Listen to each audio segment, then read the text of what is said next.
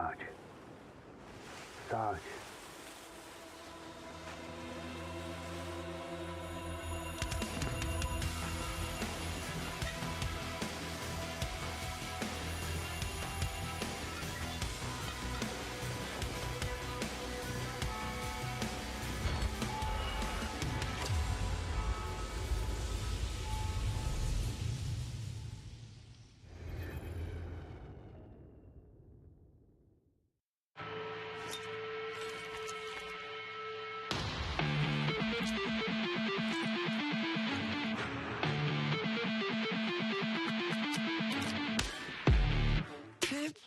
Careful what you wish for.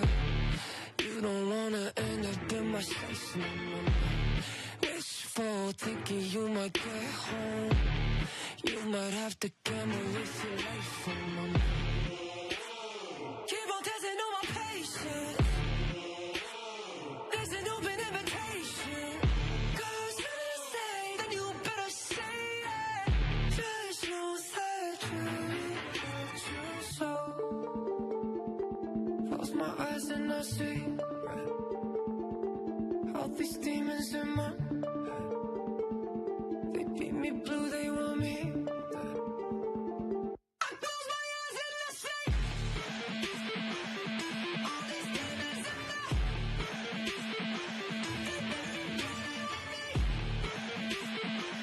I close my eyes and I see. Careful who you choose as a target. Get it of a war, yeah, think I'm on it.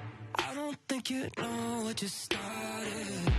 'Cause one of us is ending up in a coffin.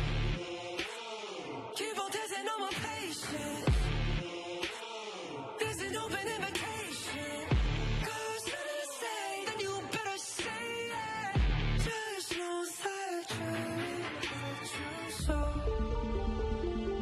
Close my eyes and I see all these demons in my head. They beat me blue, they want me. I close my eyes and I see all these demons in my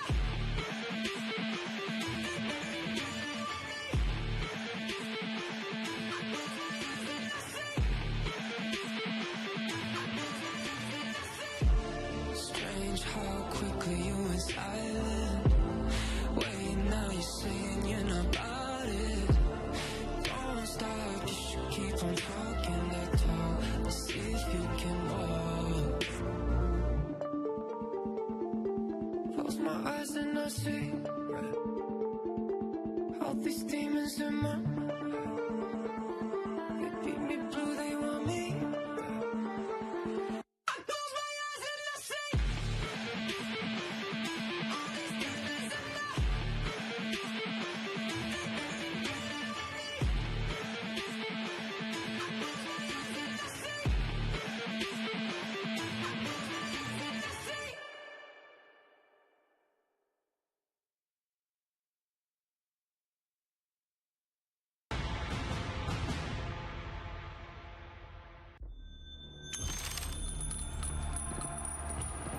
When most people hear Kimona, they think of chaos.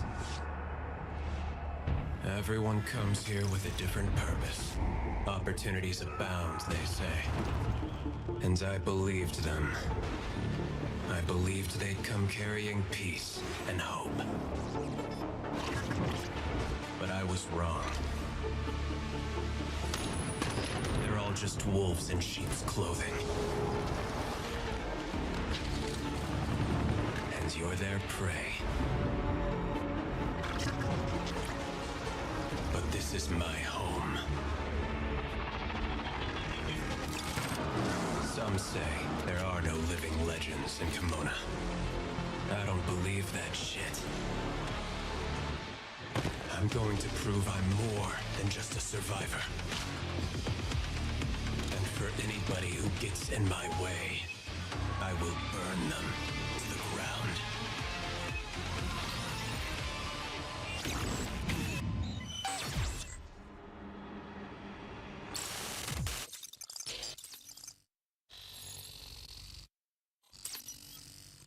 Operator, would you rather be a petty thief or fight your way out and make a fortune? Oh, come on! Stop watching, let's go! There's nothing left to loot here. Don't waste time. Target down. Keep moving. Our goal is to acquire the Totem 702 device. Don't die here. This land is no longer a place for civilians. Black Gold launched an attack on Goiapos Airport, which was controlled by Ines, intending to seize the airport as a troop deployment center. As mercenaries, you ought to be shot on sight.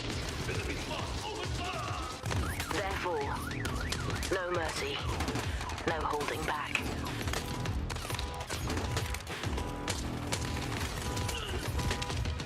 Talia, an unidentified squad has broken in. Intercept them immediately. I'm ready to play now. Put me in the game now. Fall back! Open the fucking door! Can't be afraid now. In position! Operation underway. We know enemy. I feel like an animal stuck in a I got the device. My time. Nothing can keep me from reaching the top. I cover you. Something wrong. Understood. My time. None of you people can tell me to stop. In position. With the lights down. Hand over my crown. Hand over my heart. I got her. I do this for my crowd. So turn me up real loud. My time. None of you people can tell me to stop. Is the mission accomplished?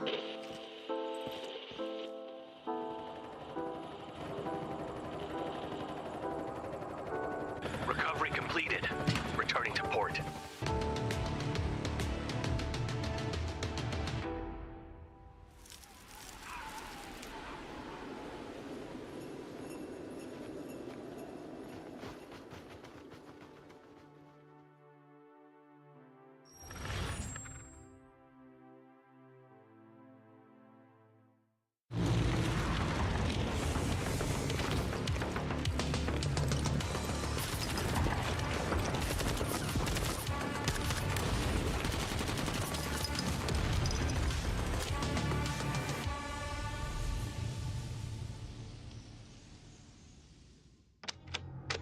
Civil war tore Kimona apart.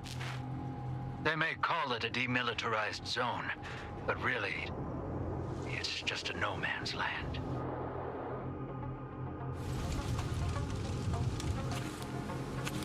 Unthinkable darkness is buried deep beneath inside.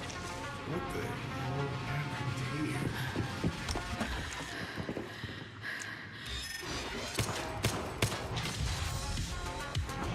Beyond the ruins of war, wealth remains.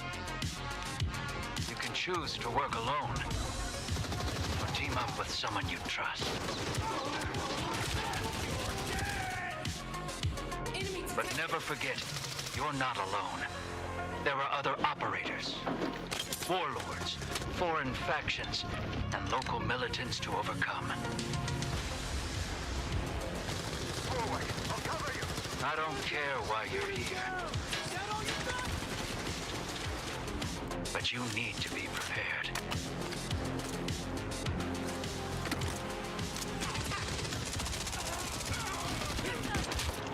Your job's not over until you reach the extraction point alive.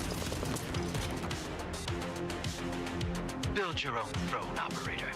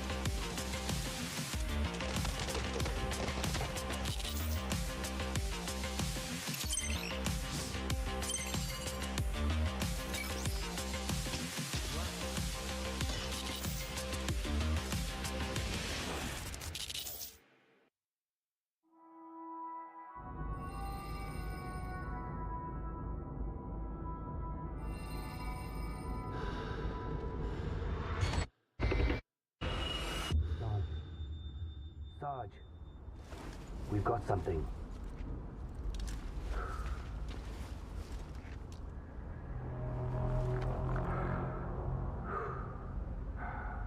A merc from a survey team. Bled out. How? Probably a blood ritual tied to the statue. Traded so many treasures with one single life. Lucky for him.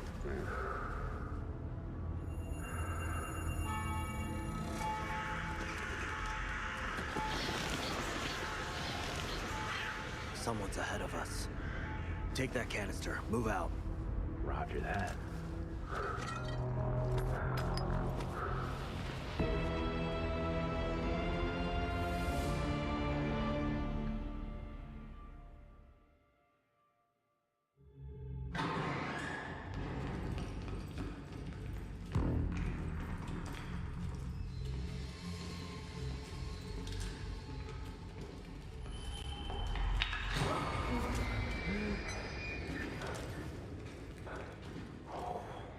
Scared shitless, huh?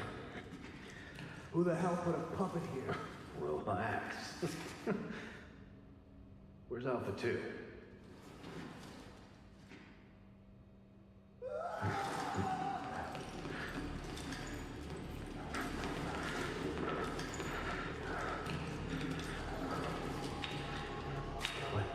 What's that?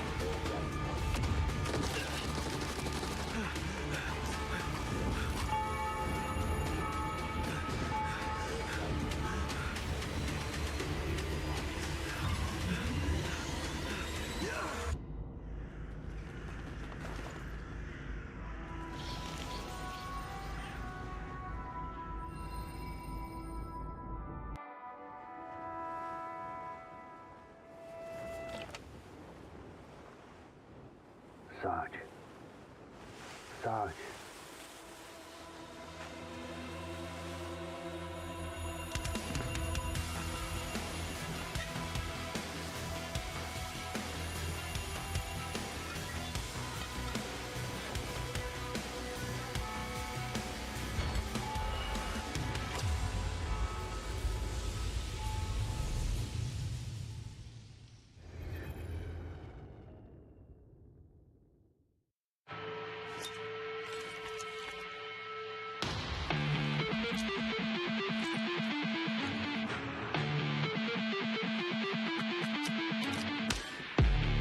Tiptoe, careful what you wish for. You don't wanna end up in my space no more. Wishful thinking you might get home. You might have to gamble with your life for a moment. Keep on testing on my patience. There's an open invitation. 'Cause when I say, then you better say it. There's no surgery. So close my eyes and I see all these demons in my head. They beat me blue, they want me dead. I close my eyes and I see all these demons in my head.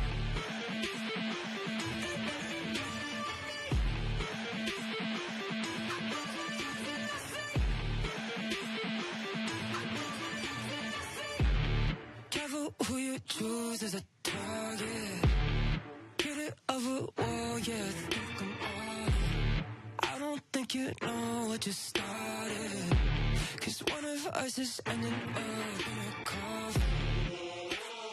Keep on testing on my patience.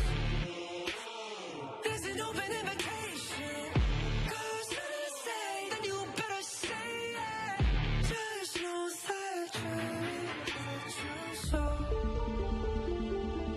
my eyes and I see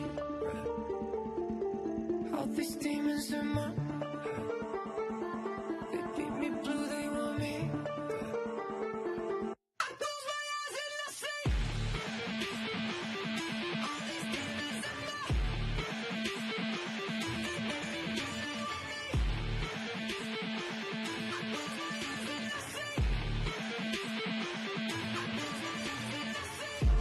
Strange how quickly you went silent. Wait, now you're saying you're not about it. Don't stop, you should keep on talking that talk. Let's see if you can walk. Close my eyes and I see all these demons in my head. They beat me blue, they want me.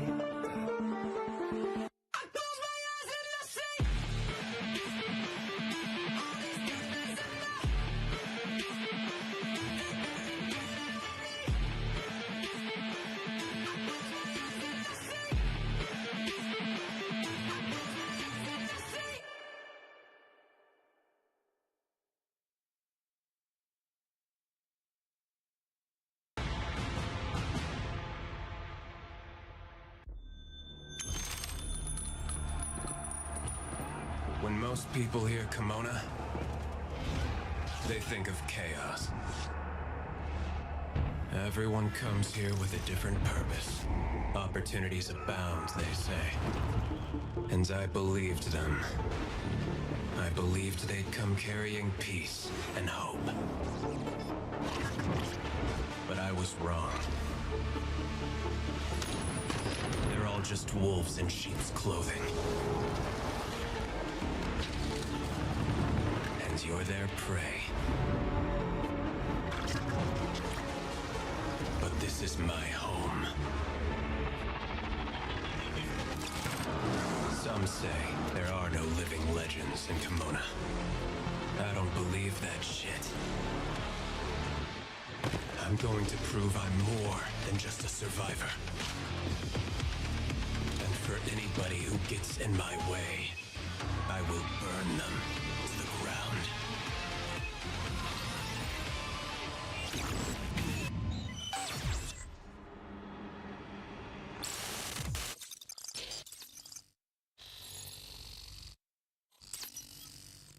Operator, would you rather be a petty thief or fight your way out and make a fortune? Oh, come on! Stop watching, let's go! There's nothing left to loot here. Don't waste time. Target down. Keep moving. Our goal is to acquire the Totem 702 device. Don't die here. This land is no longer a place for civilians. Black Gold launched an attack on Goiapos Airport, which was controlled by Ines, intending to seize the airport as a troop deployment center. As mercenaries, you ought to be shot on sight. Therefore, no mercy, no holding back.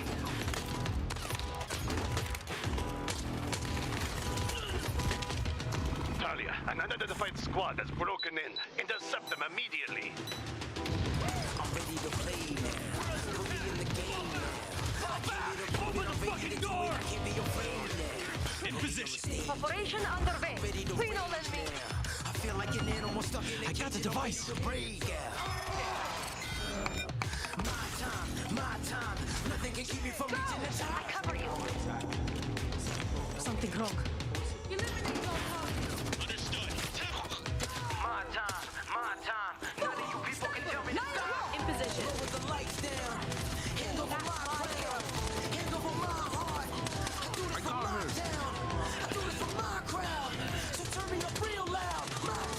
My time. None of you people can tell me to stop. Is the mission accomplished?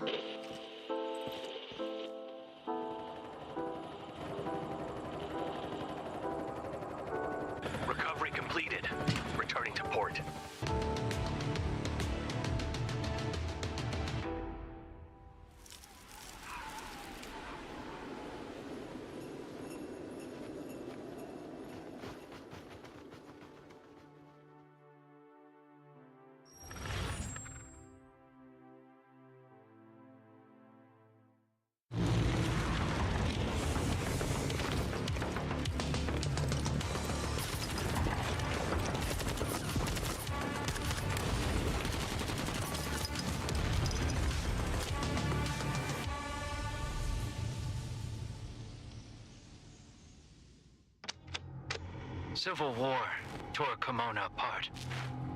They may call it a demilitarized zone, but really, it's just a no man's land.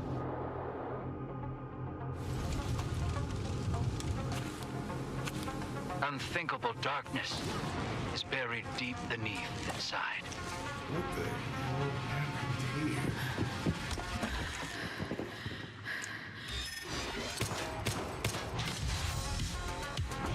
Beyond the ruins of war, wealth remains. You can choose to work alone, or team up with someone you trust. But never forget, you're not alone. There are other operators, warlords, foreign factions, and local militants to overcome. Forward! I'll cover you! I don't care why you're here. But you need to be prepared.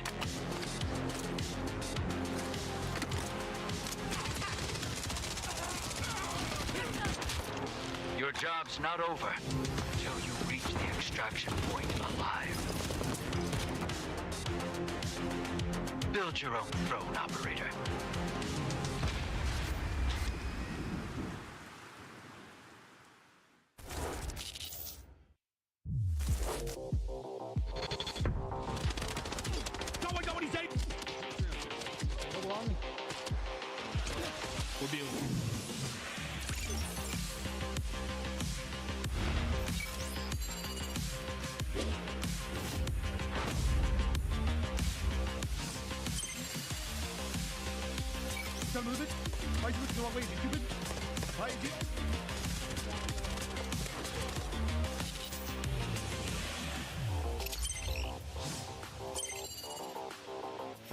Газ смотрю, распикал чел.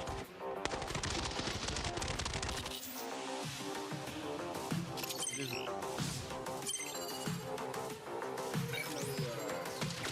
I got him. You okay? Okay.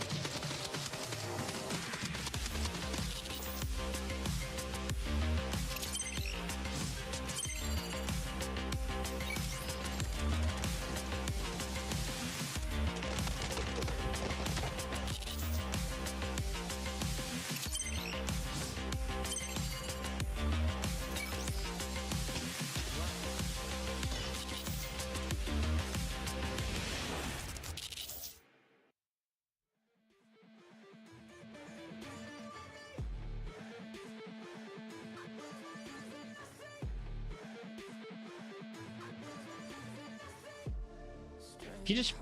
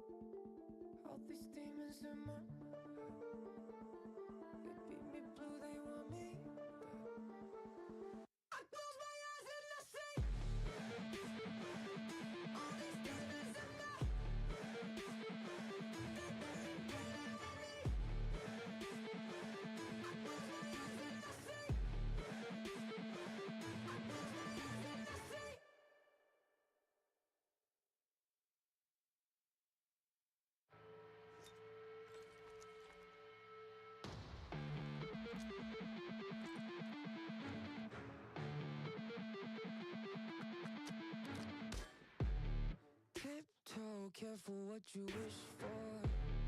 You don't wanna end up in my space no more.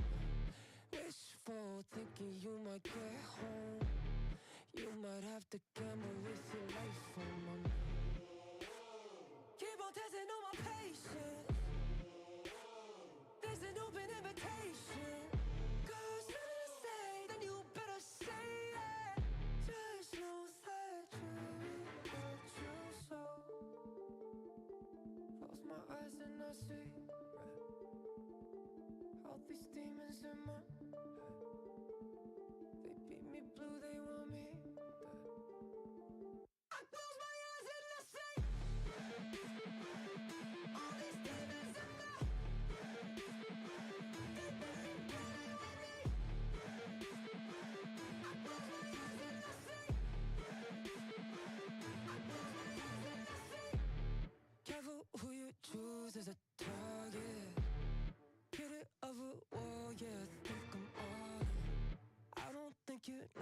just started. Cause one of us is ending up in a coffin. Keep on testing on my patience.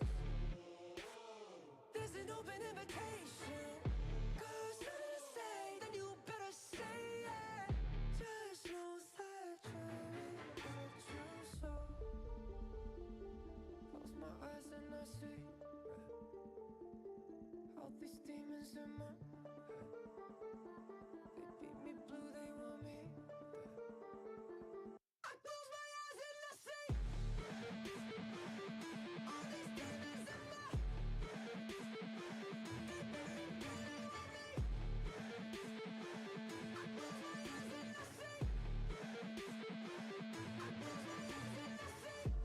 Strange how quickly you went silent.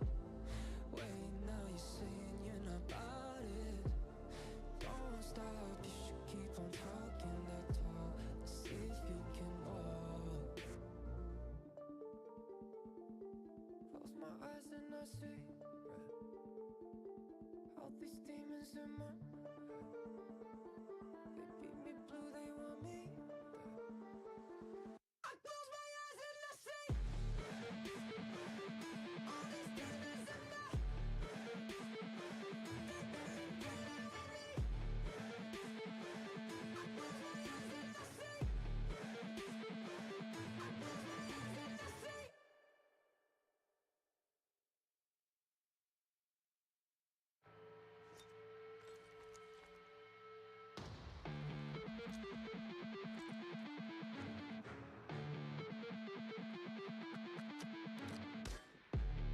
Tiptoe, careful what you wish for. You don't wanna end up in my sights, no, no, no. Wishful thinking you might get home. You might have to gamble with your life for mom. Keep on testing on my patience. There's an open invitation. Cause nothing to say, then you better say it. Just know that you're true. So close my eyes and I see all these demons in my head. They beat me blue, they want me dead. I close my eyes and I see all these demons in my head. They beat me blue, they want me. I close my eyes and I see. I close my eyes and I see. Careful who you choose as a target. Hit it of a wall, yeah, think I'm on. I don't think you know what just started. Cause one of us is ending up in a coffin. Keep on testing on my patience. There's an open invitation. Cause nothing to say, then you better say it.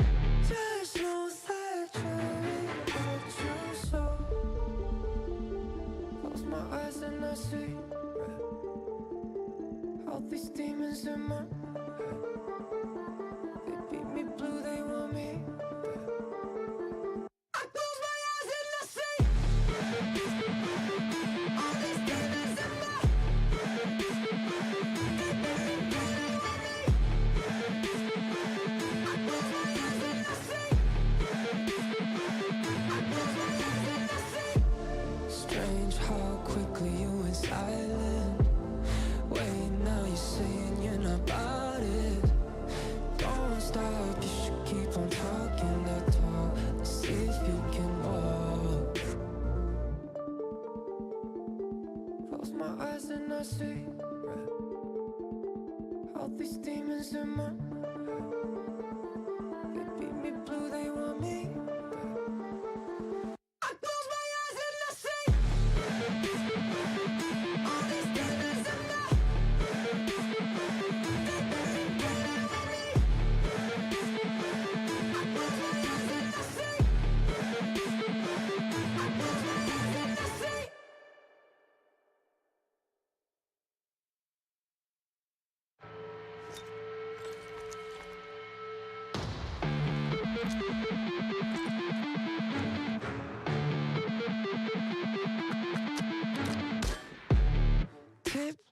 careful what you wish for. You don't wanna end up in my sights, no, no, no. Wishful thinking you might get home. You might have to gamble with your life, oh, no, no. Keep on testing on my patience. There's an open invitation. Cause if you say, then you better say it. Just know that you what you sow. Close my eyes and I see all these demons in my head. They beat me blue, they want me dead. I close my eyes and I see all these demons in my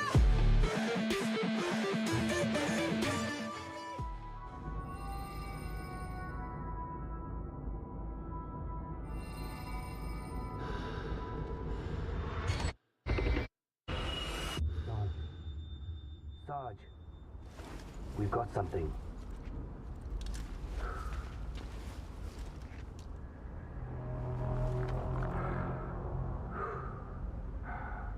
A merc from a survey team, bled out. How? Probably a blood ritual tied to the statue. Traded so many treasures with one single life. Lucky for him.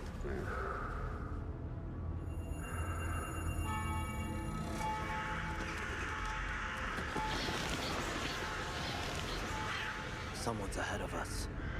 Take that canister. Move out. Roger that.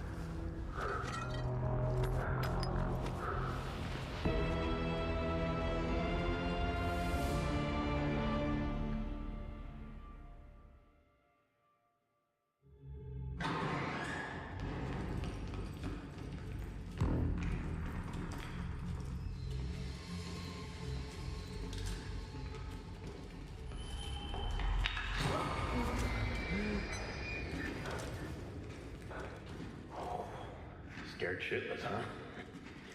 Who the hell put a puppet here? Relax. Where's Alpha 2?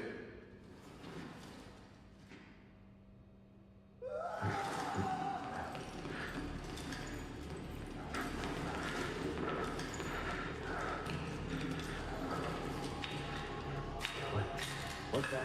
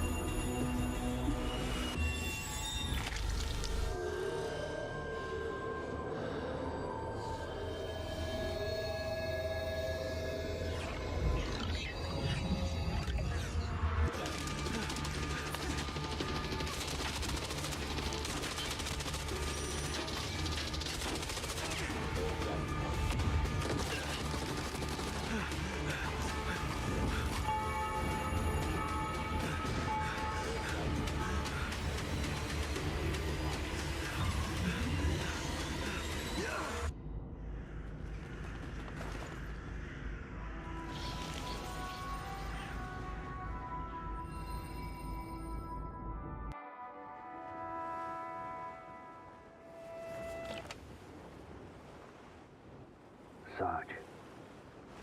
Sarge.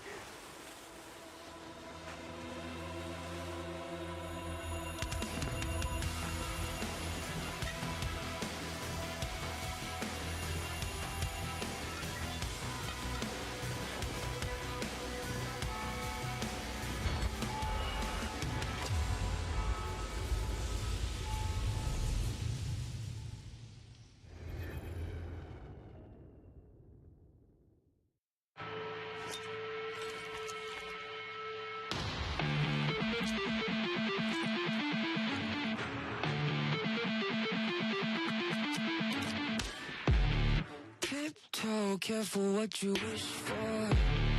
You don't wanna end up in my sights, no, no, no. Wishful thinking you might get home. You might have to gamble with your life, oh, no, no. Keep on testing on my patience.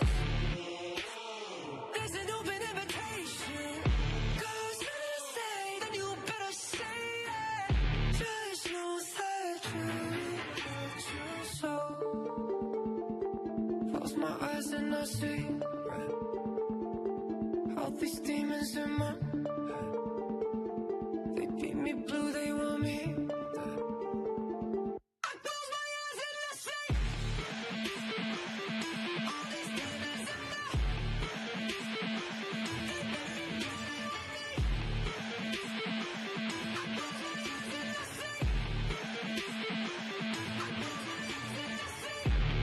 Careful who you choose as a target.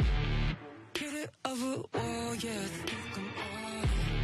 I don't think you know what you started. Cause one of us is ending up in a coffin. Keep on testing on my patience. There's an open invitation. Cause when I say, then you better say it. Just know that you're so. Close my eyes and I see all these demons in my head. They beat me blue, they want me dead. I close my eyes and I see all these demons in my head.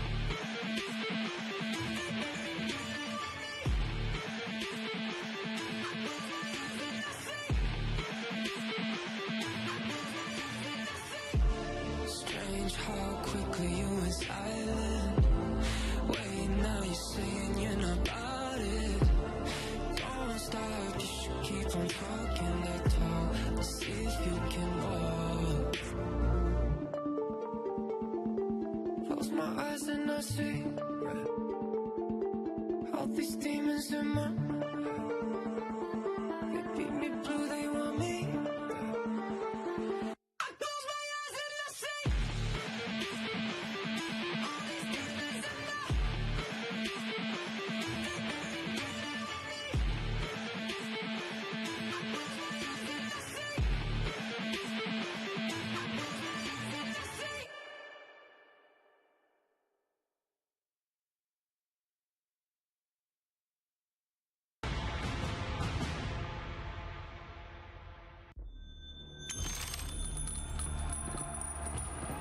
When most people hear Kimona, they think of chaos. Everyone comes here with a different purpose. Opportunities abound, they say. And I believed them. I believed they'd come carrying peace and hope. But I was wrong. They're all just wolves in sheep's clothing. And you're their prey. But this is my home. Some say there are no living legends in Kimona. I don't believe that shit. I'm going to prove I'm more than just a survivor. And for anybody who gets in my way, I will burn them to the ground.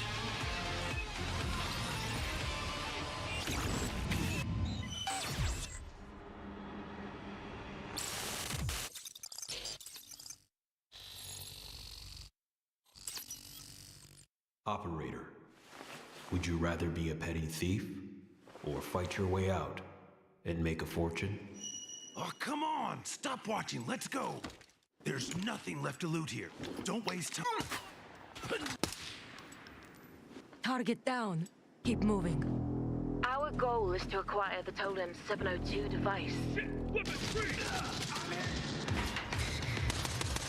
Don't die here.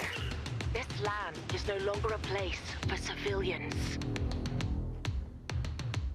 Black Gold launched an attack on Goiapos Airport, which was controlled by Ines, intending to seize the airport as a troop deployment center. As mercenaries, you're to be shot on sight. Therefore, no mercy, no holding back.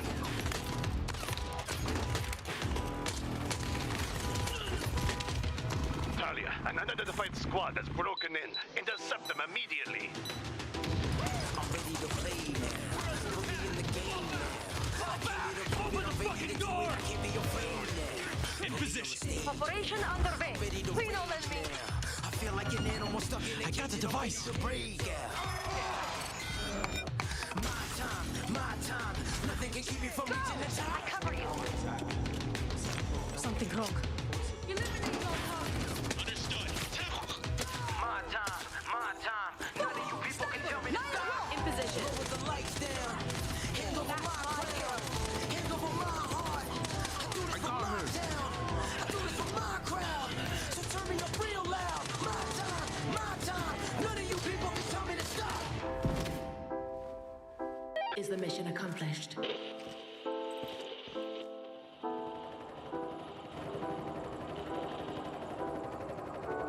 Recovery completed. Returning to port.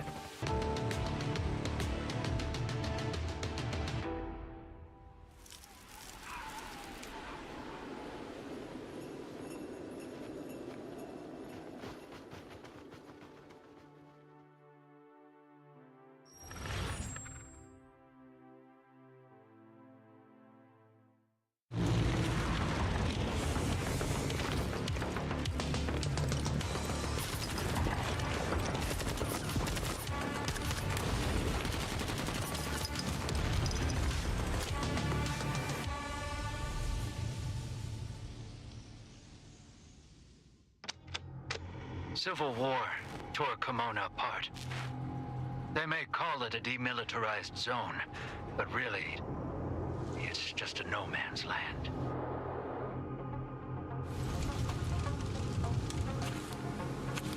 Unthinkable darkness is buried deep beneath inside.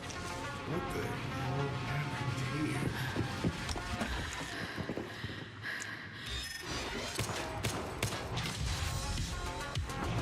Beyond the ruins of war, wealth remains.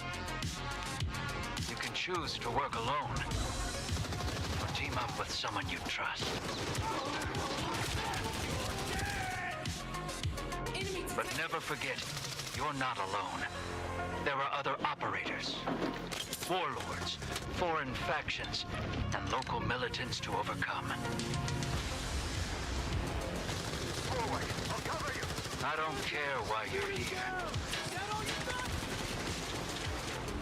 But you need to be prepared.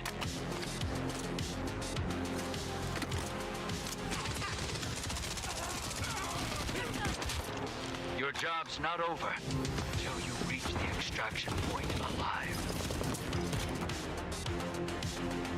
Build your own throne, operator.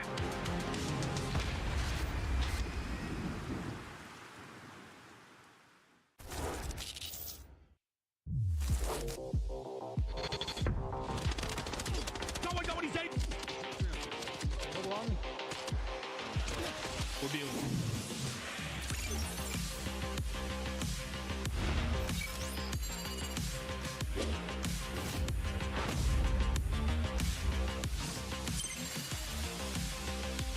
Don't move it. Why are you looking the wrong way, you stupid? Why is it?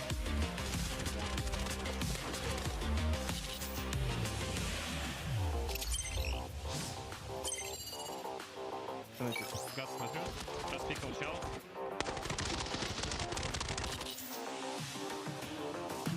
Вижу.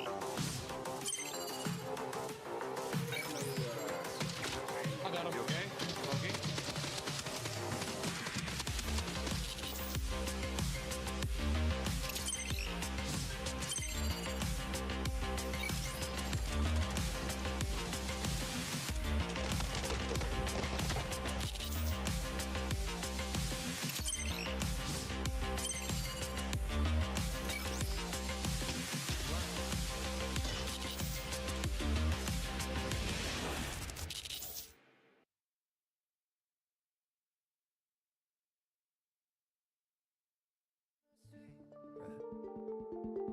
All these demons in my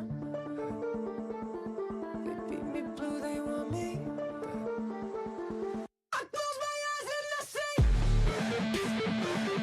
all these demons in my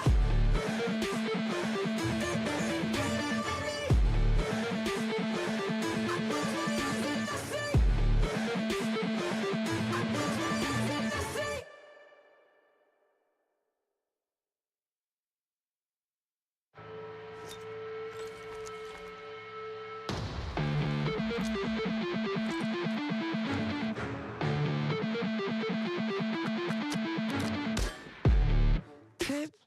careful what you wish for. You don't wanna end up in my space, no, no, no. Wishful thinking you might get home. You might have to gamble with your life, oh, no, no. Keep on testing on my patience. There's an open invitation. Cause if you say, then you better say it. Just know that you what you sow. Close my eyes and I see all these demons in my head. They beat me blue, they want me dead.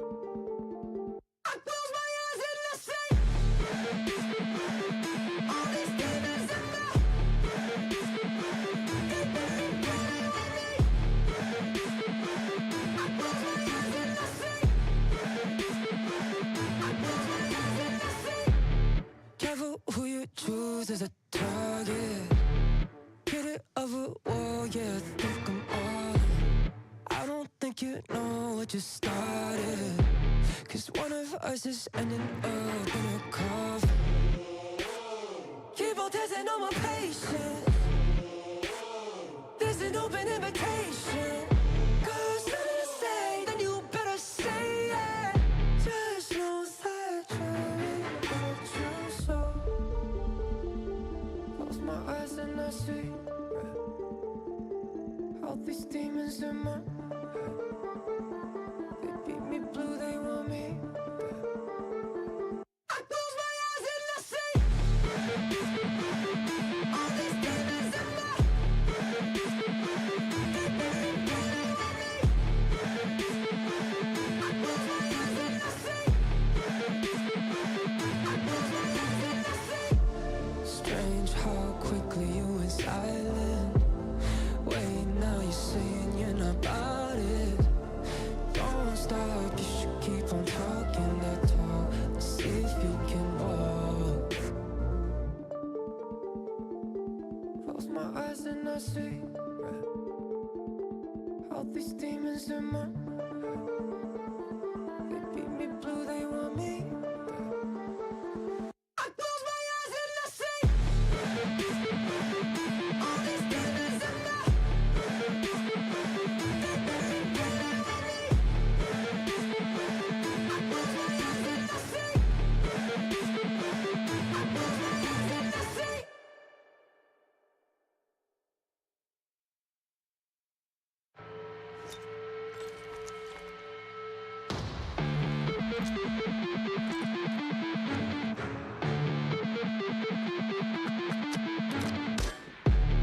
Tiptoe, careful what you wish for. You don't wanna end up in my space, no, no, no. Wishful thinking you might get home. You might have to gamble with your life, oh, no, no. Keep on testing on my patience. There's an open invitation. Cause if you say, then you better say it. Just know that you what you sow. Close my eyes and I see all these demons in my head. They beat me blue, they want me dead. I close my eyes and I see all these demons in my head. They beat me blue, they want me. I close my eyes and I see. I close my eyes and I see. Careful who you choose as a target. Hit it of a wall, yeah, think I'm all in. I don't think you know what you started. Cause one of us is ending up in a coffin. Keep on testing on my patience. There's an open invitation. Cause if you say, then you better say it. Just know that you what you sow. Close my eyes and I see all these demons in my head. They beat me blue, they want me dead. I close my eyes and I see all these demons in my head. They beat me blue, they want me.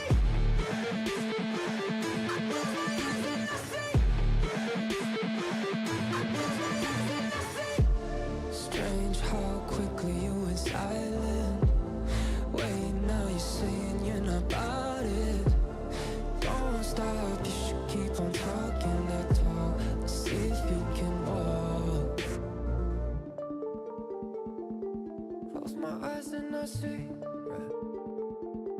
All these demons in my head. They beat me blue, they want me dead. I close my eyes and I see all these demons in my head. They beat me blue, they want me.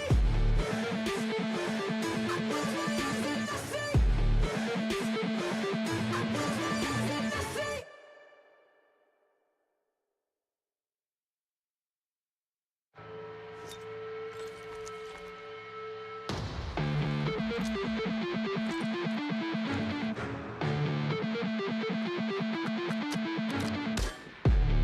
Tiptoe, careful what you wish for. You don't wanna end up in my space, no, no, no. Wishful thinking you might get home.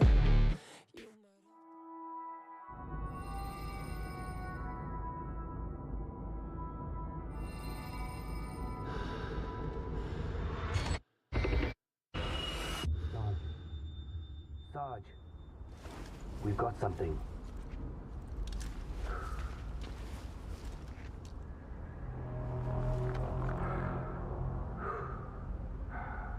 A merc from a survey team, bled out.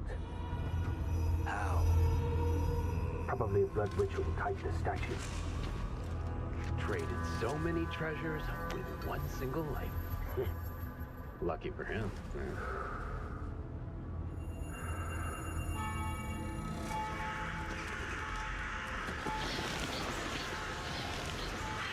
Someone's ahead of us. Take that canister. Move out. Roger that.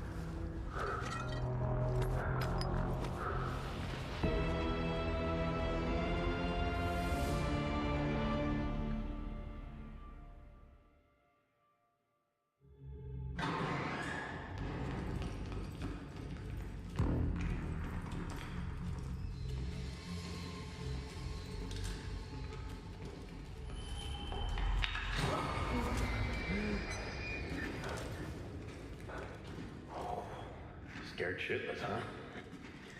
Who the hell put a puppet here? Relax. Where's Alpha 2?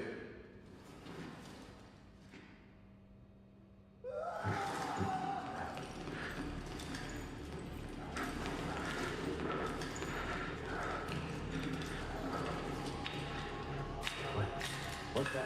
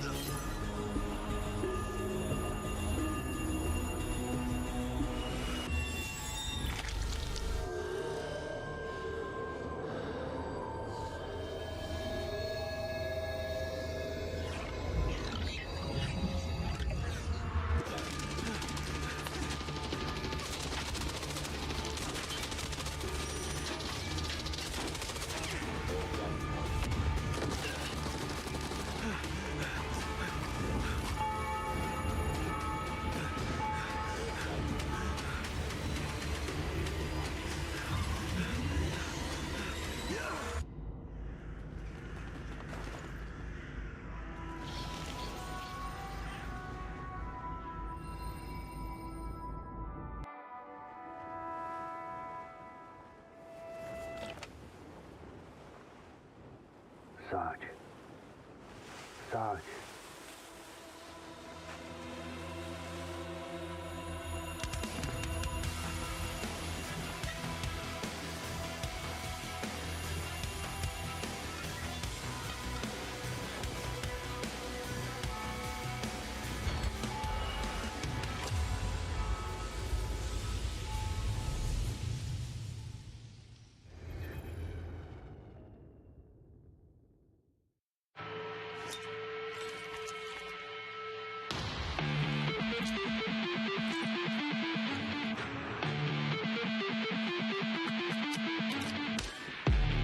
Tiptoe, careful what you wish for. You don't wanna end up in my space, no, no, no. Wish fall, thinking you might get home. You might have to gamble with your life for my money. Keep on testing on my patience. There's an open invitation. Cause when I say, then you better say it. Just know that you're so. Close my eyes and I see all these demons in my head. They beat me blue, they want me dead. I close my eyes and I see all these demons in my head.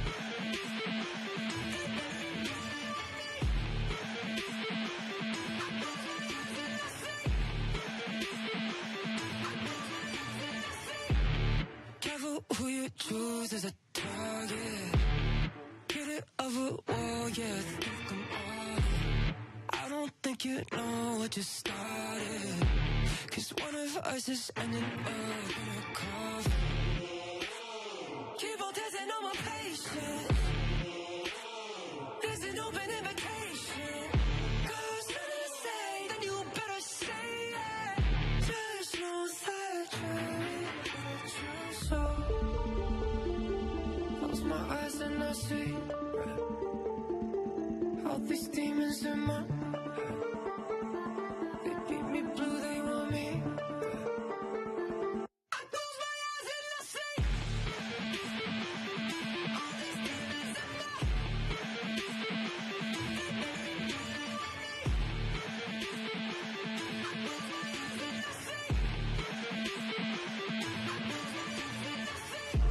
Strange how quickly you went silent. Wait, now you're saying you're not about it. Don't stop, you should keep on talking that talk. Let's see if you can walk. Close my eyes and I see all these demons in my head. They beat me blue, they want me dead. I close my eyes and I see all these demons in my head.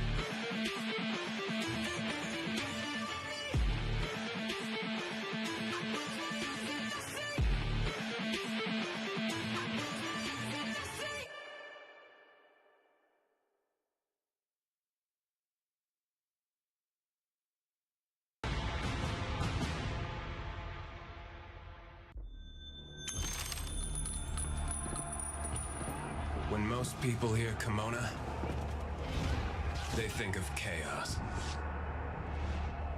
Everyone comes here with a different purpose. Opportunities abound, they say. And I believed them. I believed they'd come carrying peace and hope. But I was wrong. They're all just wolves in sheep's clothing. And you're their prey. But this is my home. Some say there are no living legends in Kimona. I don't believe that shit. I'm going to prove I'm more than just a survivor. And for anybody who gets in my way, I will burn them to the ground.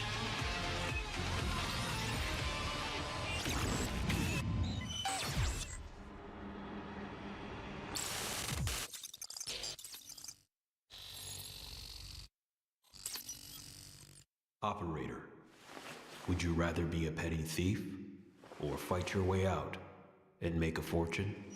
Oh, come on! Stop watching, let's go! There's nothing left to loot here. Don't waste time. Target down. Keep moving. Our goal is to acquire the Totem 702 device. Don't die here. This land is no longer a place for civilians. Black Gold launched an attack on Goiapos Airport, which was controlled by Ines, intending to seize the airport as a troop deployment center. As mercenaries, you ought to be shot on sight. Open fire! Therefore, no mercy, no holding back.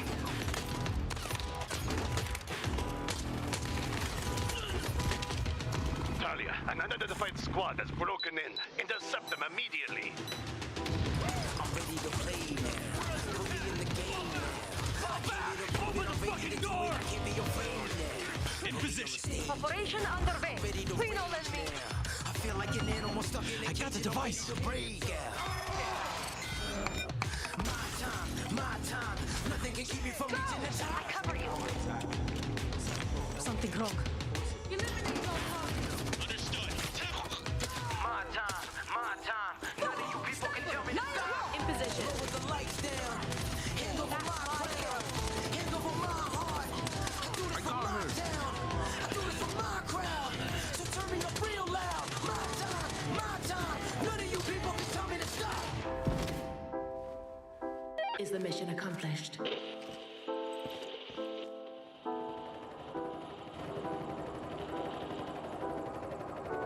Recovery completed.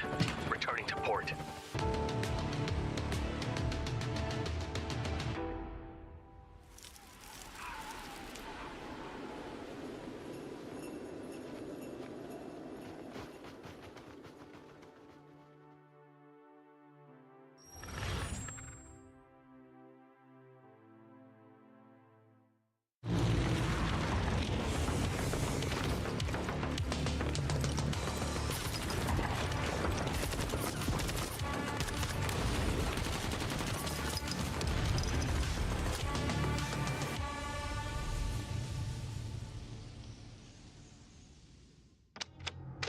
Civil War tore Kimona apart.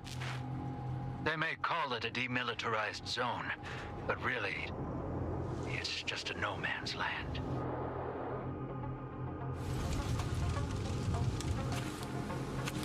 Unthinkable darkness is buried deep beneath inside.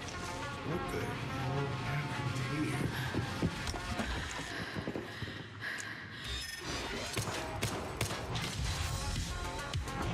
Beyond the ruins of war, wealth remains. You can choose to work alone, or team up with someone you trust. But never forget, you're not alone. There are other operators, warlords, foreign factions, and local militants to overcome. Forward. I'll cover you. I don't care why you're here, but you need to be prepared.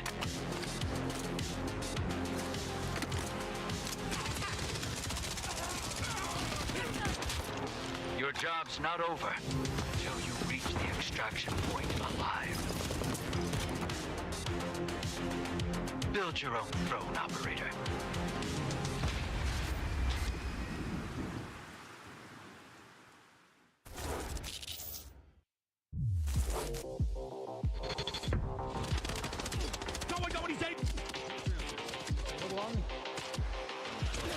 Убил.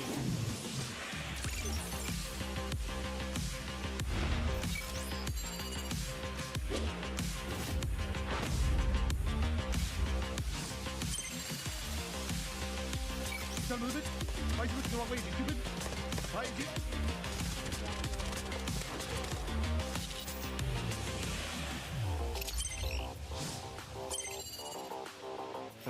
Газ смотрю. Распикал чел.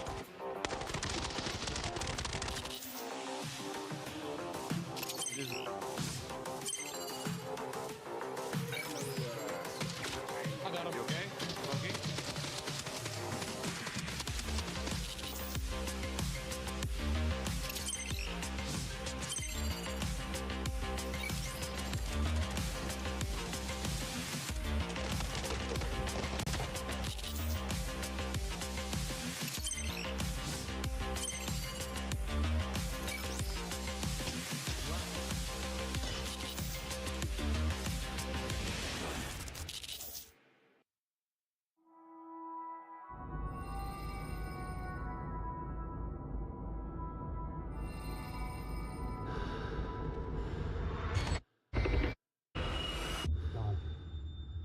Sarge, we've got something.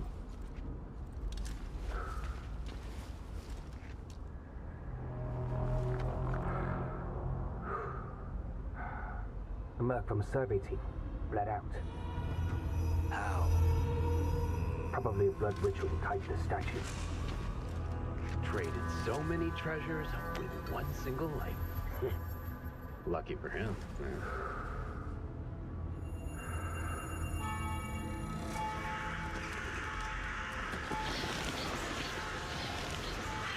Someone's ahead of us. Take that canister. Move out. Roger that.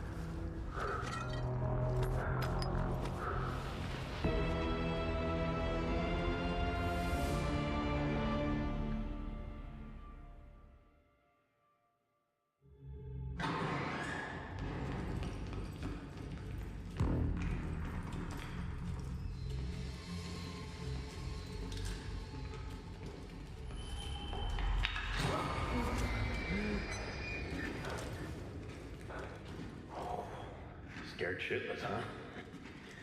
Who the hell put a puppet here? Relax. Where's Alpha 2?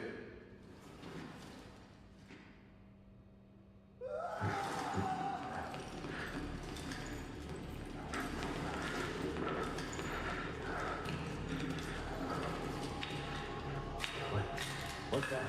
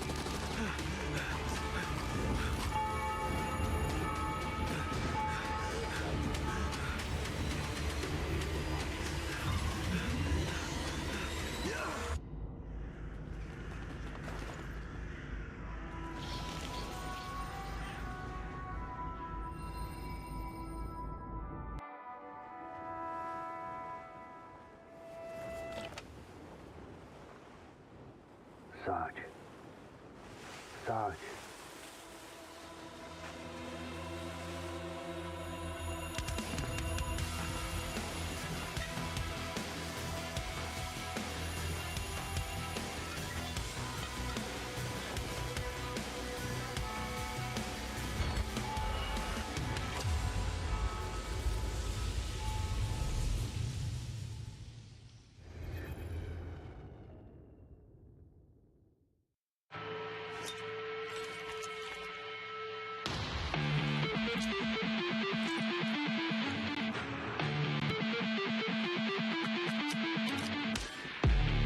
Tiptoe, careful what you wish for. You don't wanna end up in my station. Wishful thinking you might get home. You might have to gamble with your life on my mind. Keep on testing on my patience. There's an open invitation. 'Cause when you say, then you better say it. There's no surgery. So close my eyes and I see all these demons in my head. They beat me blue, they want me dead. I close my eyes and I see all these demons in my head.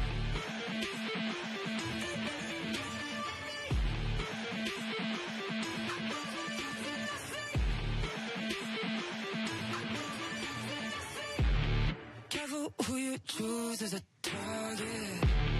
Get it of a war, yeah, think I'm on it. I don't think you know what you started. 'Cause one of us is ending up in a coffin. Keep on testing on my patience. There's an open invitation.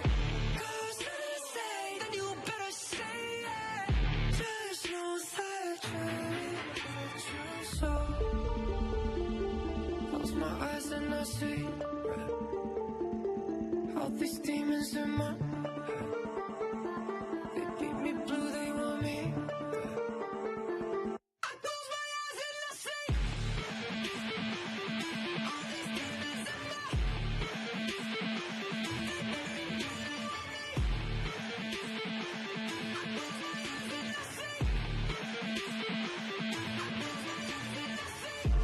Strange how quickly you went silent. Wait, now you're saying you're not about it. Don't stop, you should keep on talking that talk. Let's see if you can walk.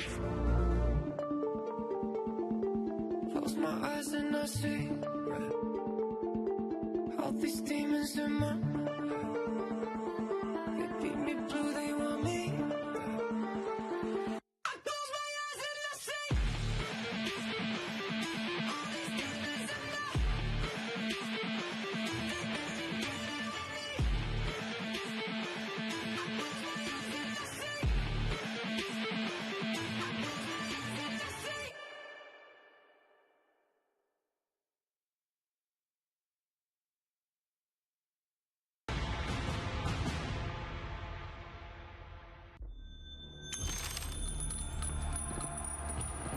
When most people hear Kimona, they think of chaos.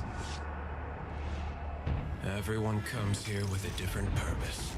Opportunities abound, they say. And I believed them. I believed they'd come carrying peace and hope. But I was wrong. They're all just wolves in sheep's clothing. And you're their prey. But this is my home. Some say there are no living legends in Kimona. I don't believe that shit. I'm going to prove I'm more than just a survivor.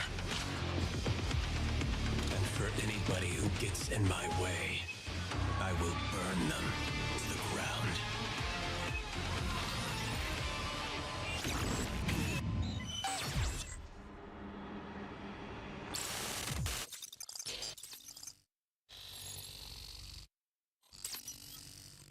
Operator, would you rather be a petty thief or fight your way out and make a fortune?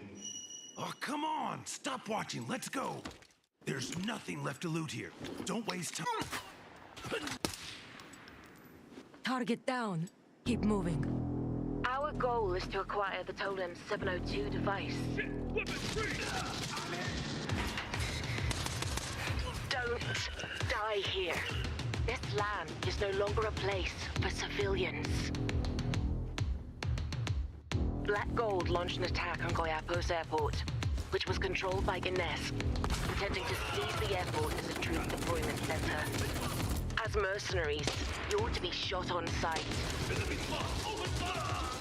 Therefore, no mercy, no holding back.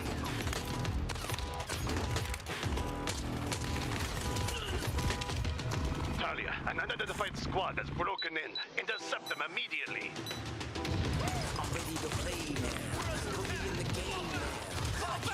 Open the fucking door! Can't be afraid now. In position. Operation underway. Queen all in me. I feel like an animal stuck in a I got the device. My time. Nothing can keep me from reaching the top. I cover you. Something wrong. Eliminate all targets. Understood. My time. None of you people can tell me to stop. In position. With the lights down. Hand over my crown. Hand over my heart. I do this for my town. I do this for my crowd. So turn me up real loud. My time. None of you people can tell me to stop. Is the mission accomplished?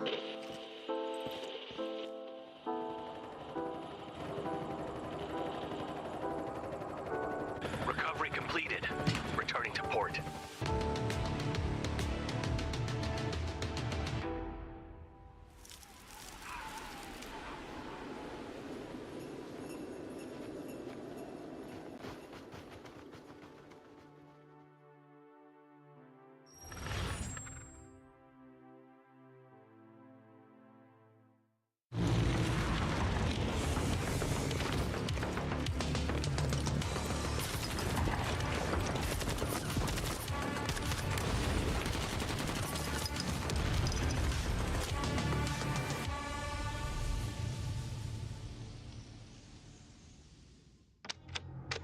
Civil war tore Kimona apart. They may call it a demilitarized zone, but really, it's just a no man's land.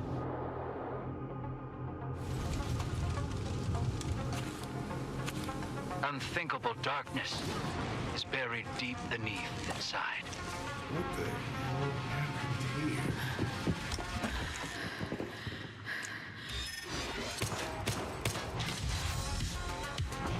Beyond the ruins of war, wealth remains.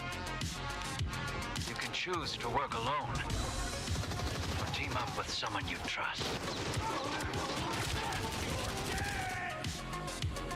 But never forget, you're not alone. There are other operators, warlords, foreign factions, and local militants to overcome. Forward, I'll cover you. I don't care why you're here. But you need to be prepared.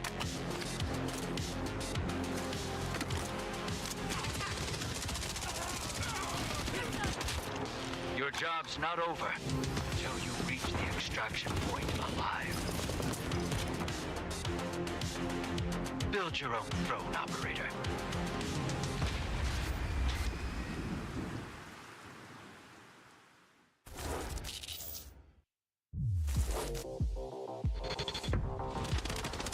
Go what he said! Go along. Убил.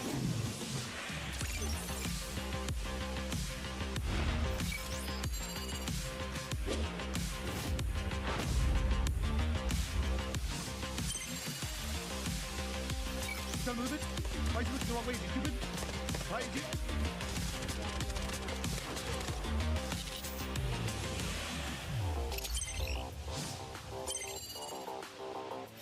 Газ смотрю. Распикал чел.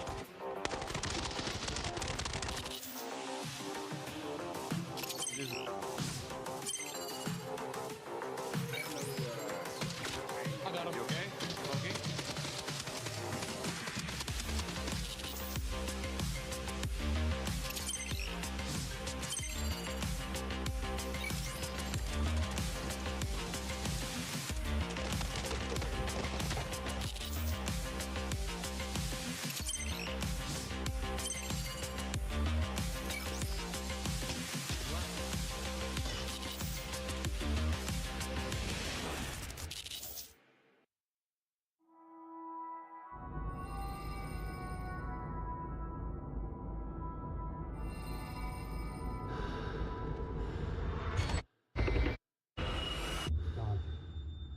Sarge, we've got something.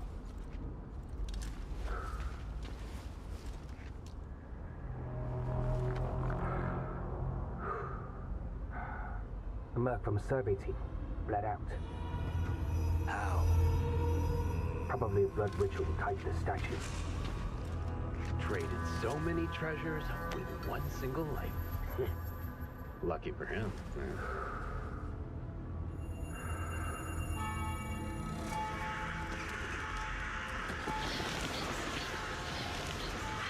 Someone's ahead of us. Take that canister. Move out. Roger that.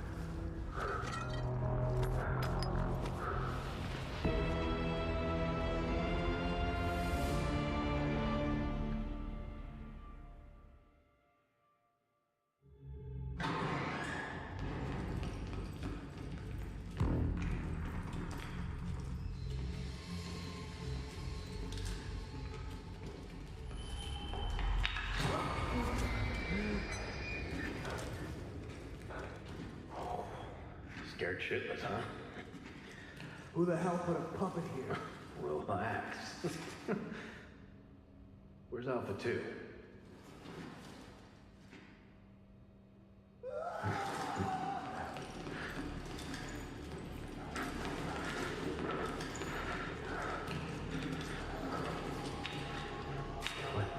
What's that?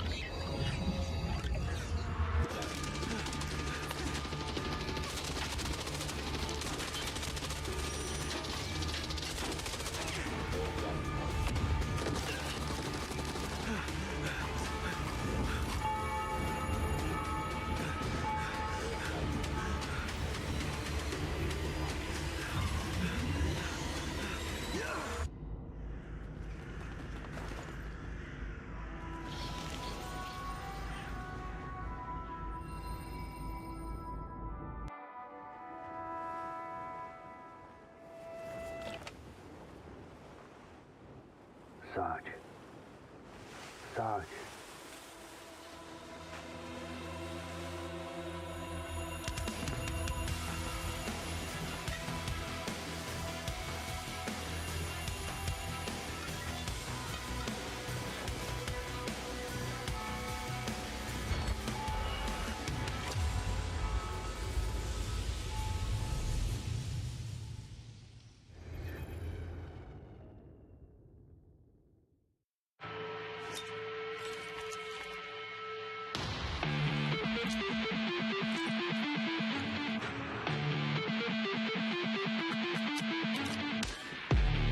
Tiptoe, careful what you wish for.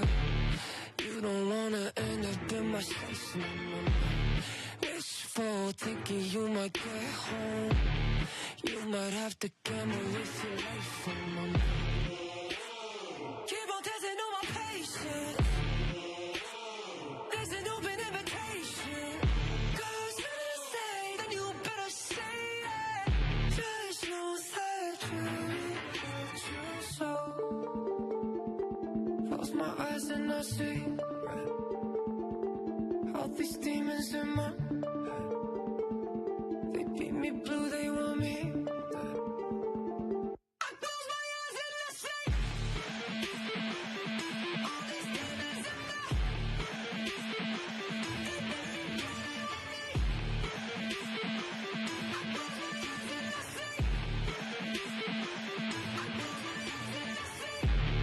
Careful who you choose as a target.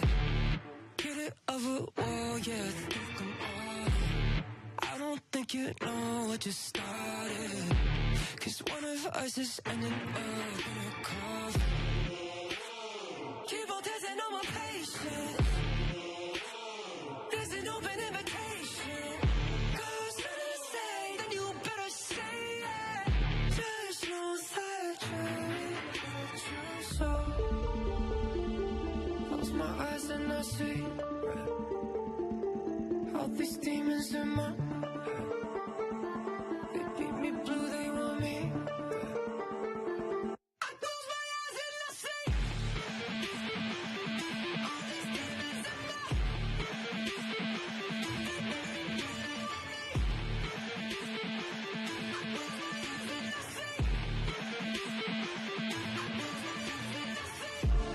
Strange how quickly you went silent. Wait, now you're saying you're not about it. Don't stop, you should keep on talking that talk. Let's see if you can walk. Close my eyes and I see all these demons in my head. They beat me blue, they want me. I close my eyes and I see all these demons in my head.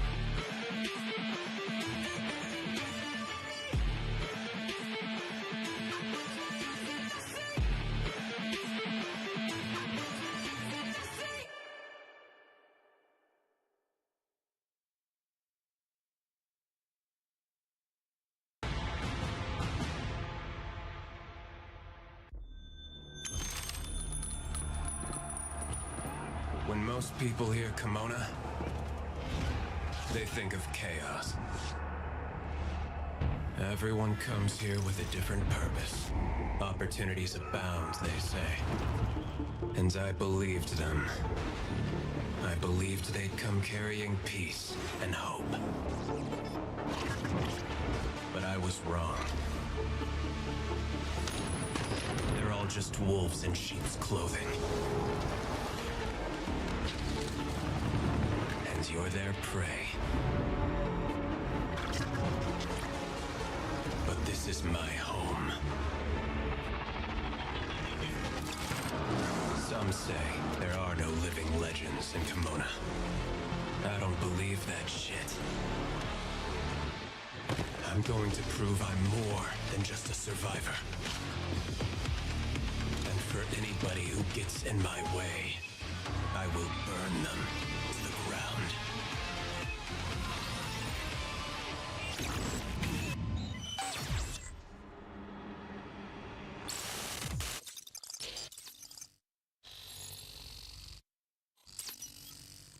Operator, would you rather be a petty thief or fight your way out and make a fortune? Oh, come on! Stop watching. Let's go. There's nothing left to loot here. Don't waste time. Target down. Keep moving. Our goal is to acquire the Totem 702 device. Don't die here. This land is no longer a place for civilians. Black Gold launched an attack on Goiapos Airport, which was controlled by Ines, intending to seize the airport as a troop deployment center. As mercenaries, you're to be shot on sight. Therefore, no mercy, no holding back.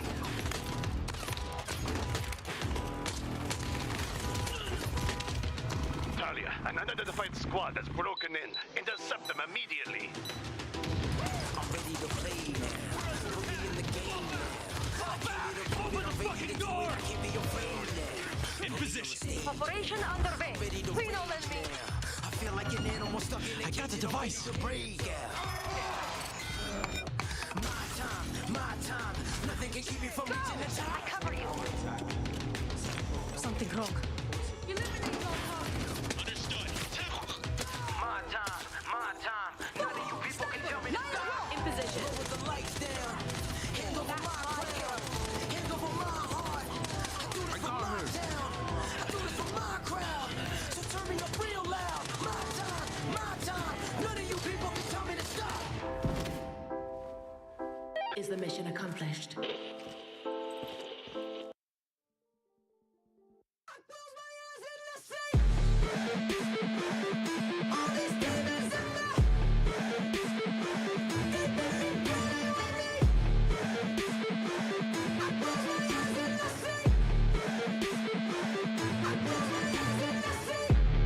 Careful who you choose as a target. Hit it of a wall, yeah, think I'm all in. I don't think you know what you started. Cause one of us is ending up in a coffin. Keep on testing on my patience. There's an open invitation. Cause nothing to say, then you better say it. Good evening, everybody. We're finally here. We've been locked in the waiting room for a while, but we're finally ready to bring you some of that good ABI action. My name is Kowo. You already know who I'm joined by, but I'll introduce them anyway. Seal and Juxto. New addition to the casting squad, Juxto. How are you feeling tonight? Great, thank you. It's good to be here, especially after being in the tournament last time. It's nice to be watching it. I feel like I missed out on a lot of gossip last time, so now I get to see it all. Being in the tournament last time. Seal would have definitely said winning the tournament last time. I was going to say that. I almost interrupted. Yeah, exactly. She kicked some butt last time. Yeah, you almost jumped in there for her. Yeah. We got very important job for me to do. Yeah. Pretty famous people on the casting squad now.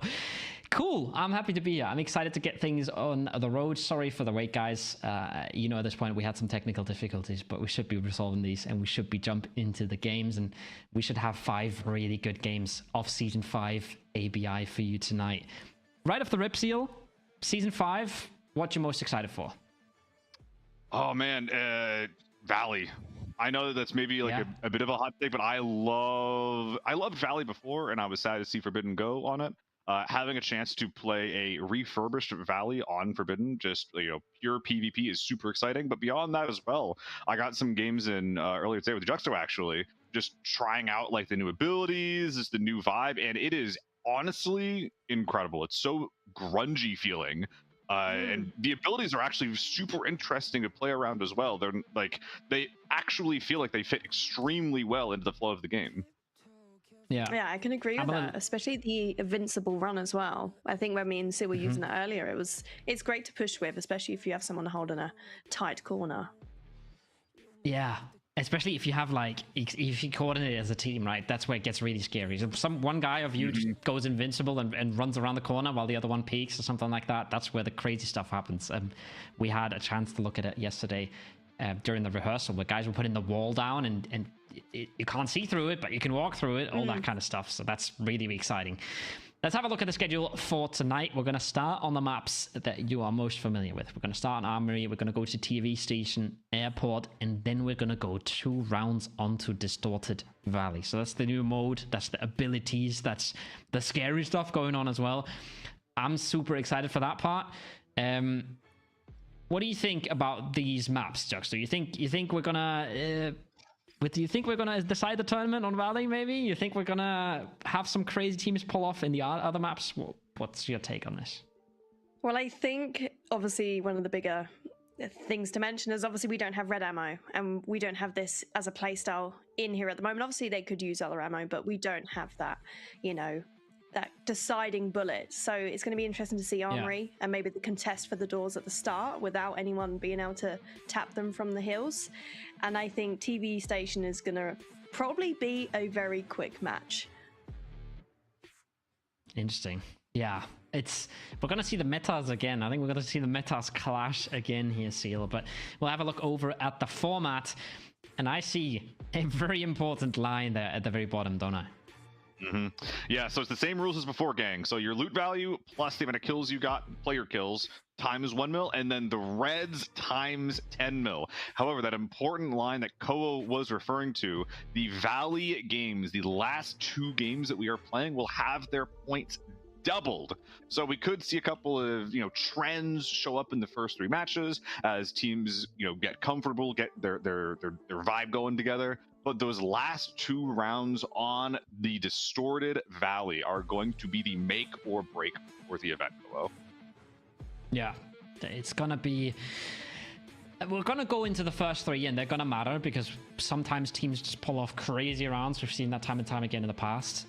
But we're gonna go into round 4 and 5 without having decided anything. I think that's pretty sure. We're gonna see really good ABI on the first 3, and we're gonna see teams much more comfortable and much more experienced on those maps. Right? Those are the PvP heavy maps as well. Those are the maps that some of these guys have played countless times. But then I think the last 2 are just gonna be crazy because I play the mode as well today, and there's a lot of stuff going on in that mode that you've never seen before, right? We got the extracts that are completely different. We got tons of different AI. We've got traffic lights going on when you walk through them. There's so much going on. But speaking, apart from the ABI that we got for you tonight, we have drops for you as well. So you're getting yourself some bundles watching. And if you watch 8 hours in this month, you'll get yourself a nice little AK-74 skin, Juxto.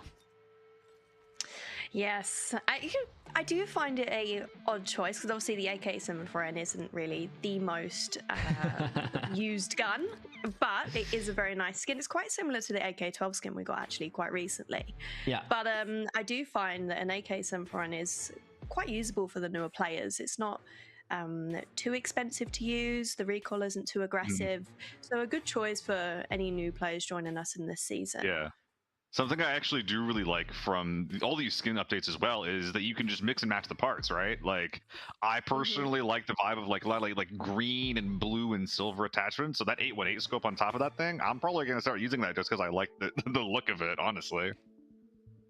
Yeah, that's a Seal TV classic. Using that kind of red dot is a Seal TV classic. That is just atrocious. It's not a front iron, right? Anything but front irons. If it looks weird, it's a Seal TV. Yeah, it absolutely is. I even see some MDRs there in the drops, and that's giving me flashbacks. But let's not derail this stream. But we also have more stuff for you. So these are the drops you just get from watching ABI. You'll get them watching your favorite streamers. You'll get them watching this stream. But this is the stuff that you can only get tonight. And once you look at that for a little bit, it's a lot. There is 100,000 bonds in total. There's 50 times $50 in Steam gift cards, and 5 knives. We're going to be giving these out throughout the games. You can see it at the bottom, rounds 1 to 3, and we're going to be announcing winners in the rounds. So if you want to have a chance at winning these, you're going to have to stay watching for the rest of the night, because we are going to be giving them out bit by bit. Words are hard. Not my first language. Juxto, is that a kind of knife you'd use? I know you use like a fancy katana, like a big sword kind of thing. No, and I'm biased. So I have the sword. I don't know how to pronounce the other word for it, but that has the horsey on the end that we got in the diamond one, where you would encrypt a file, get the coins, and you could do the coin rolls. So I got the fancy one with the horse on the end. But I'm biased. I like horses, so. And to get some quick details here for how you get these, the keyword for the giveaway is ABIDGS. That is ABIDGS. We will have more details later on how you're actually going to claim these. But for now, the main thing you got to worry about is just making sure that you're typing that command in the Twitch chat, gang. When we tell you. When we tell you to. There's no need to be spamming the chat for the entire broadcast, but if you want to be safe, you can try, but some of the mods might bop you in the process, so be a little handle that one with care. We're going to be going through 5 maps. We're going to be rotating through the casters. I just want to warn you, because Juxto is going to disappear at some point here in the next few minutes, and you're going to have to deal with me and Seal, or Seal and me, as he insists, for the first round. But we are going to be rotating through this throughout the night, so we're going to be switching it up all the time.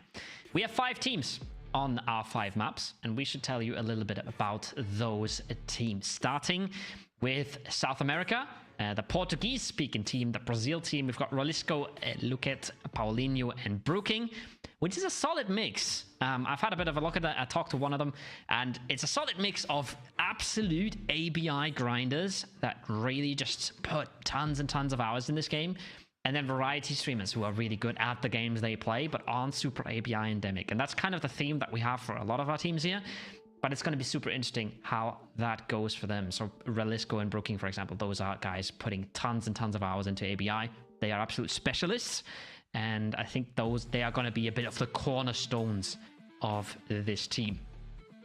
Next team on our list is the Hispanic team, which is Trackersin, Hitboxing, Mixwell, and Tentra.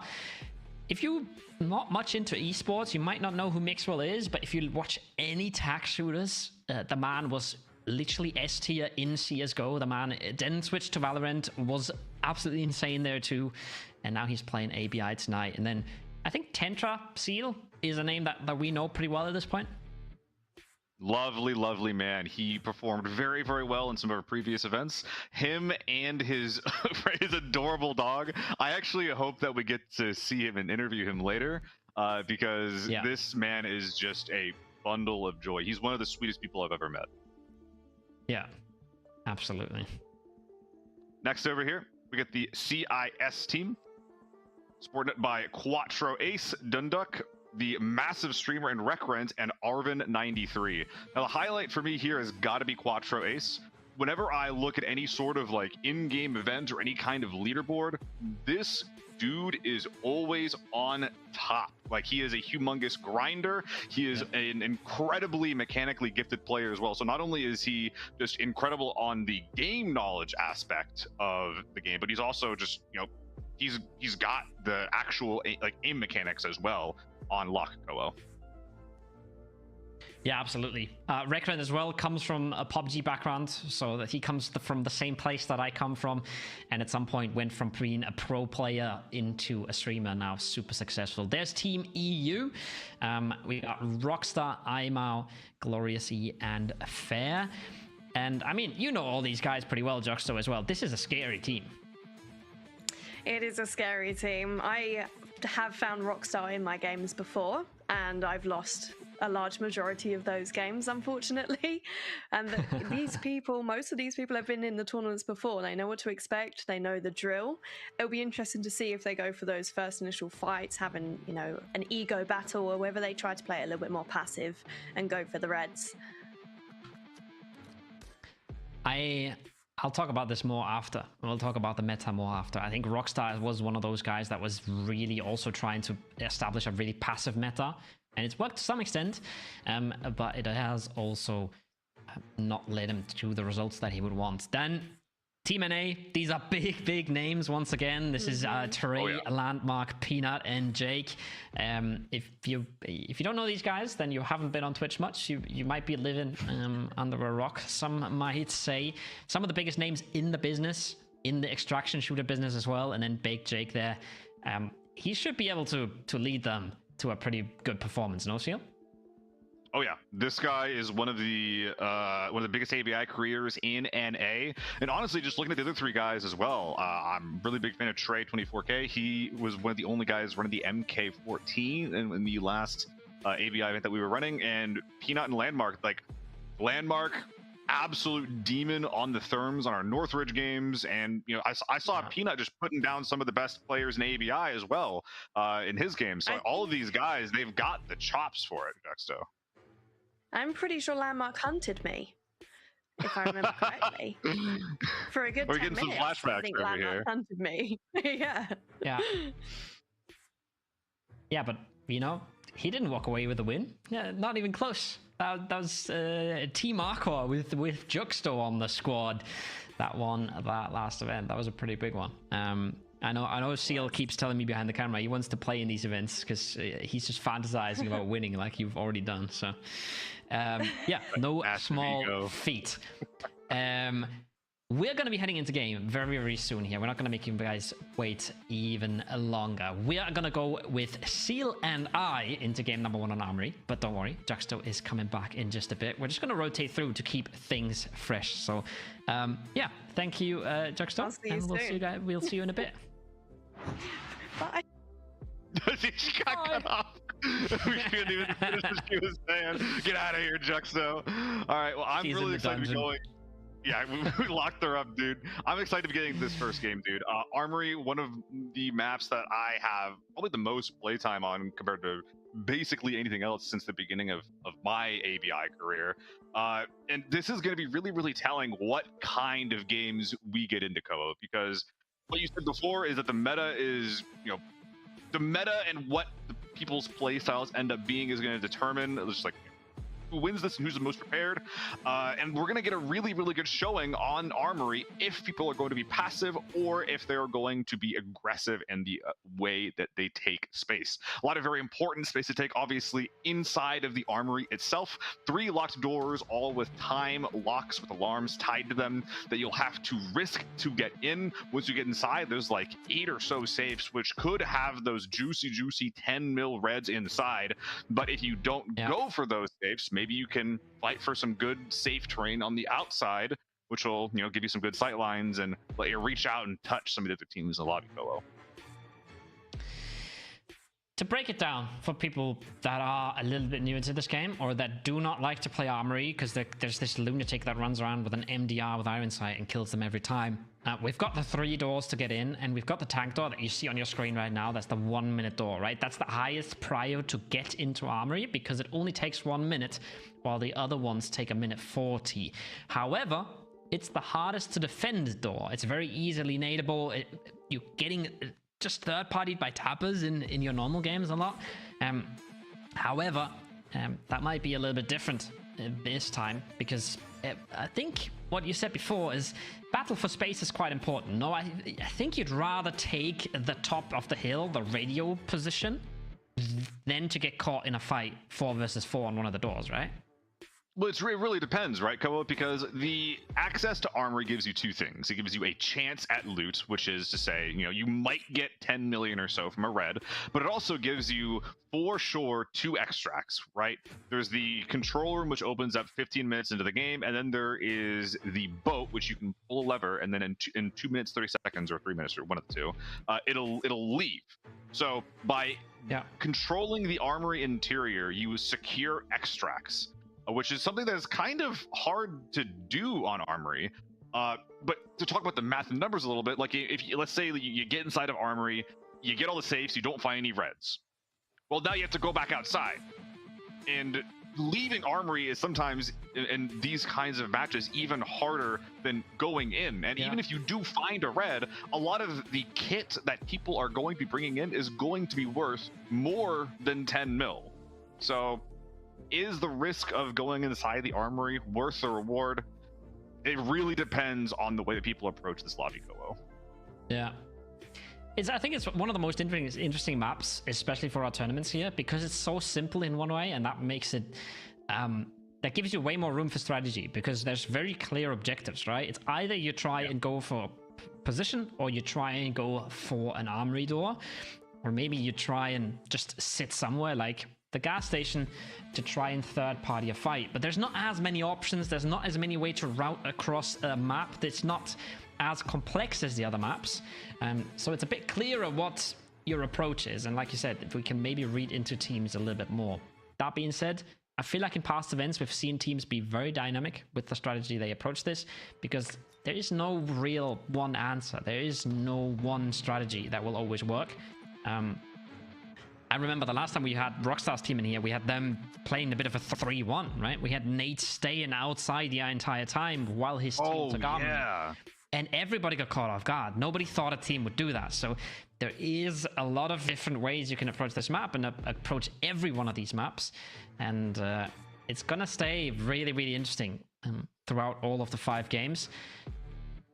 Yeah, again, one thing I wanted to add as well, I know I'm yapping, but one thing that I wanted to add is, yes, you get really util spammed when you go tank door, but we do have a util cap here. We have 2 lethals, 2 tacks, and that's going to change things quite a bit. And 2 smokes.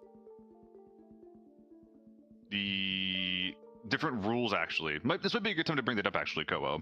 Is we actually do have a couple of rules going into this event that will make us deviate slightly from the normal pub play that you guys have been doing up until this point. So, all gear that you can buy in the market is on the table. The workbench gear is not.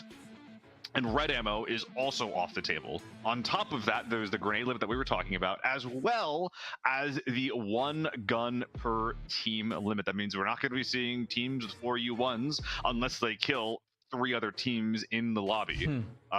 Wouldn't be surprised if we end up seeing, you know, U1, H4, T1, and then a 4th mystery gun. I'm personally hoping that we see a lot of FAMAS today, Koho. FAMAS is going to be the bit of a dark horse because we don't really know where it enters the conversation yet. I'm super interested because I think the FAMAS has potential to be a really interesting gun. What I want to ask you is the T1 that much better than a P90 or an AK-12 would be? Well, it's more versatile, right?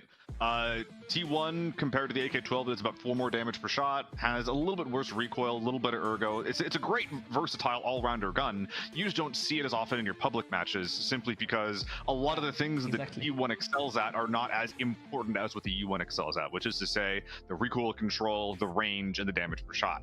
However, we did have a U1 nerf going into Season 5. There's actually quite a few adjustments to a couple of the mid and high tier guns going into Season 5. Specifically, that'll make the U1 a little bit less effective at medium range. And considering the U1 that we have right now is probably one of the best range guns that we have access to, period, considering that there's no red ammo, that is probably going to make people's survivability go up quite a bit at those medium to long range fights. You're not going to be getting like instantly beamed so much in this lobby.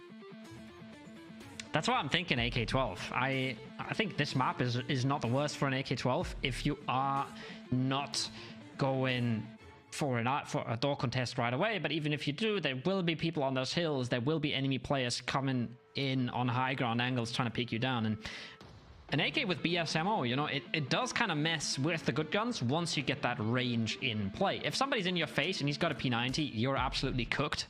I'm not arguing that. But if you're one of the 4 players that might want to lay back a little bit more, play a bit more range, maybe be a bit of an off angle, I think it has its place. I don't know how much we're going to see it, but definitely not going to see it as much as we see the U1 and the H4. I think those are going to be the 2 dominant picks still. But I think we'll see a few AK-12 sneak in there for sure. It's that 4th gun on the team is definitely like a comfort pick, right? Like, what kind of playstyle do you want? Do you want to go for that medium range, pokey, sustained playstyle, or do you want a gun that'll actually help you win your fights when you win at close range? I think it'll definitely determine, like, what kind of style the team wants to go for. You know, if my team ends up being super duper aggressive, I'm considering P90 or an AK at that point, maybe even an MK14 if I'm feeling particularly spicy. But if you know, if I'm intentionally being more defensive, then yeah, absolutely, a more versatile gun that'll actually let me compete and potentially even outshoot the H4s and T1s on the other teams. That'll let me take someone down if I get the drop on them. Sometimes that can be more important than winning your 1v1 close range fights. Yeah, especially when you just have a 4v4 going off and you're the guy like with a suppressed gun in the background, just picking off somebody and they don't really know where to place you, that can have a lot of value. You bring up an interesting point with the MK. I think that's one that's so polarizing, right? We were really excited last event because we thought the red dot MK14 could be an absolute Trey was running it, yeah. And it kind of died every time. And I think I have the same experience. When I bring an MK in, you bring it in with M80s and nobody dies, or you bring it in with M62s and you're spending your entire life savings on 3 mags. And that's what's making this so interesting, right? We are taking that extraction shooter principle of everything you're bringing in is also a risk to the next level, because you dying with 3 mags of M62 is literally donating points to other teams, right? So I'm not sure how good the MK is. I would love to see it, but it is one of those, I think, the most hit or miss picks that you could ever go for. Oh yeah.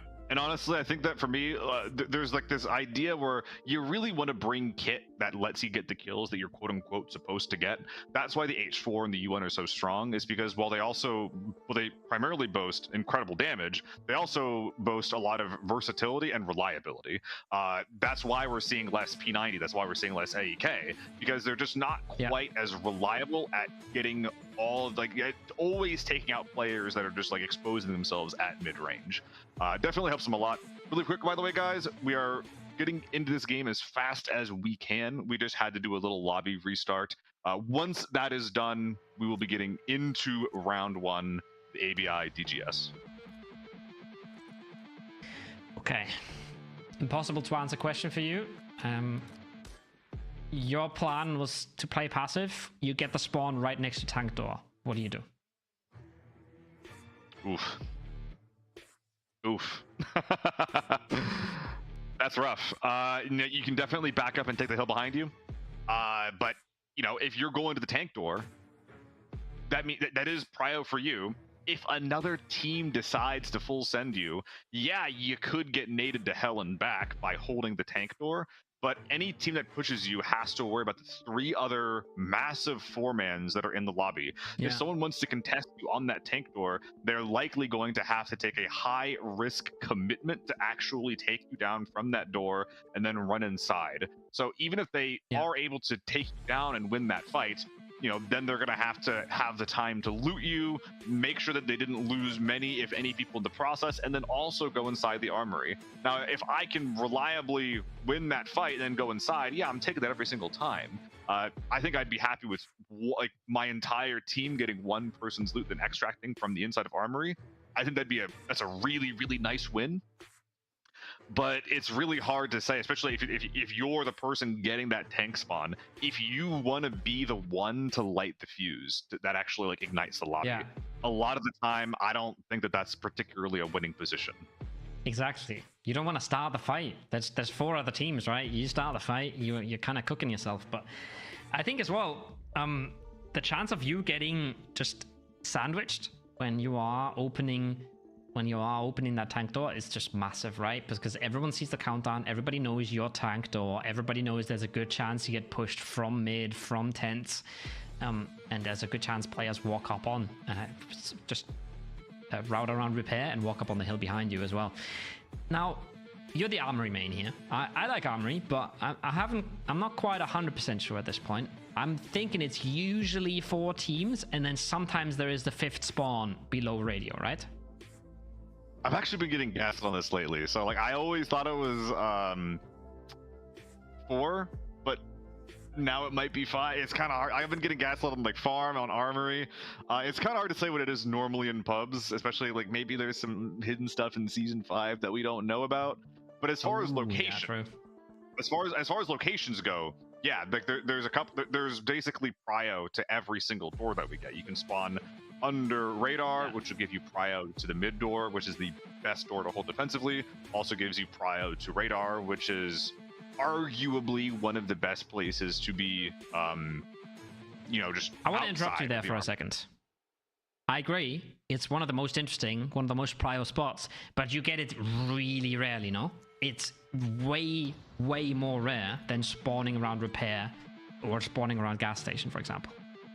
Yeah, these edge spawns, like what we're floating over right now, these are probably what we're going to be seeing. We're going to be seeing probably one team spawning here, one team spawning gas station, one team spawning med tents, and then there's that one wild card, or there's one or two wild card teams where it's just like those are going to be the two teams that get their prio. Will those two teams be going for doors, or will they be playing more passively? If you're intending on pulling the door, arguably it makes sense to do it sooner than later if you want to go inside. But if that's not part of your game plan, it definitely makes sense to just not touch it at all in the first place. Yeah, it's really tricky.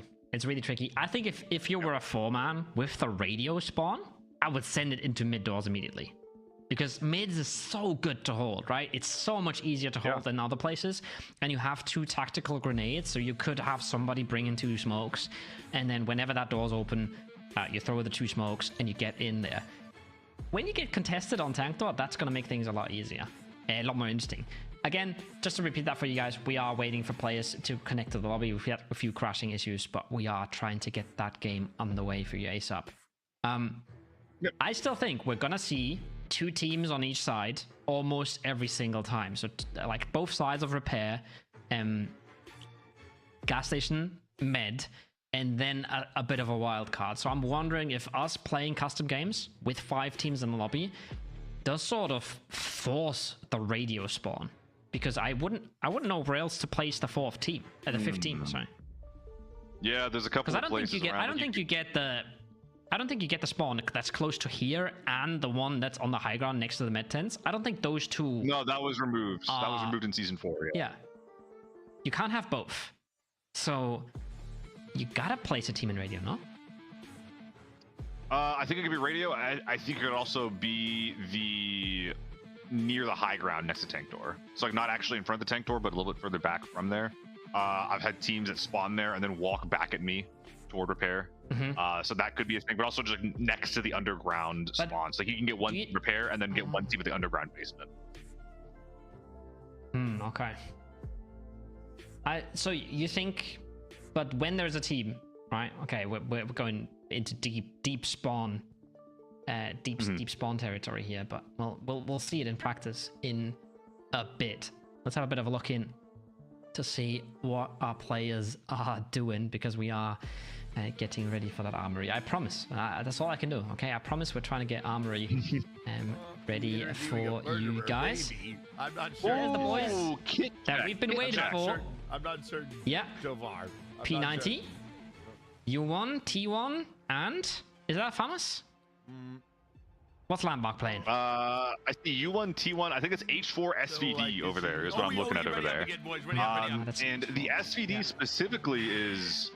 I'm not surprised to see him running it. I was actually going to bring this up and be like, are we going to see some snipers being used? I personally don't think that they're going to be super valuable. I think that they can provide a bit of niche value in the ability to, like, if someone has their helmet damaged or gone, then it's what, like, you know, your auto guns beyond effective range, you're going to have to 2-tap them. Sniper rifles, you can 1-tap them. But as far as, you know, again, we're talking about like mid-range reliability. You're not getting 1-taps. You're not even getting 2 or 3 taps. So at that point, I think that at basically any range, I would personally take the AR, the machine gun over the tapper, and I would only start using the tapper once I'm pretty confident that the people I'm looking at are already damaged. Something else I want to highlight before I give the mic back over to you, Koho, is the helmets that we're seeing. Pure and only SH65s. This is one of the best all-around blast helmets in the fact that it has a split visor and a split helmet HP pool. It also has the best audio. Best audio range compared to any other tier 6 blast helmet. We're gonna be seeing a lot of these, maybe even only this one, because we're not gonna have access to any moto helmets. Yeah, there we go. 3 seconds getting into the game for you guys. SVD, I'm not putting my bets on it. We'll see how well it works, but we are now well and truly kicking it off into Armory. Players should be loading in any second now. You saw the countdown there for yourselves. And we're gonna see it in action again. Remember this place, and I remember Solo bringing an SVD and tapping away at an enemy running across the road And it just did nothing. And everybody just said, maybe the H4 is just better at that. And I think at the moment, with everybody wearing tier 6 helmets, it's probably the H4 almost every single time. But depending on the range, right? Tier 7 ammo. Oh, it doesn't even have that. It's tier 5 ammo. Nope, no red ammo. No red ammo. Yeah. I don't know. That's what I'm saying. I saw Solo whiff on, like, you know, he didn't whiff. He got tons of hits and didn't quite find the kill. I saw Owen use the M110 with M62 in a Valley game, and he whiffed it on his kills as well. There's a lot of reasons to just stick with the ARs. In the meantime, though, we are finally getting into the game. Thank you guys so much for waiting. Here is the NA team headed up by the Burnt Peanut. It looks like they got the gas station spawn. And they're just going to be kind of chilling here. In the distance, we can see that there's also name tags. We have tons of observer UI so that you guys can see a little bit more clearly what exactly is going on. It looks like the med tent spawn has been yoinked by Team EU, and they're playing pretty defensively too, Colo. Yeah. Seal TV gets more excited about the observer UI than about anything else in this game. You can't blame him. It looks so good in there as well. That's Team CIS. They were already really centered up. I think I caught a glimpse of that. I hope we get to check in on all of the other teams here in a second. 20 players, 5 teams, and yeah, that's the repair spawn for Team CIS. And we saw Team EU on tents. Oh, we're already in. And oh boy, these guys are in. Okay. We got some safes crack-a-lacking. That is a fast Looks like they were able to get into the tank door. Yeah, Mixwell holding. They actually gave him, I think that's the U1. So giving Mixwell the U1 here, holding the tank door with the drum mag equipped as well. This is a pretty strong start for them. I don't think that any other team has made their way into the armory. We're going to be seeing a bit of gambling. Maybe they'll be able to get one of their teammates out stuffed full of loots and specifically reds, while the other 3 can remain and try to make their own damage happen in the lobby. God, look at that inventory. 3 mags, chock full of DVC-12. Yep. That's why these kits mean so much. That's why every single player kill means so much. On the other side, you'll see Team Brazil all lined up around the high ground there. I do believe that's around radio, so they are holding that down. That we have all of our teams somewhat accounted for. Again, Mixwell, that guy is an absolute maniac. I'm not even surprised that they've given him the U1. He is an AWPer though in the other games. He's a sniper player, but he can definitely click some heads, especially you give him a gun that's simple and easy. I do want to say the U1's pretty easy to use. That's what makes it so dangerous, right? That is definitely gonna work out pretty well for him. M24 there in the inventory for Tentra as well, so they are not shying away from the double gun in here, Seal. Yep, lots of backup guns just here to try to secure some head picks if you know that you've damaged someone's helmet. Makes a lot of sense. 120 meter effective range as well, provides extra utility. M24, I think I like that more than the M110 or even the SVD as a backup gun, just simply because of the 40 extra meters of effective range that it gives you to secure those one taps. Looks like the tank door is starting to get pressured here, though, by the CIS team. Quattro Ace leading the way with, I believe he is rocking an H4 with 100 round mags. A lot of P90s I'm seeing too as well from people's primaries. Not super surprising, considering that thing is, I think that it's the second highest rate of fire in the game at 1,000 RPM. Yeah, and I mean, again, the game changes a little bit more, right? This is not just kind of forbidden lobbies. This is, I don't care about my money kind of lobbies. You can just, I think one of the biggest problems for me for the P90 is how much ammo it shoots and how quickly these mags run out and how long they take to pack. But I can just bring 8 mags of tier 5 ammo if I'm free, you know? I can just ball all the way out of there. So, no problems at all with that. However, this kind of spawn with a P90 is the worst thing that can happen to you, because honestly, you're not going to be taking a fight for a very long time. You need a lot of help from your team to even push up to any of these angles, right? They're all scary. And first few bullets flying past the heads, that's going to make them even more aware. That's going to make them a little bit more scared than they were just a second ago. A couple of tracers. It's going to be pretty hard to see over towards the med tent spawn that EU team is currently holding. But this team, or this position, can put a lot of pressure on the radar team that basically that bald hillside on their slope of radar is going to prevent the team who's currently up there from comfortably pushing down. And in the meantime, it's Owen actually rocking the only SJ that I've seen so far. Now, we're not going to be able to secure any long-range kills with this without a little bit of prior damage, but we are going to be able to. This is going to be good at securing some very, very meaningful armor damage at long. I think this is so. I used to really just argue against the SJ most of the time because of the ergo, right? And the M110 was just doing everything better for me almost. Oh, we got some reds for sure. That's a player that we have to see the inventory of, because I think that's a red extracting right there and then. Because I do think it doesn't make as much sense as some of the other guns. Oh. Somebody dropped in the backpack. They just gave the bag and they were like, just take it and go. There's the red, there's the dawn. See ya later. I don't think there's a second one, but that is a big chunk of change collected. However, I see HP bars there. I see Tentra taking damage. I see Hitbox King taking damage. I think Team CIS is trying to get in here. Damaged helmet. It's been headshot. Yeah. Yeah. Rockstar, Glorious E holding strong in the mid-10s as it looks like Team NA is making a big move as they travel west out of the gas station. We're looking for Peanut, but it looks like that this pixel peak angle from Mr. E is not quite able to secure that. M110 in his hands, H4 on the back, trying to bring that double gun out. So once again, just try to secure some solid mid and long range damage.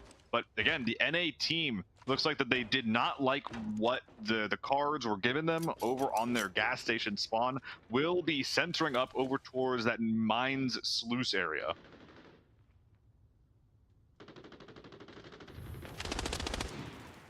Oh, big push coming out. Fight for the high ground. Fight for the big positional play. The high ground is so strong here. Team Brazil has been holding it for quite a while. And Team NA says, we want a piece of this. We want to get into the action. We didn't get anything for free. It's time to get going. NA boys running the death ball strat. Going into the side entrance under radar. We're going to the bottom floor here. Left side peek for Peanut. Right side peek for Big. Relisco holding defense while Big Jake gets some damage. Pushes up. Luke holding the stairwell as he backs up slowly. And NA appears to falter. Calling off a second on the push, just hesitating for a little bit, making sure that, hey, do we want to do this? Is it worth it? And Trey, with the P90, this is the best point man gun you could ask for. P90 with, I think that's 2 or 3 flashlights. Yeah. That's a big change, by the way. Somebody told me this. I haven't confirmed this myself, but somebody said that multiple flashlights now work correctly and actually shine like multiple flashlights, but the peak's coming out. Let's go once more of this. The Trey is already tagged up. They're holding the angle. No damage coming through. This visor is damaged as hell, but the P90 pushes in regardless. He's got the guts, but I don't know if he's done the damage. Hope he reloads, and that mag is not looking super happy. Jake and Landmark holding their ground while Trey resets a little bit. I do see Quattro Ace outside left, kind of hitting him from a huge flank from Veg, taking Landmark down. And that is the wind removed from the sails of our NA team. They were comfortable taking a 1v1, but once a third party comes in at an angle they were not expecting, that makes any sort of push so much scarier, because not only do you have to win the fight you're currently in and you're down a man on, but you also need to be ready for any other teams popping in. Recrent pushing in from that mid-vegetation area, trying to see if they can't get a little more value, while our EU team now backfilling the NA team spawn. I think they're trying to take this as slow and methodical as they can. I think they have a good idea that this team has left. However, I'm not sure if they're going to maybe miss the train a little bit, but I think they have really good thinking here, because I was about to say whoever gets into that third party the hardest is probably going to get fourth parties here at the end, right? Exactly. So I don't mind them waiting it out a bit. Jake is still looking around. Jake is still trying to find picks here, still trying to do the damage. Team CIS is not shying away from the fight either, but you don't only have to worry about the team from gas station. You have to worry about Team CIS coming out as well, right? And you have to worry about Team Hispanic, coming out as well. So this is going to cook up. I want to be seeing our teams that are not currently involved with this fight finding information. You know, moving around, seeing like, hey, is there a third party? Can I hit him in the side? Like, what can I do to ruin these guys' day? Not necessarily commit fully to a fight, but what they can do to try to get safe value. In the meantime, once again, guys, remember, The util that we have here is limited. You cannot bring more than 2 frags, 2 tac, and 2 smokes. So all of the resources that we're seeing used here, that's permanent. That's not coming back. That is not coming back. Neither is Landmark at this point. First player to fall. Third party hitting hard. Damn, there is a lot of banged up visors, by the way. I'm just saying, right? Trey, that one looked like it was maybe a third of the HP. A lot of EU as well, taking some headshots there in the process. Just mutually assured destruction at this point, making yourself a little bit weaker for a fight that's still to come. A little bit more banged up. Now, another peek from Relisco. Punished for it this time. Great stuff there, holding the Scooby-Doo angle, like one guy crouching, one guy standing, both on that right side peak. There is not much more lethal than that. Gas station team is going to be starting to get aggressive, though, taking the same routing that our NA team had as they crossed toward the mid area from gas station.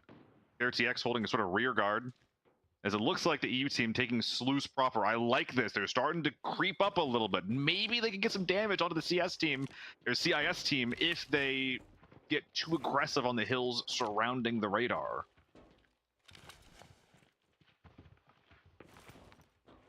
Slowing things down is Peanut. Holding the back angle. They'd love to get aggro here. They'd love to clear this out. But like you said, right? The steps up first. Might find themselves on the dinner plate of the rest of the entire lobby as well. All that hard, that entire stairway, left peaks all the way. Oh my goodness. It is pretty tricky. That's a lot of bullets going off. On the 10th That door, T1 sounds so sexy with the reverb, Ko. Oh my goodness. H4 is getting some return fire. Looks like we got a kill. On the top left, by the way, there is some UI that we can see. To 5 teams remaining, 16 players up. We've had 1 extract, 3 deaths. We also have a reduced timer. So, you know, if we're still fighting when that 5-minute mark pops up, we're going to have to start sweating. We're going to start thinking of like, hey, how are we getting out? It is not easy to do so on Armory, Ko. Yeah. Not as easy to just hop over to that lever and get that bunker extract, right? Not as easy to move across the map here. 12 minutes left. It's proven to be very deadly to step out of the position that Team NA is currently holding. Is his team just like putting people down behind him? Is that what I'm hearing? I think they're definitely doing some damage. Peanut wants to creep as well, but he's not going to find the team that they're fighting if he steps out of there. He's going to find Team EU, and that's going to be a bit rough of an awakening for him.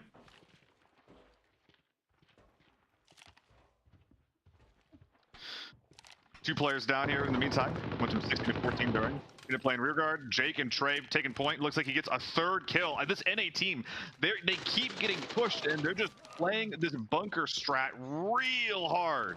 And they're making it work. You know, like they kind of instigated a fight and it called everyone over, and now they're doing their best to basically punish teams that are overextending into this tunnel.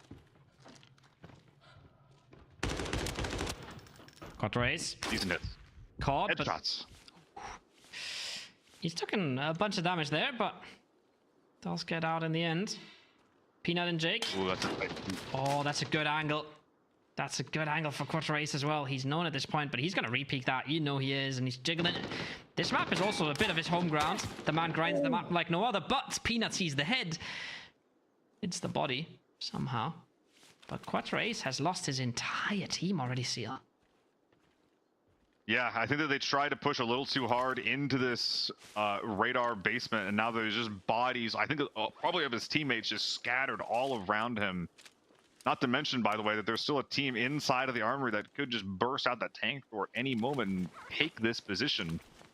Not an easy place to be, but he is going to do some quick little resets. If I'm Quatrace, though, I gotta tell you, the visor's at like almost 0 HP. My armor is completely cooked to the point where I would even consider dropping it. It's going to be a pretty hard spell to convince me to take any type of proactive fight here, Ko. That's not, you don't really know this guy's DNA though if you think he's just gonna quiet down. That man is literally known for being the most aggressive lunatic in video games like this.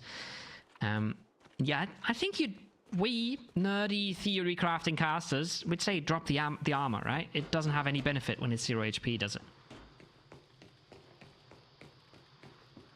Might have like a very little amount, but I don't think so. It definitely also like makes you move a little bit faster, makes your stamina regenerate faster as well. In the meantime, though, we do have the NA team on the bottom radar trying to bag up the bodies, while Quattro, oh my god, there's bodies scattered around everywhere. We can see on the side, by the way, that if these were his teammates' loot, there'd be a little icon showing that, depicting that on the bottom right of the item. These are his enemies' bodies. That means that all of this loot is here. He could just boink it. In fact, if I'm Quattro, I'm considering, hey, there's 2 bodies right here. Could I just grab these guys and get out? Do I have extracts that'll let me do that? So he does definitely have something on the east of the map because he's spawned on the west, but I'm not sure if that's going to be a backpack less, which will significantly reduce his value, but he can still grab 2 U1s, an SH-65, some body armor, and get the heck out of there, even with a backpack. You get aggro. Team EU is slowly getting into this. Team Portugal, Brazil is already out of the question, but Team EU would love to clear this kind of area. Team NA is still lurking though, so might pose a whole lot of issues. Oh, this swing is coming out, right? They're not going to stop just here. I mean, they really got it. I think that they might have misinterpreted where that grenade might have damaged them, though. They got a hit marker, and now they're worried about the staircase, but not continuing to put any more pressure onto Quattro at the moment.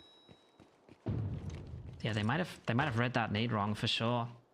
And now they're hearing more steps. Team NA is trying to get the hell out of there. Oh, he lost. And they're doing it successfully as well. They lost. Oh yeah. Wait, what? I'm sure that are we sure Owen didn't die to NA? Because I feel like I don't think he swung Quattro, but Quattro is now hurt. Glorious has a good idea, and Quattro is just playing with fire right now, right in between 2 teams. He wants to peek over as well. He wants to get the hell off that hill. Does he hear the steps in nursery? I don't think he does. H65, these things, they don't hurt your audio a ton compared to other blast helmets, but they're still not GS2s. He is currently putting himself smack dab in the middle of the NA team. Peanut to his left, the rest of NA to his right, and I don't think he has any idea, Koho. But do they? But do they have any idea at this point? Peanut's far gone. I heard the step behind him. Down. They realized Jake's putting another one on the board. They've got so much loot at this point, Team NA, but they are so close to their spawn point as well. I don't know their extracts, but I don't know where they can go at this point.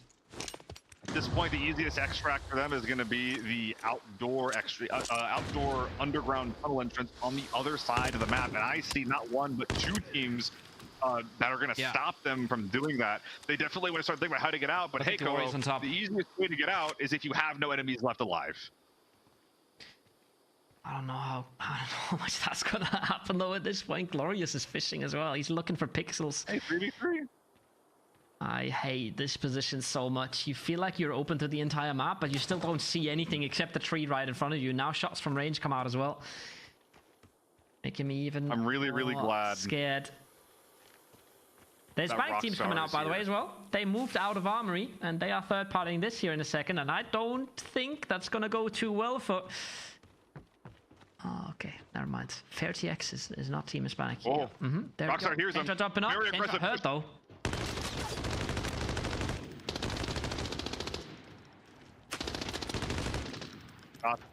The exchange.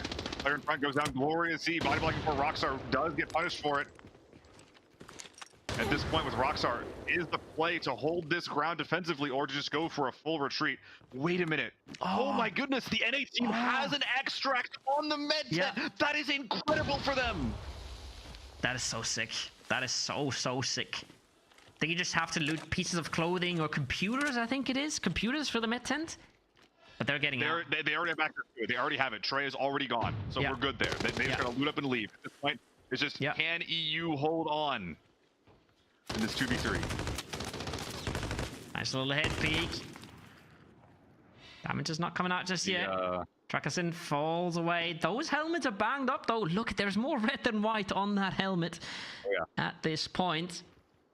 It is a 3v2 though, at least. The numbers are in their favor, but it's a rough push when they don't have util anymore. The downside of the FAMAS being on display there, Trakasin couldn't really hold that spray because the FAMAS can only rock those 25-round mags. Not quite an H4 as far as the versatility it provides, but hey, if you make that first initial burst work, that is where the FAMAS is going to shine. Looks like our EU squad is going to try to control these bodies.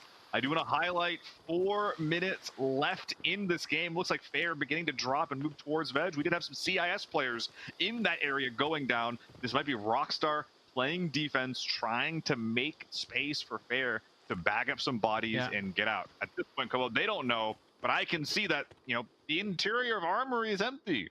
You could bag up some bodies, go to tank door, get out that way. 100%. They have options. Yeah. 100%. You could get out that way, but Jake and Peanut are not gone, by the way. They're still looking. They're just hanging out at their spawn, looking to see if they can get in. Fair taking a bunch of shots there. I don't think he's down just yet. Yeah, he lived for now. He wanted to go for that mid door, I believe. That is a risky run to make. He should be able to get into tank door. I do think, even if he had to pull the lever, he could still make that in time. But it's getting closer and closer to the finish line here. He wants to go mid. He's just so committed to the mid door. Is Jake getting aggressive here? Am I mistaken? Yeah. Is he pushing up that ramp? Yes. Oh. I think I can't believe he's alive. He's still got 3 minutes. Right? This is such a mix of Fair got in. I wonder how much kit Fair's getting out. Definitely had some kit. Bake Jake in the meantime saying, all right, like, I don't know what's going on here, but I don't want to know. He's got plenty of bodies, plenty of loot he could be securing. That is the name of the game. Is like, if you have a little bit of kit, just get out. This is so much value, especially if that U1 is not his. You can replace your kit with other people's guns. That'll inflate your gear score by even more. 3 players from NA able to get out. It basically doesn't matter how many bodies Fair and Rockstar, even Tentra and all them are able to get out. I'm not sure if they're going to be able to beat the NA score here, Go-O. Team Hispanic for sure could with the red if they could bring out 2 more players, right? But the problem is, are they getting out? I think they might want to have to pull. They might have to pull that lever, and Rockstar is still there. Truckersin's going for the peak, but Rockstar knows exactly what's coming his way. They know as well. They've heard him. They want to clear him, but they got to go fast. They don't have the time, and that makes it easier for him. He just wants to ruin their game. He's not really playing his own at this point. Peaks come out. First one nails the headshot immediately. Rockstar going to go for the second. Tentra is fishing for it, but Rockstar, he doesn't want to give this up. At this point, it kind of feels like the play is, hey, I don't care if I get out, but you're definitely not getting out. We're going for a big rotate away from this minute 30. I think he's just maybe straight booking it to the underground extract. He can maybe make it if he keeps going. Is he going to go for his extract, or is he going to ruin Tentra's day? I think he wants to ruin Tentra, but at this point, I'm not sure. I mean, I think they're both not getting out at this point. I don't really know. Unless Rockstar starts booking it right away, he's never getting out. And Tentra will feel the same thing here. He's going to say, okay, the only thing I can do is pull the lever, or I just never extract, and that will play right into the heart. We're playing for the 1 milli kill, Kolo. Yeah. Literally just a 1v1 at this point. And the SA-65 don't make this easier. I don't think they've heard each other's steps at any point here in the last minute. Oh, Rockstar's going in. Rockstar's getting shot. It's a good right peek, but they both take a whole lot of damage. Literally 1 million on the line. Damage coming in both ways, Seal. But I think Rockstar has this one locked down. Regen's Tim coming out here, trying to delay a little bit. Rockstar going for heals of his own. Much faster regen. The downtime here from Rock, going for the pre-fires on that angle. Not a lot we can do here without util. Trying to bait some noise, bait some audio. 10 seconds left. He finds the headshot, takes him down. Rockstar for pride and for 1 million points wins the final 1v1 of our round 1 armory match, Go-O. I mean, that's pretty sick. I really, when he got the first one, I was just hoping he would win the 1v2 immediately, right? Because then he could have actually gotten out as well. We see Fair got out with 3.5 mil. That's not nothing, but getting 2 players out would have been absolutely massive. Rockstar still showing what he's made of there, really showing Team Hispanic the door. Did I see Bake Jake with 5 player kills? I think I saw him with 5 player kills and like 12 mil in the team extracting. 17 mil started for NA? Yeah. Yeah, no problem. NA hits different. I think Jake was doing the brunt of the work inside and then later on outside as well. I think we all knew that he would be kind of maneuvering the team around, but a lot of people on that team can shoot, but Jake was definitely doing the most of it. We have a few highlights from this game for you guys as well. That was chaotic seal. That was as expected, but it was a lot more focused on radio than on the armory doors. It was really cool that the NA team was the ones that instigated this fight, and they still walked away with 3 players up and a ton of value. Not sure if it's first place value, but it is a ton. Taking out some really, really good players on those nasty right-hand peaks. And there's one of Jake's many kills there. With a 1x4? I cannot crush. Hold on. God, I love Peanut so much. That was a 1-4x, right? On Jake? It was. Not a 2x7. That's a rare moment. But yeah, another dead player where we see Bake Jake on the killer POV, right? So he was definitely the one putting out a ton of the damage. Team Portuguese Brazil just really getting the short end on the stick because they were radio first. I mean, I say because, you could say despite, but everybody wanted to fight for radio. Literally not a single team that did not arrive at that location. Yeah, I mean, you hear the fighting happening, you want to get involved in some capacity, maybe because you want to win, but maybe just because you want to be like, hey, I'm better than you, so I'm going to kill you. That's kind of how it felt the CS team or CIS team was approaching that, where they had a very, very awkward position on Veg outside of that like basement radar door. Very, very scary peek into a very, very, this is a thick choke point with a right-hand peek on you, and we saw, I think 2 or 3 players all try to attempt to poke in through that, and it didn't work a single time for them. I don't blame them for it a ton because it did seem like NA was on the back foot. But at the end of the day, like a good peek, if you handle a peek well enough, you can generally kill people fast enough before that you can even get a single shot on you. At that point, your HP, your armor durability, your helmet durability, none of that matters if you kill them before they even get a shot off go. Yeah, I mean, I think what I would read into this map, and that's a lot of reading that I'm doing at this point, is they felt very comfortable, very confident, Team CIS, and they thought they could just walk in there and roll everybody. The problem is everybody's really good in this lobby, right? This is not a lobby where you have some of the best players and then somebody that can't keep up, and then maybe a quick kid or a naked M24, whatever. This is everybody playing the best gear and trying their hardest, and a lot of people that are absolutely cracked. And I think that's what kind of showed up there for Team CIS, trying to walk over the rest of the lobby. They got the opener. They got the opener on Landmark, and they thought that was enough, but they really kind of got shown the door there at that point. Yep. And honestly, as well, like we can talk about like the position of everything, but I think that at least from the NA side, the score does highlight a ton. Bake Jake with 5 kills. I wouldn't be surprised if that is a highlight or the most kills that anyone's going to get, in a match in that round, maybe even for the entire event as well on a single person co-op. Yeah, it's pretty wild. It's pretty wild when you're playing in a 4-man in a lobby like this, when it's a tournament and everybody's up to snuff, even more. But I think I think what show there is it's not all that much about the mechanics. Not that they don't have the mechanics, but it was the bouncing in and out, the bouncing of the aggression. We saw them holding it down for a lot of the time, and then we saw them flexing back out when they realized they had the space to do so, and securing the extract, coming back in for a little bit more maybe. If you're able to pull that off, it's much harder. I mean, sitting in one spot isn't that hard. Flexing between aggression and defense is really hard, and they were able to do that super, super well, and I think the scores should really reflect that. Yeah, the last thing I want to highlight before we move on from this round, Koho, is the importance of those conditional extracts, right? Everyone knows about the canal extract. Everybody knows about the timed extracts in the basement and in the armory as well, in the control room. But you do not get to know where people's conditional extracts are. There's a conditional extract on the top floor of armory. There's one on the mine outside the med tents. There's one in the med tents, which is insanely strong. A lot of the times, if you as a team can get access to and unlock your conditional extract, that is a place that you can play around where people aren't going to really associate with where you are with being a powerful position where you can get 2 kills and instantly send people away. That's not something you can normally do on these maps, Koho. And it keeps you from having to move across the map as well, right? Like we said, okay, NA looks pretty good here, but where are they going to go? And they can just stay on their side of the map. They can just fall back into the territory where, not their side of the map specifically, but that's where Team EU spawned, right?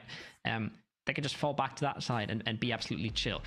Guys, we have giveaways for you. For the first 3 rounds, we're going to give 33 people 1,000 bonds, all right? And we're going to give away a total of 100,000 bonds across the round. And all you have to type in is the magic keyword seal. You're the keyword man. ABIDGS. I was ready for that one, Ko. There's a little pop quiz. ABIDGS. When we say, that'll be the keyword for when you guys should be typing that into the chat. But Koho, that was it for Armory. I think it's time to just speed into our next round of TV here.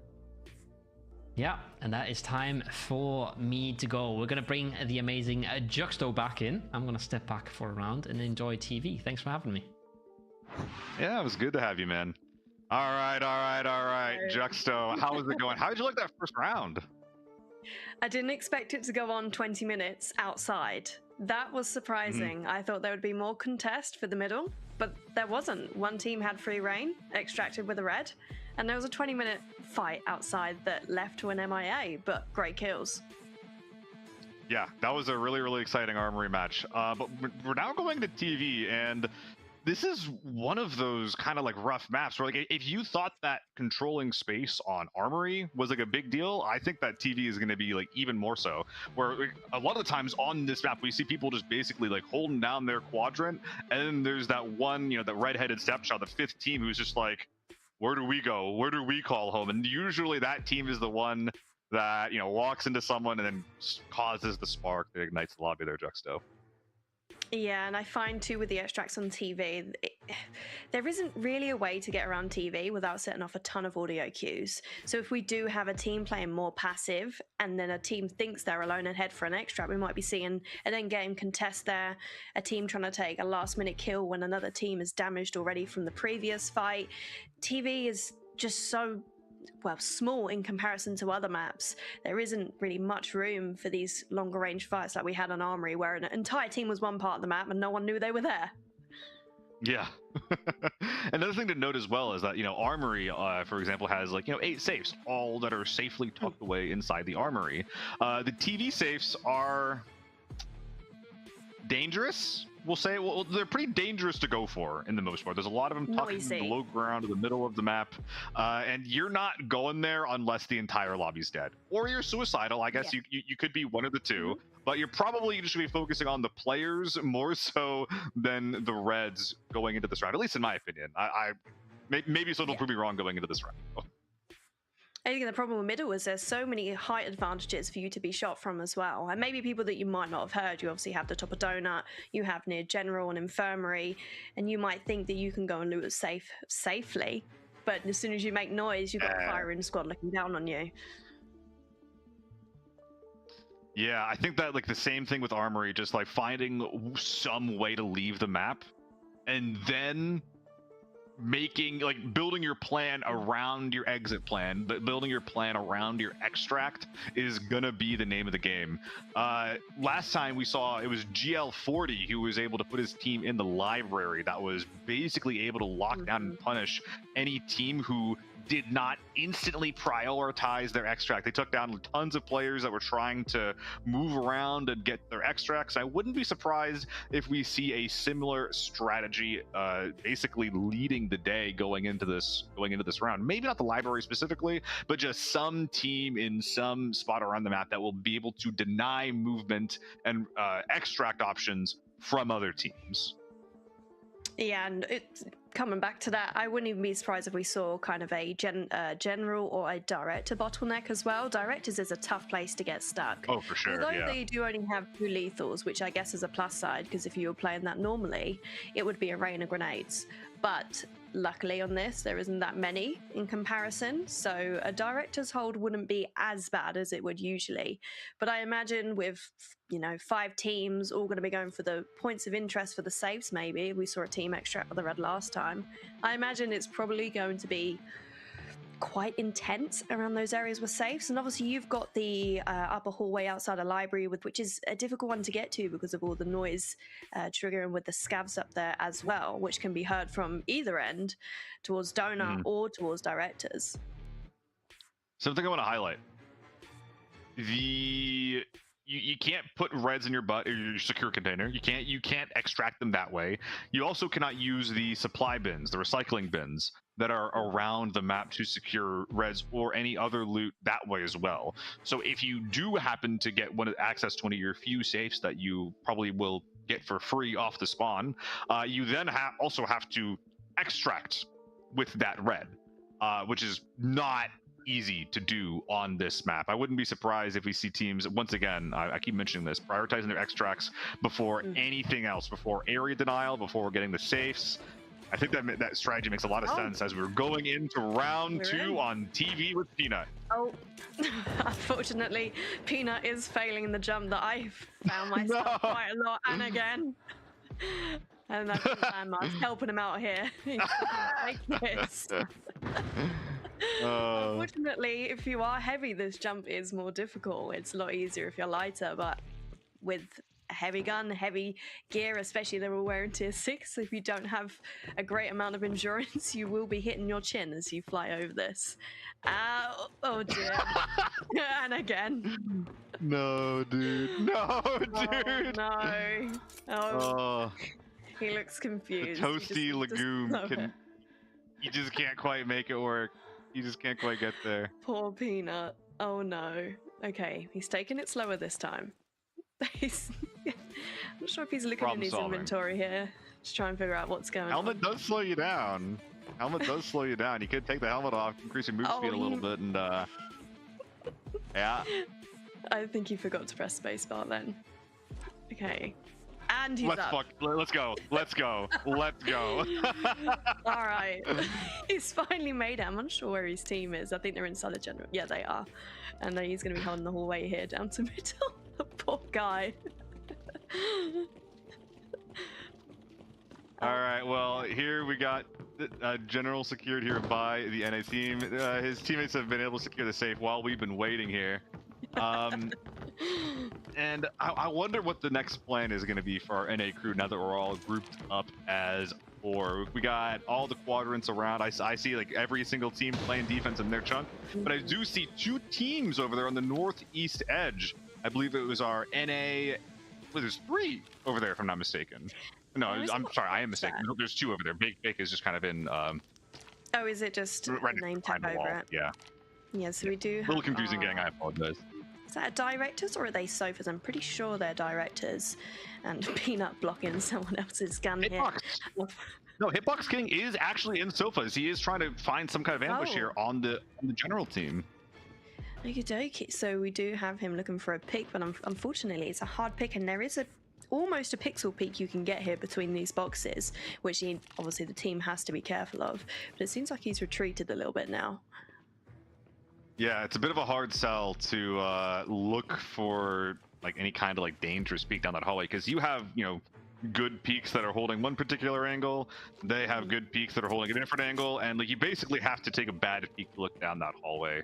I wouldn't be surprised if, despite those two gentlemen, Peanut and I think that was Hitbox King down the hall, I wouldn't be surprised if, despite those two guys holding those angles, they don't actually end up fighting at all during this. Really quick though, Juxto, we do have our first set of giveaway winners. I'm going to rate them real quick on the left here. Evil Stoy 82, Baku 19, Bugrab 93, We and a Pizza, Dimamba 99, Matt Bram, Safety, Lone 10, Easy, Black Lotus, Modak, Alexando, Frank Senator, Instinct FPS, Static Quo, Brady the, and Francois. You guys are the round 1 drop winners. Make sure that you contact the admins for your bonds. We'll go over more details on that after this game.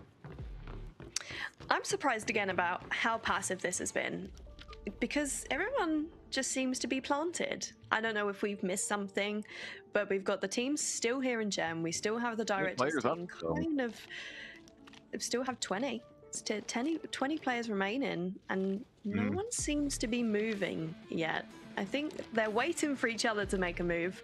Exactly. This is the name of the game on TV. Like, the map is so small that anything that happens, everyone can hear. So it's like, hey, do you want to be the one that starts a fight that lets the other 16 players on the lobby know exactly where you are and that you're distracted? The answer is a resounding no from all the competitive TV lobbies that I've seen. This doesn't play like Forbidden. This doesn't play like the Red Drops mode. This plays like its entirely own unique beast. And right now, that time in the top left, that's less of a suggestion and more of a resource. That means that you have that much time, you have that many minutes to try to abuse someone who is making a mistake. And if you're the ones that's pushing, if you're the one that's aggressive, you don't want to be the one that's, getting exploited for making your own mistake. And we have heard some nays, and those two teams are extremely close together. So, we seem to be able to push coming straight down to sofas here. Are they going to bump into this extra team and not realize they're there? Okay, so really quick, I don't actually think that we're in sofas. I think that they're on the other side of that wall. I'm pretty sure that the hitbox Trackison, I think that they're all held up in a huge ambush onto the connector into General. So I think this whole hallway should be pretty chill. Not quite sure where Mixwell is at though. As we see Baked Jake and Trey pushing that angle, as Burnt, Peanut, and Len are pushing up on their own entry, getting access to sofas. Mixwell getting ready for that 1v2. I'm a little scared for him. He is. He's holding that on his own, but everyone in here is holding their own angle. One was holding the stairs, one was holding the hallway past library, and they're just seeing if anyone's going to take the first step here, poke their head out, maybe looking for some picks. There seems to be some exchanging fire here, but I don't know if they're clearing scavs or shooting what they think is the player. It's hard to see. Peanut doing the dance of his people right there, just flicking that knife around. As we see Jake Jake and Trey still just trying. They might be taking some shots at each other, Mixwell and Jake. There's definitely something going on here. But they got to be careful because they do have to take down my music. Yeah, he's holding the 2 doors. Oh, and in this game, doors are not bulletproof. Shots can go through the doors. So you're going to be able to maybe wallbang someone if they're behind it. So a lot of the doors that we have wandering around here left and right, that is gonna potentially let you take someone's head off if you get just a lucky spray through a door there. And we have the knife stream here. Peanut is showing off a wonderful knife that you can get in game. Thank you, Peanut. That's what we're giving away, right? No, is it? No, it's not. It's not. We're giving away a karambit, not the butterfly. Oh, see, this is dangerous because I don't think they're aware of the Team Dab by music. Oh, wait, what's happening here? Quick fight. We're faking a fight. Seeing if we can't force a peek. We're all grouping as 4 in sofas. Seeing if we can't convince someone to peek us. That's what we're trying to do. See, we're not trying to initiate. We're trying to make people maybe think that there's something going on here. But if we can make people peek into us, that's the win con. Not us actually pushing into someone. That is a strategy, and again, I'm surprised at how passive this has been. I don't think anyone's taken any damage yet. I'm not seeing any red on any armor. I'm not sure about Mixwell. It's, again, too quiet almost. I'm also surprised everything on the northeast edge with the EU and the Hispanic team. that I think they're high-low here, trying to control this northeastern edge. There are like 3 or so timed extracts that will eventually unlock here on this chunk of the map, so it makes a lot of sense to be holding here defensively. I especially like our EU team's positioning here on the low ground. Owen very, very aware of basically one of the only angles that his team can be engaged from safely. So love to see the way, I love the way that that Owen's playing that. In the meantime, Mixwell holding one of the best jiggle peaks on the way here into Directors, though the NA team that was loitering here seems like they're currently having fun. The sofas outside. I mean, for all we know, maybe one of the outside teams does have a red, so they might just be waiting for one of those extracts to open. And we're in the middle.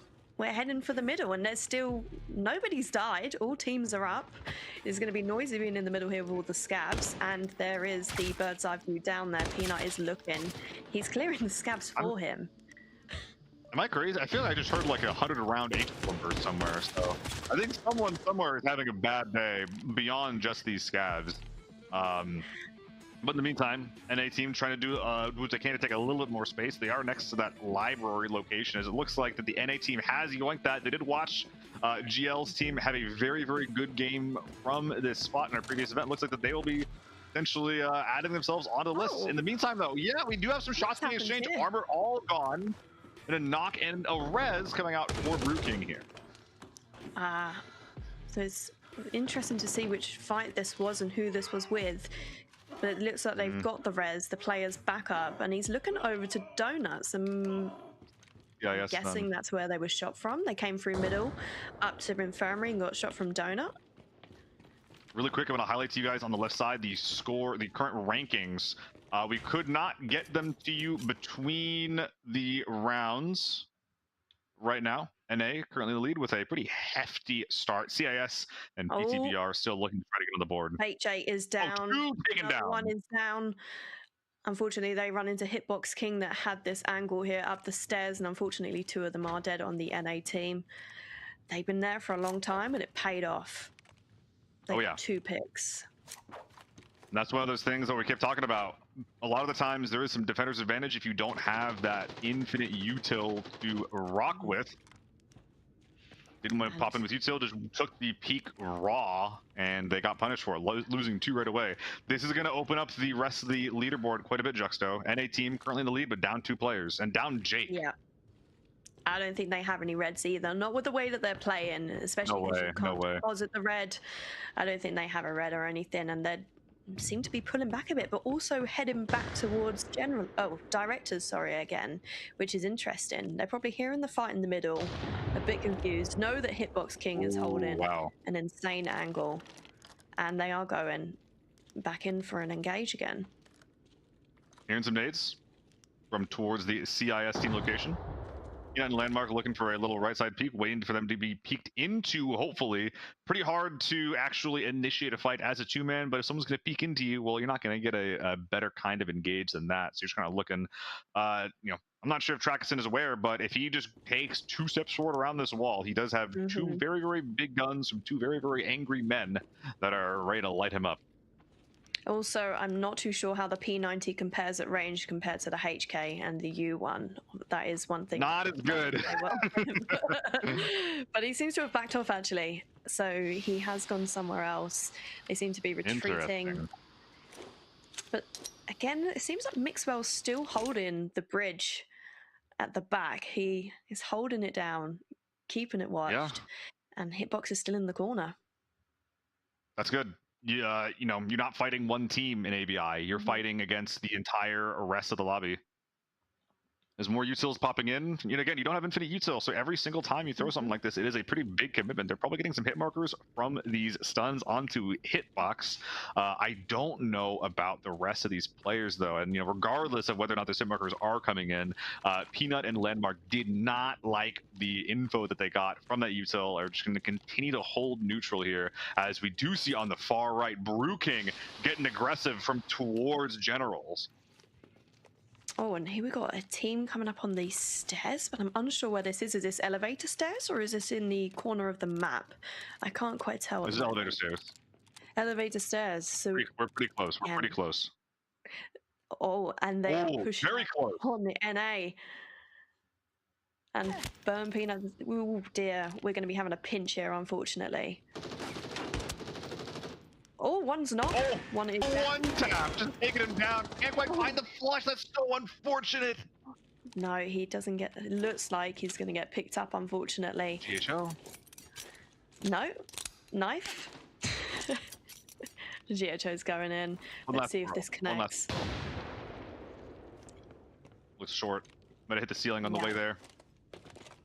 That is a shame, and it's a Skybridge push, maybe, or he's going to hold it. No, he's decided against. And it is. We're getting hit in the back right now. Ooh, yeah, Arvin. Actually, a different team. There's a whole different team fight happening behind, and now they're looking at this team playing defensively, and they're saying, "Hey, do we want to take a 1v1 or do we want a third party a fight?" And it looks like they're looking for a third party, but in the meantime, Hitbox King looking for Landmark gets a fantastic spray. The head is at 0 HP. One more headshot, Landmark is out of the game. In the meantime, Record from the CIS team, last player up on his team, does find the knock onto Luke with the P90. Is he not going to finish it again? Find that flush. He can't find it. They're digging these knocks into cover. The pineapple coming around the corner. This is going to definitely find that flush. Oh no! He's been taken out himself, but unfortunately Liquid has passed. He is dead. He wasn't able to get picked up again, and they are left with 2 on this team now. That was a bloody fight. Insane peak there. In the meantime, Owen getting active. I think we might begin to see some pressure here onto the remnants of NA as EU below them, stacking up on the stairwell up. Landmark and Peanut don't look like they're quite away, but they have a whole team right under them. They're going to get crashed and soon, Juxto. There are just 2 left of the sea, and I didn't realize how well the EU was doing, and that they still had a full team that doesn't seem to have taken much damage at all, who are going to come in here into all these teams that have been engaging with each other and may just finish off Team NA here. And Hitbox King again holding this angle. Landmark, I don't think will take the risk to peek that one again with hardly anything left on his helmet. And obviously Peanut seems to be zeroed on the chest as well, with maybe a little bit of HP left on it. And it seems like actually Team EU might be going for an upstairs and downstairs pinch. Oh, ooh, what an angle from low right. I think I couldn't really see it. That is a really big surprise if we actually be able to be spotted through that. I wonder if we could hit through the gap in the. Was that Rockstar shooting upwards at him? It was hard. I think so. Him or Rockstar or Owen, one of the two. It's very surprising, but yeah, that's going to put Hitboxing off that corner. That's going to make them much less interested in looking for the pressure on NA. But that's going to give EU the space to begin their push. Rockstar looking for Peanut up on the high ground. Grenades following up as well. They're committing a lot into this, and they're able to take down one. Landmark last up on the team. AK-12 suppressing Landmark from cover. Hipfire just keeping him down. And I think that it is fair to TX who finds the kill, but Glorious E does go down in the scuffle. Still, 2 for 1. I think I'm pretty happy here if I'm EU. Yeah. And they have great armor still. Considering, unfortunately, they lost Glorious, the 3 of them haven't taken much damage themselves, so that is them with good armor going into the next fight if they choose to. Or they could just take up a lot of the scraps that are around, because there is still a lot of loot left over just outside of Directors as well, near those stairs that haven't been touched yet. This is going to be a pretty important moment. A lot of these fights have happened at the same time, and now we're chill. So everything up until this point has basically just been like, taking what's in front of you and reacting to it. But now we have to figure out, okay, we have a little bit of loot. Now we have to ask ourselves, where did the other fights happen? Where are the other teams? Do we know that there's someone in hazmat? Do we know the state of the director's team? This is things that you maybe you could be figuring out. Maybe you could be keeping in the back of your mind during these pushes, if you have the wherewithal to do so. But there's a lot of chaos, a lot of action, and more importantly, we're wearing SH65s right now, which can definitely muddy up the audio and like the noise of what we're hearing all around. At this point, if I'm EU, I think that we only have, truthfully, 2 bodies and our extract secured. And it looks like the play at this point might be to send Fair out with a bag full of loot and then see what action our last 2 players can get done. Again, it seems to be when is this going to be a connect here? Because they seem to be split again between directors, Skybridge, and I don't think they may be aware. Because again, we have one team, Piggy in the middle, teams on each side, and FairTX has got a fully zero chest. I've just seen Owen. He has the only everything thing between he's fine. Tentra and Death is this metal door. Looks like they're trying to pop it open. Maybe not. Oh, he's decided against it. Grouping blinks says not today. Yeah. And I actually like this, Juxto. I like this because I believe that there's 4 enemy bodies over here with 2 players up. You can definitely have just like, you know, each of you guys bag up 2 players, swap out your gun, and get out of dodge. That makes a lot of sense to me, more so than looking for additional kills and additional pressure on other teams. Now, again, the only question is, what are your extracts? You know, we do have the garage extract that you activate from the 3-story stairwell. That is one option that we have. But, you know, there's a big old alarm, and you can get one of your guys out right away with that. But the guy who pulls the lever, he has a long run to make, and every single player that you lose, that's a guy you can't extract with a bag full of loot.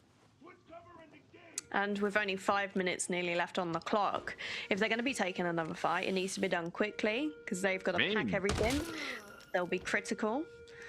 And I don't know if this is a distraction, maybe, or if they really are. Because it seems like a risk for all of them to bunch up here, but it seems like they're smoking off and going for it. Okay. It looks like that EU does not want anyone getting away. 4 men still alive and strong here. Tentra and Co. putting in some util. Gonna buy some time here. Owen, so much util getting chucked his way. From the looks of it, isn't it just Owen from EU here, countering the full team? Because I can't see. I think he's just trying to get what damage he can get done. He's currently preventing Tentra from crossing here. We're gonna need to commit some players to help him get out if he's or Tentra's just gonna have to shoot his own way out of it. But you know, in a peak battle against Owen, like one of the goats of ABI, I'm not sure if I like our chances here. The jump scare there from the scav, nothing's worse, and it seems that unfortunately Tentra has just been pushed into this corner. Oh, unfortunately, Owen takes some damage, but not a lot. He's fine. It's mainly on his arms. But there is now Rockstar getting active from the back. He finds one, gets good damage on Tentra as well. Tons of damage all over the place. He's getting so much done. CIS extracting in the background. This is a wonderful pinch. And that is unfortunately, Owen gets the kill. He's down. They pinned him there. They told him off. They said, you're not extracting. You're staying here. And we're taking your stuff. It was a risk taking main. It's so noisy. And it's hard to get it.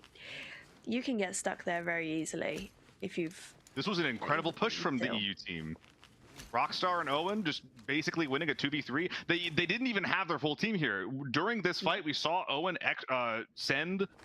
Fair to extract with a bag full of whatever loot they had, and now they have not 1, not 2, but 3 bodies here. And these are not just like fresh players. These are dudes that had enough loot that they were okay with leaving. I can't imagine how many players worth of loot is on these bodies, Juxto. Well, we've seen it in the last match as well. Rockstar staying to the end, trying to clean up the lobby, trying to get those kills, but also deny loot from other teams, because that is a playstyle, a valid playstyle. Stop other players from making money. Take it for yourself, or just get the elimination points and then MIA. But it looks like they've started deny. And it doesn't seem like the other team's going to counter this. They seem to be making their way towards the extract as well, dropping the bag. They have got a lot of loot there in main, because obviously that team also had another team's loot on them. I like this from Brewking. Both teams have what they're looking for. Both teams basically won a team fight or more than a team fight, and they are content to just play defense, get out with the goop that they have. It makes so much sense. You don't need the whole server of loot. You can't even carry the whole server's worth of loot, and you can't know who you're trying to deny here. It makes a lot more sense, in my opinion. Just take what you can, extract with like the sure win that you have and then let the cards kind of fall where they lay. I think if you keep taking kinds of fights like that, keep taking value props like that, you're eventually going to come out on top, as we do see the EU team extract Owen and Rockstar with just, I can't, again, I wouldn't be surprised if they're going to be walking away from this in first place, Juxta. Yeah, because you got to think as well, the team that they defeated also defeated another team. They would have had a backpack full of enemies loot, which then Team EU would have taken for themselves, as well as the players loot that they've just killed. So it's a big win for them. And obviously this team, they've played it smart. They've scooped everything up.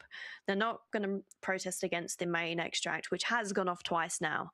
They're just sticking in their own lane, extracting in the back with just the two of them, because they don't know what's happened. They don't know who's left. These last two players, we're done. That's TV. That's it.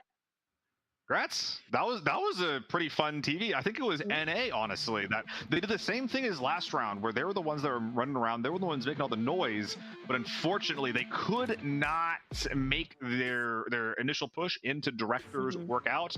They lost the carry in Baked Jake from that play, and at that point, you know, you're holding up in library, and library is a great hold if you can actually control space from there as 4. If you can hold all the doors, hold the entrances, but as 2, I mean, any 4v2 is hard to win, but when your back's to a wall and you can't really move around or rotate anywhere, that's almost an impossible fight to win. Yeah, it was just so passive. Everyone was waiting for someone else to make a noise at the start, and then all of a sudden something just clicked. Teams started pinching from either side, teams were getting stuck in the middle, and then EU coming back for that fight in library, cleaning up team NA, then going for main, cleaning up the fight there.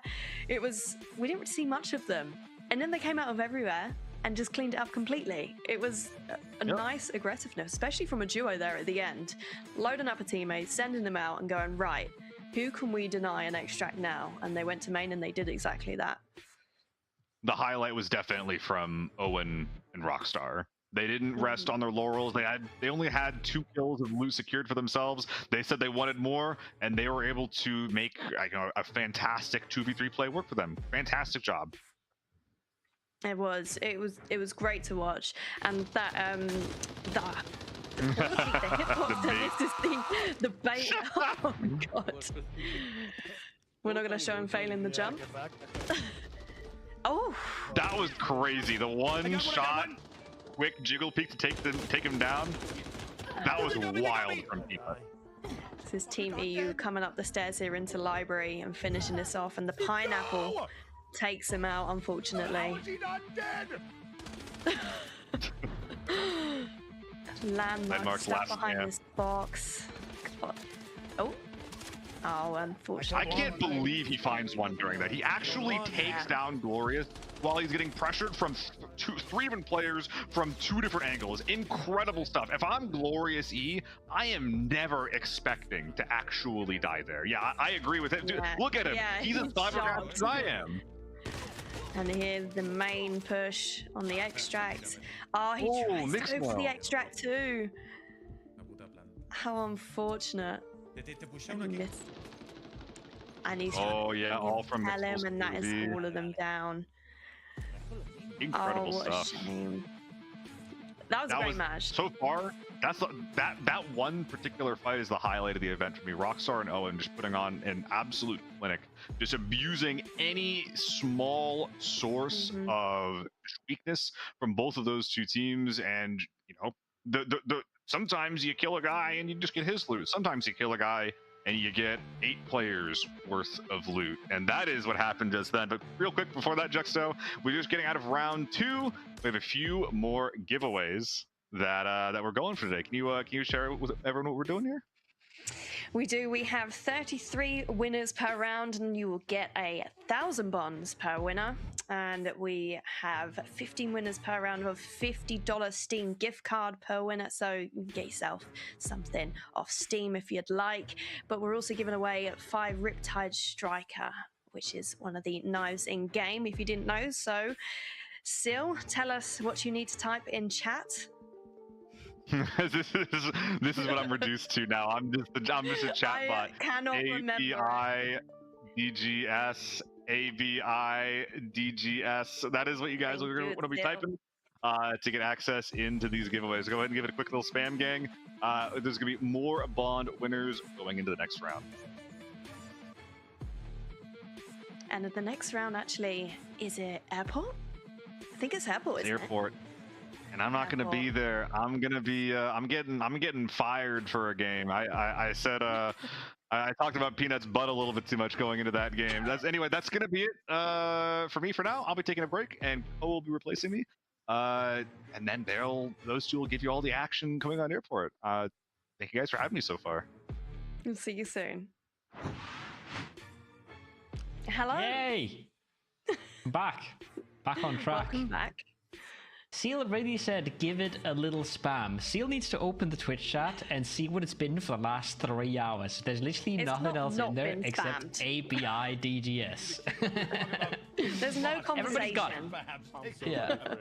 Everybody's understood what the keyword is. Everybody wants the bombs. Everybody wants everything. We're gonna get a red, and we're gonna Peanut seems to be having a speech. Right now. This is our turn. I'm still a little pissed at you. What I do? Oh, no. Seems to be some morale problems in this team at the moment. I don't know what's happening here. And you were smoking crypto the whole time. Yeah, you smoked crypto and you robbed me of that crossing. The whole time. Yeah, I heard Peanut really wanted that jacket. Dude, I really want that jacket. You pulled out all the tricks. Dude. Tried to get it. I wanted that. Dude, I will pay you for that jacket. There's some unresolved conflict here in the squad. I think it's fair to say, but I think they just kind of got rolled. And honestly, I don't blame them at all. I think Team EU was on a bit of a tear there. Yeah. Remember as well, right? They didn't just pinch there in the lobby. They also pinched in library. They pulled off a pretty complex team play move in a really hard lobby twice. So that's pretty sick. They did, and just the two of them as well. Obviously, at the end, they just decided all they needed was friendship, the power of friendship, just both of them to take that push there at the end of main. Oh, hi, April Fools, yeah. We've changed to landmark now. Obviously, a different perspective of the lobby screen. It's completely crazy that he actually got his there. That he got Glory's there is actually crazy. That was so well executed by you. The double flashlight on the stairs while the door opens and he gets shot in the back. I think there was a little bit of a door bang there as well from Glorious, and that's what actually made Landmark turn around. That's what actually cost Glorious his life. But yeah, it's crazy that he gets taken down there in the process. Poor Team Portuguese Brazil, by the way, walking away with 2 full bodies of loot there as well, even though they were pretty much the only team that got aggro. The only team that really started fights was them, and they got backstabbed by CIS, and they still walked out. So they pulled off some pretty crazy fighting themselves. I still want to talk about Peanut's tap that he got in the elevator hallway, because I don't know whether the enemy was just on incredibly low HP on the helmet, or whether that was just RNG there, but it literally looked like he one-tapped him in the head and it was over for that player. Yeah, he must have had, like, we saw a lot of banged up visors, right? That visor goes down to 15, 30 HP, something like that. You might be able to get a one-tap through with tier 5 ammo. It doesn't happen a lot, but he does do the damage there. That player still got rezzed. We saw the instant res committed as well. I think that was a risky but pretty good decision with how far away these players still were. A nade was pretty hard to hit, and he gets the res quickly, and they get out of there, and they do kill Team CIS behind him. So they do everything right in that situation. And if I'm correct in thinking, I think that was the first res for that player, and then they got a second res after that as well. So twice did they get brought back into the battlefield after 2 unfortunate knocks, but unfortunately later on in the game they do get taken out without the chance of a res. It was I think the pineapple that finished them off. Yeah. They still get 2 players out, right? So that's not too bad. I think 2 players is where you can still make a ton of money. 3 players is kind of where you can extract an entire enemy team. That is one of the benchmarks for a really good fight. If you kill 4 and you extract with 3, you're pretty rich. If you extract with 2, you're getting pretty close to that number, because you're just dropping all of your own gear. You're picking up 4 sets of enemy gear and you're getting out of there. That is a whole chunk of change. Let's talk about the next map though. We are going to Airport. the new king of high tier PvP, some would say, Juxta. Yeah, I have love or hate for Airport. I love some parts of the map, but then I refuse to go to other parts, such as Ticket Hall. I've got a lot of beef with Ticket Hall. I don't enjoy Ticket Hall, and if I get spawned there, it's a turn around and beeline in the opposite direction, usually to Exhibition. I can't. There it is. Speak of the devil, and it has arrived. But it's a great map, and we're in. Here we go. We got Team NA heading in here through the red gate, which sometimes, if you're unlucky enough, you can bump into a team just on the left here. But I don't think anyone spawned close. Okay, so that's one team sorted. We got the Team Exhibition. That's Team EU. We got Team CIS running for a quick fight around Ticket. We got Team Portuguese Brazil in Ticket. That means we're only missing the Hispanic teams. There's your scores on the left, by the way. It is staying close. Team EU with another good round. Team Brazil with a good round. We are staying fairly close. Team NA and Team CIS haven't really caught up just yet. Something's not right there. Team NA was the winners of the first round. So some of the scores are not correct there. I'll stop reading them out for a second. But I think we're going to see a pretty close scoreboard regardless. We've had a really good game for EU, we've had a really good game for NA, and now we're going into game 3. Oh, Quattro's got to be careful there because those doors, they can be deceiving because you can be shot through the wooden parts, but just not through the glass. And obviously if the team inside open up the doors, the automatic ones, he can be shot, but he seems to be cooking a nade, throw it through the top. Looking for some information maybe or some easy damage at the beginning. And unfortunately, Dunduk, he's down and dead. That is the first death, unfortunately. That was very quick. Very quick. These guys are different. These guys are completely built different. Team CIS does not mess around. They're not waiting around. Doing quite a bit of the damage with the gas grenades there as well. That's a lot of coughing that I'm hearing. But they are looking for fights and they're not shying away from anything. I love the way they're sending it and I love the way they're aggressing. So far, it hasn't really paid off just yet, but they're providing the content for sure. I don't think we have any teams that are actually near the doors or the middle. I think the team that was have gone into Ticket Hall for the fight. And here we have an outskirts team that are just playing it safe. We know that there's a couple of safes on the outside. If they could secure a red, that could be beneficial for them. And we seem to have Quattro is now backing out of here. He has lost a teammate. Probably doesn't want to take the risk here just because of the bottleneck and has pulled back out. And EU is in Exhibition, my favorite place. Your favorite place? Yeah, like collecting the little planes. You like collecting airplanes? I do. I like planes. That's my weird thing that I like. I like planes, okay? I like planes. You shall not judge me, Kowo. I like planes. Well, they're not looking for planes, but they're looking. Yeah, just look how chill Rockstar is. Yes. He's just a chill guy. He's not bothered. The weird thing is not that he's chilled now. The weird thing is that he's chilled after their fight in lobby on TV, right? After they're pulling off a crazy 2v3, 2v4. I'm not sure if it was 4, but it was at least 3. And he's just literally the same exact mood. And then there's Peanut. Dancing. He's singing. He's so spelling burgers. Oh, he's so the doors are going. I'm not sure obviously who's pulled the doors, but there is somebody going for the middle. And again, we just have teams taking it slower. We got reward winners. We got drop winners. Okay. If your name is on the left side of the screen right now, you have won some bombs and you need to connect one of the chat mods. I think his name is Dexter.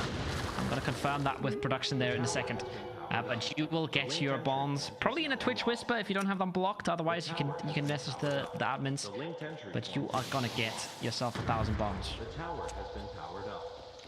So here we go. We've got our team coming in here to the middle. They have lost Dunduk, unfortunately, but it looks like they may just go for a bit of a safe rush here. And oh, the other team from Ticket Hall seems to be pushing it as well. It's not just them. They're going straight upstairs, which is arguably one of the strongest parts to hold. Downstairs can be risky with the different angles, with the smoking off, going upstairs, painkiller in, and somebody is gassing the entrance there. I'm not sure if this is this team or the other team did. We seem to be having some technical difficulties. Oh, there we go. Right, we throw a smoke to kill somebody else's FPS. Yeah, no worries. Yeah, thanks, guys.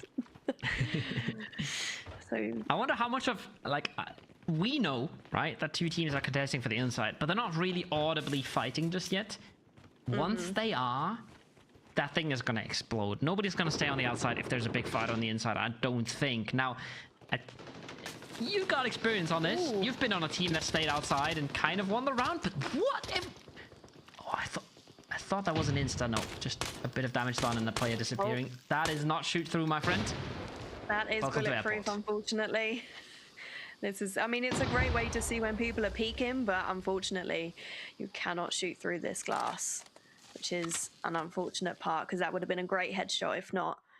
But yeah, we played it on the outskirts. We played it slowly. Oh, look at the angle. Loaded up. Oh, dear. He's gotten past them and he's got a P90. This is sick. Oh, no. Oh, no, it didn't work. It wasn't all that sick. It was, unfortunately. He was taken out. They are two-man team left. Damn, he got nothing out of that? No. I think he got lighted pretty hard. I think he must have not seen them properly, because recon is a pretty sharp shooter. We saw him do work with a P90 on TV. The man's got an esports pass. He's pretty good at just pointing and clicking. But he might have just gotten a flashlight in his face. Maybe he got one and we just didn't really properly catch it, because there is more bodies on the ground here. Okay. Yeah. I think together with Aaron, at least. Two pushed round at the same time, so even if he did take out one, the second one would have been able to flick round and finish it off. It was unfortunate. If it was just one that pushed, it would have probably worked a bit better, but I think that was just bad luck on his part, and Team NA have entered the fight. They are also have joined the fight in the middle, but how much do they know? Do they know what's happening in that room there? Who knows? But Quattro, he seems to be just pulling out a bit. He has taken quite a lot of damage, though. His armor is probably 3/4 of the way damaged, and they seem to be just resetting. They may know that another team's turned up. I think a reset is really called for here. I think that's a really good play to make. The unfortunate part, maybe for Team Portuguese Brazil here, is they lost their two main ABI grinders, right? So they really pillars of strength for this team is what the lurk from Recrand was able to take out. But yeah, there's more teams knocking on the door, and that's why the reset is so good. Chat, everybody in chat, if you're listening, okay, you're gonna have to listen to me really quick. The points that we showed earlier were not correct. Everybody's aware. They're getting updated. You can put the pitchforks away. We will get you the correct scores in just a few minutes. They will be recalculated, don't worry. And we see Peanut here. He's watching Arvin. He doesn't quite maybe know the angles as well on airport as they do, but he knows that they're there. He sees they're there. You can tell he's eager to get a pick. He's had some unfortunate trades, apart from that tap he got earlier in elevator hallway, which was insane. But again, do they know about this team here on the right that they are running past? Oh. But it doesn't matter. Nice swing. They got taken out. That was a great swing. They didn't need to know about the team on the right, because they took them out themselves. And they're still a 4-man on a good armor as well. Yeah. Trey 24k, a little bit hurt, but there may be some armor in here, because obviously they've lost quite... There's how many? 5 dead bodies in here? There might be some armor left over. 5. In there. Yeah, there's 5 in here. There's one more CIS player that's died outside, so he's not here. But there's 5 bodies in here, plenty armor to be replenished, but it only works if you can get it out. It only works if you don't get pinched. And Team CIS is not stopping, and we know that this is kind of, you know, kind of the time of the day where EU wakes up and starts creeping on in and starts being a problem for everybody else. You can see Arvin's actually pulled back here a little bit. He knows that A team is pushing up on him and has got more aggressive. He knows that there's just been a fight in there, and he could probably still see there was a lot of them left. So he's pulled back. He's taken a bit easier, but the smoke goes in, and Lamarck is pushing forward. He doesn't care. But then again, he's got full armor. He's taken nothing. And Quattro is in the middle. Does Lamarck know he's there, though? Because if Lamarck pushes any more forward, Quattro, unfortunately, it was a miss. That would have been a great pinch. And Arven's still holding down the room with all the safes, and the doors in there you can actually kick down, and in some of them they can be a small safe, but it makes a lot of noise and you are animation locked, which is the unfortunate thing. Yeah. And these guys are still looting. They are eating. They're getting everything packed up, probably sorting themselves out. But this just made me think maybe how unaware they are of the other teams in here with how relaxed they're being. They don't seem to be too alarmed by the fact that there are still other people in here with them. Trey 24K and Burnt Peanut just looting. Yeah. No, that's So maybe this I is think the that's the plan. way. Landmark has enough control. They know Arven's further back. They want to get somebody really gooped up. If you can manage to get somebody out, but then again, right? Elevator's a big problem. Getting out when so many players are still alive is a big problem on this map, and there's two entire teams that haven't really messed with anyone yet, and that are just looking to destroy you once you pull that switch. Seems that Team EU is going for the push there in the middle. It seems like they're heading towards it anyway, whether or not they decide to go in. Peanut seems to be looting teammates' loot here, but he seems to have stopped. He's looking through it. That his teammate did look like to. Well, that's not his teammate. I think that might just be armor that they're swapping, just to make a max of value on their side. Just consume the enemy player, become them, and make the most money possible. There's no real reason for them to bring out their own gear if the enemy's gear is perfectly fine. Min-maxing is important. Yeah. And I think these are updated points, maybe, Colo? I'm not sure on that. I'm at least a little bit more hopeful, but they look a lot better. Yeah. I'm not putting my hand in the fire here, as we would say if this was a German broadcast. But I'm sure this is solid and sound. Otherwise, the admins wouldn't be showing us it. And chat can finally relax. They did not care much about me trying to calm them, but they might calm down now. Opposite is happening in game, because as we said, now EU is getting involved, and they might be a little surprised to find a very strong team in A still. Yeah. They might think a bigger fight happened than they were expecting. Oh no. It's unfortunate, because they have such a great hold. But Arven's behind, so if they do start fighting with EU, Arven could push forward and Quattro onto this. The stuns are going in. Owen is aware. He knows they're in there. But they got to be careful. There is a whole other team in here that's taking this very passive and probably waiting for a pick. Waiting to get somebody in the back with them being a two-man. And Trey seems to be running straight into them. Or are they going to bully Arven? Trey on the low ground? I think he's walking into Arven, yeah. He just doesn't just walk into him. He walks through him. Quattro Ace swings it, takes a bunch of damage, wants to close the door, wants to get away. And Ace is just walking over fools right now. No complicated angles, straight up gun battles, run him down, take him down. And Landmark's playing with his food right now. The man's an absolute predator in this game, but on the other side is Quattro Ace, and that man's no slouch either. He closed those doors, but unfortunately he is going to get pinched by the other team coming up the stairs. Yeah. Oh, doesn't matter. That's it. Landmark's so much better. And here we have Peanut versus Team EU here, Glorious EM30X. It is a peak wiggle fight. Who can wiggle the best? And unfortunately, Peanut's playing against people that play, ABI a little bit more. Maybe they have the wiggle down, but we don't know. But Baked Jake is now holding it, and we do know that Baked Jake holds. He plays ABI a lot. Really thought you were going to say blaze and he blazes a lot or something like that. I really thought that was going a different direction, but... I mean, I don't know. He does play ABI a lot, we do know that. I don't know that information. His name's Baked Jake, there's got to be something to it, but the man has been on an absolute tear. The man's been fragging, the man's been showing up big for his team. But once again, right? Oh, nice nade. Again, this wiggle here.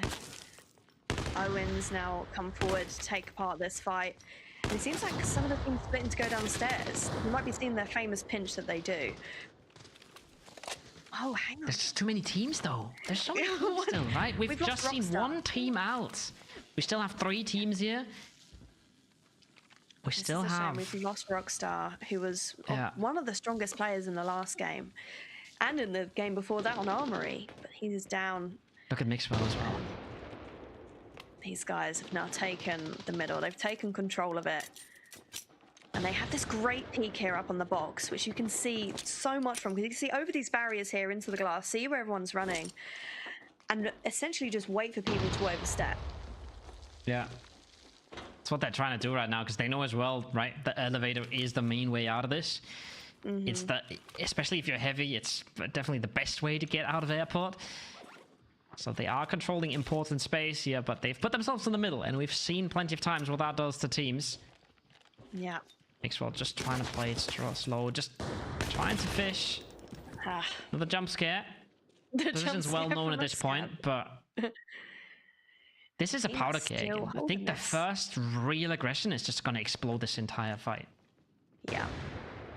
And Owen now on a higher peak, just watching, observing what Peanut's doing. If he knows that's Peanut, probably not. But unfortunately, that does a lot of damage. Big nades. It does. We've seen him take a lot of nades in this hallway now, but luckily his armor is still all right. I'm unsure where this fire is. Oh, they don't want to wait anymore. Yeah. Owen wants to do something. He wants to get in. Owen's. Oh, I relate so much. He doesn't just want to sit. He doesn't just want to wait this out. But it's so hard to get anything done with Mixwell on that lurk as well. That's going to make every push so much harder. And the walk down the hallway is absolutely brutal. Now, falling away a bit is Team EU. It's a there's two left big flank or a retreat? One of the two. I don't know, because Team Hispanic has got such a hold on that middle section there. And Owen witnessed that when he tried to cross and they did fire at him. So not only did he have Peanut in front of him, but he also had Team Hispanic on his side shooting in as well. But it'll be interesting to see how this stalemate's going to end here, because they've got still have quite a lot of time left. 9 people remaining, and it seems Team Hispanic are going to go for a bit of a loot.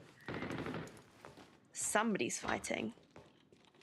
Tedrak got into the hallway at least, so he's moved past some of the unknown, uncharted territory. That's that angle you were talking about. But Gloria's found one on the bottom, but they've lost Fair in the process as well. So somebody must have walked down. I'm not sure if that's Mixwell. It's probably Mixwell who walked down the stairways, found one, and got traded. I think Team Hispanic have lost 2, haven't they? Yeah, it's hard to see. Yeah, one earlier and then Mixwell, right? Yeah, I think. Oh, Tentra's looking. Oh. Does not matter. Team NA are bringing this one back a little bit. And Peanut Jake's is just so forward as well. I don't know what Jake's just doing things to this lobby. Like Team EU was the team for me for a while there, but Jake is definitely the standout player of the first 3 rounds. And we still have Owen as well on the bottom. Just seems to be holding, kind of maybe observing what's happening. You can probably hear all this fire, and Glorious E down there as well. They hear this fight. They're probably confused of who's left, considering they know there was at least 2 teams. And probably just trying to play it safe. Oh. And a trade. Well, not really a trade, but a telling off there. There's only 1 player left of this team, unfortunately. He's looking for the pick, though. He wants it. Doesn't quite know what he's dealing with. Once again, got that Team EU just lurking about, right? They walked into a bit of a trade here, but we've seen them do it before, coming in at the end. Gonna be a 2v1 at the top, and NA is not walking away from this either. They're still looking, they're still hunting. I'm surprised we're seeing so many 1x4Xs. I thought this would be all 2x7, to be honest. I don't know. I've always been a stand for the 1-4, but I've recently started moving to the 2-7 times, so yeah. I don't know how I feel. I'm confused. This is a difficult peak, but the problem is you can get pre-fired very easily when they can see you through the glass like this. But Bake is eager. He wants to finish this up here. But does he know about Team EU lurking on the bottom? Oh, I don't love this from Trackers in as well. He's taking this fight pretty honestly, but he's working against bulletproof glass, and it's just always gonna be a little sus. Ooh. Gotta be careful. He's playing with fire here. Wants to find something. Peeks on the left and bangs him out. See you later, Jake. That's it. Jake's down. He's the only one right now, but oh god, Owen is just creeping on him as well. So this is a 1v1 oh no, he's shot. Here, but... Oh. Owen big. picks it up. We've got 2 of Team EU, 1 of NA. Burnt Peanut versus Glorious E and IMO. How on earth is this going to turn out? Because Owen's helmet, it's pretty bad unless he can armor swap someone, which, there we go. He's back in. He's fresh as a daisy. 4 minutes, by the way. He needs to get this done quickly. Oh, okay. Glorious is probably loaded. 2 enemy guns, set of enemy gear in his backpack, something along the likes. Yep. Now it's... And then Owen's going to contest the middle. I don't know if he even cares about the elevators at this point. I don't think he probably just wants to take out Team NA, make sure that they don't get out. Does Owen know, though? That's the question. Because Peanut has been quite passive in that fight when Landmark was fighting with the other team. But, oh, Peanut might be leaving. I think he is. He might just be heading to an outside extract. He might not be risking the elevator and just heading off. You can hear stuns going off on the inside. That's solid. That's plenty. That means Owen can goop up, though. That's a lot of leeway you're given for Owen. I wonder if they've taken the bottom... I wonder if they've activated the bottom elevator already. The bottom switch, excuse me. Because if so, he can easily just do elevator here. Just found another U1 there at the bottom. U1, HK, something like that. I think we could see Peanut screaming there. I think he got scared. I don't blame him. That sound is not... I mean, Seal will probably yell at me, but that sound is not that far away from a U1 for me, or a T1 at least. So, yeah. Picks up a bit more goop there on the way. Doesn't want to get scabbed. He's getting jump scared. He's panicking. You can tell he's nervous. He's stressing out. Wait. He doesn't know... Is he trying to go heli as well? Is he not just walking to the timed extract? Well, there seems to be he wants to heli as well. Okay. I don't think the heli comes twice, does it? I don't think so. Oh, that's the other one. Oh, it's on the other side. Never mind. Don't mind me. That makes sense. Yep. Yeah. Okay. It's the heli on the other side of the map. That's 2 helis taken. And Owen just getting out an insane amount of goop on the inside as well. Reading the lobby right as well, by the way. Reading the Peanut left. Yeah. Understanding exactly what he can get away with. And winning out that crucial 1v1. As well. Yeah. I just want to know how much was left over for Owen, though. Because it seems that the other team did goop up a lot. There are so many bodies. There are so many bodies. There's entire teams there. And how much he can 3 get of NA. Oh, he even wanted to go look for the kill, I think. Crazy man. There's 3 of NA there. There's the entire team CIS. There's the entire team Hispanics. There's no way anybody got that out, right? We got Glories extracting, and we got Peanut extracting. All the other bodies are there for Owen. He didn't go for the levers. No. He didn't want to take the elevator. Maybe he thinks that there's one lurking around somewhere. Oh, he didn't want to risk the elevator. Is he dropping his backpack? This is completely fair. He dropped his backpack. This is completely fair. We're sitting here with all the info in the world, right? He doesn't know any of that. All he knows is he insted 1 dude, and then 1 dude left. That's kind of the info that he's working with. So I don't blame him for not risking running around and pulling all those levers. This is a close one.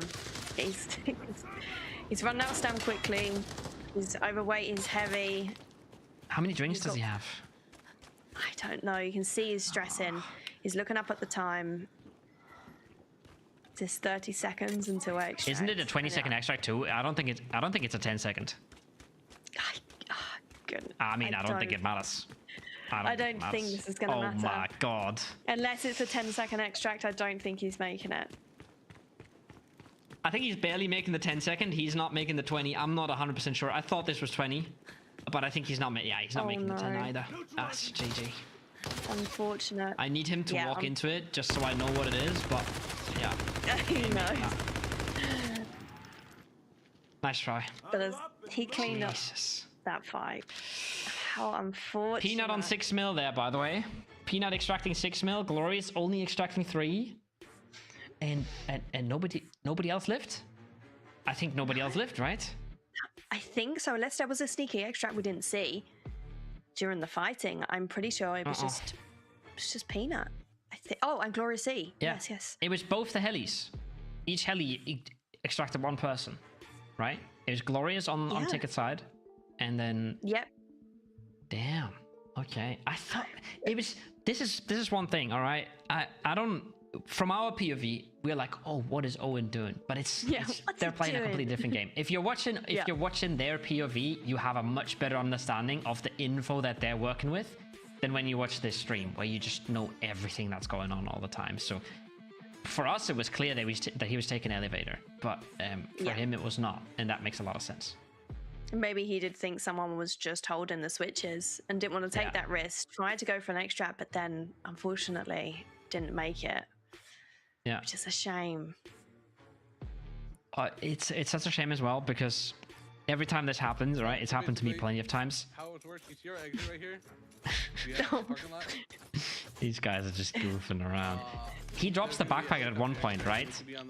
But he drops the backpack. Like, if he would have dropped it from the start, he would have made it. But obviously, that's easier said than done. There's the P90 mon. Oh my god. The flashlights are so crazy. Oh no. The 2 team on that room there is. Oh, that was unfortunate. That's a pretty good chair. That chair's pretty good at the game. Yeah, it is. Better gaming chair.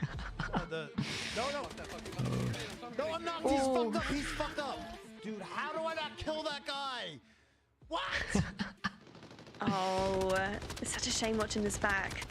Owen here. One more. Who do we... I think this is one of Team EU dying. Yep. And then... Yeah. This makes sense. That's what happened on the bottom floor. That's Jake just farming on top. You actually getting into a big scramble there with Team Hispanics. I didn't realize. Like you said it. You got it right away. They committed 2 players to that bottom fight. It was just Tentra left on top. Oh, and I really thought he had that.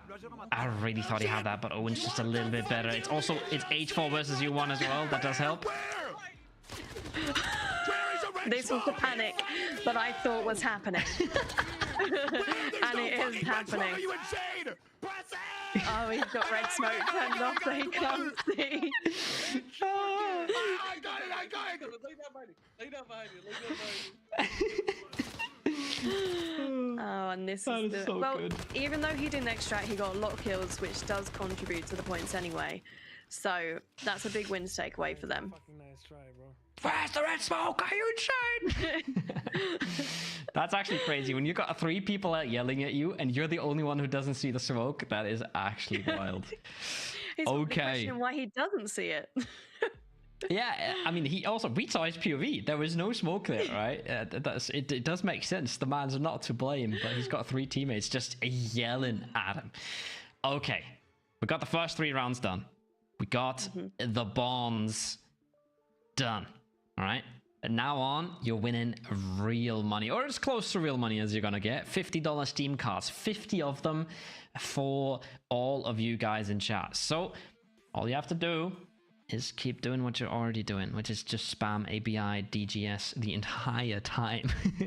Just keep spamming it, and you can get yourself $50. Brilliant. And I think I've grown fond of the spam, to be honest. I've grown fond of it because everything else is pitchforks, so I'm okay with the spam. True. There's been a lot of pitchforks, unfortunately, but at least we've done nothing wrong. We're innocent. We've done nothing wrong. We're just witnessing it. We're just talking. All right. We're just talking. I'm going to leave you now because the lovely Seal is going to take over whilst I get to lay back and have a drink. So I will see you real soon. See you in a bit. There he is. This is the Seal TV. Hello. We just talk. Seal loves talking. I'm not sure if Seal is muted. Gotta make sure Seal's not muted. I do. But I do. I'm sorry. You love talking when you're not muted, even more than you do. Yeah. I just took the wind right out of my sails, man. I'm embarrassed. I'm straight up embarrassed right now. Gosh darn it. It's happened to everyone. It's happened to everyone. All right. Everybody's missed an extract. Everybody has had their mic muted when they were supposed to speak to. I mean, it's just 6,000 people, right? Like nobody saw this. Dude, the vibes at the end there, but like going from NA, where it's just like they're all just basically just joking around, right? Like just press F. Yeah. To EU, where it's just like just silent frustration. Yeah. Where it's just like thinking about what could have been, what you could have done differently, but the fact that you're just seconds away. Yeah. I can't imagine. You could probably cut the tension in that call with a knife. Yeah. It's crazy as well, right? Because you're playing your games. It's all right. You miss an extract, whatever. You got your buddies watching. It's a little bit worse. You've got tens of thousands of people watching you miss an extract. Everybody's quiet, letting you do your thing, and you're not getting your thing done.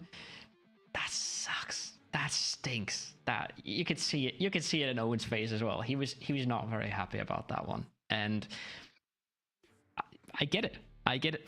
I fully get it. I don't blame him at all. I think he had a lot of really tough decisions to make. They didn't pan out in the end. You've done the hard part, haven't you? Yeah. You've won the fight. You're the last up on your team. The part that you're just like not able to get extract by literally 14 seconds. That's the heartbreaking part, because that, you know, if with the right timing, if you were just like a little bit, you know, more quicker on the draw, like you could have done it. But it is what it is. We just gotta move on, press on to the next game. And Koa, the good news is that regardless of any type of lead your team may or may not have, we are going into Distortion Valley in our last two rounds. And the big deal here is double points. You get double everything. So no matter what position you are in the leaderboard, looking at you guys, CIS, you can make it back. You just have to have one, maybe two blowout games to make it happen. But historically, Koa, Valley has been those blowout games in previous events. Yeah, and we're doubling. Oh my god, these are some shots. I want to go there. Are you kidding me? Give me a boat. That is plane. Sick. That is pretty sick. I love the vibe of the map. Okay, yes, we're playing a tournament. We should talk about the tournament and nothing else. But oh man, this new Valley has a sick vibe to it. I'm not 100% sure if I'm on board with everything that happens on that map. I'm a little bit confused by some of the things that are happening. I've definitely been scared to bits by some of the mannequins for when well, I'm not going to spoil anything for anybody that hasn't played yet.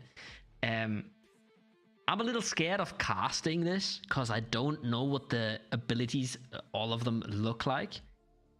But the vibe of the map is so nice. It's immaculate. I'll bring up the abilities. I'll kind of like trickle them in as they come up. There's 4 of them, but we'll go into the details later. But yeah, dude, the vibe of the map is incredible, and it's really interesting too, because it's a slightly different take on design elements of what we've seen ABI so far. Like there's crows that you can alert on the map that people can see. There's like noise traps in just like these weird traffic lights that'll light up and make a bunch of noise. There's tons of little things that you can trigger around the map that can let other players know that you're there. That's gonna make historically Valley has been all about taking these power positions. People are gonna have more information than ever to work around this stuff. Yeah. It's new though. Everybody's played it for maximum a few hours, right? If you're from, depending what region you're from, you had to get up early or you had to stay up late to play this before the tournament. Some of our guys are pretty new to this game. Some of the guys in this tournament have downloaded the client literally just as we were all sitting here waiting. So some of these guys will not know what's going on, and some of these guys will not know what the abilities do. And this, okay, ABI is great the way it is. right? ABI tournaments don't need abilities, but abilities deepen the skill pool, and or I should say they raise the skill gap. They give so many more opportunities for team play. It's crazy. Somebody running past an angle and just triggering their invulnerability is the first and most obvious thing that comes to my mind, but you can do so many things. The wall is insane as well, right? There's so many things you can do off your teammates' abilities. So sick. The really cool thing that I want to see here, because there's actually one particular combo that I think that I would love to see. It's when you're comboing like the pseudo flashbang with the wall. You can pop up a wall, pop up a flashbang so that you can force someone off of an angle, and then basically while they're running away from your flashbang ability, you can push through your wall and then punish them while their backs are turned. That's just one of like the many interactions that we can see before going into this game. Basically though, guys, just to kind of like start putting some actual details and coloring in the book here, as it were, there are 4 abilities that you can pick going into this game. There's a wall that you cannot see through that will block bullets and util, but you can walk through. There's also a ball of light that you can throw, which while you're looking at that ball of light, you are functionally blind. You got to turn away and basically pull back and break line of sight from the angle. Third one, trance, will make you invulnerable and make you run 10% faster, as well as making you unable to shoot. So it's a very, very good escape and scouting tool. And finally, we have the stun trap ability, which will allow you to place stun traps, as it were, but also allow you to buff your teammates, which I can find that being really useful if you end up winning a team fight and got to get your team across the map. Yep. And then you get the combinations. If I got it right, I think you can only pick, on a team of 4, you can only pick each ability twice, right? So you can't 4-man go invulnerability or some stuff like that. Yeah. But I don't think you even would ever want to. So I think the wall is the most interesting one, just because it's so different to anything you've ever seen, right? Either they're smokes and then they're penetrable, or they're walls and then they're impenetrable. But that mix of I can walk through it, but I can't shoot through it, to me is super, super interesting. I don't know how it's going to play out. I don't think we're going to see the full extent of what you can do with this wall here tonight, but the potential is crazy. I'm really, really excited to see the skill expression that that is newly on display on only this map. And on Koa, like the new features are really, really cool. The new abilities are really, really cool. The vibe of the map and the inspiration for it are fantastic. I love the phone booth extracts, for example.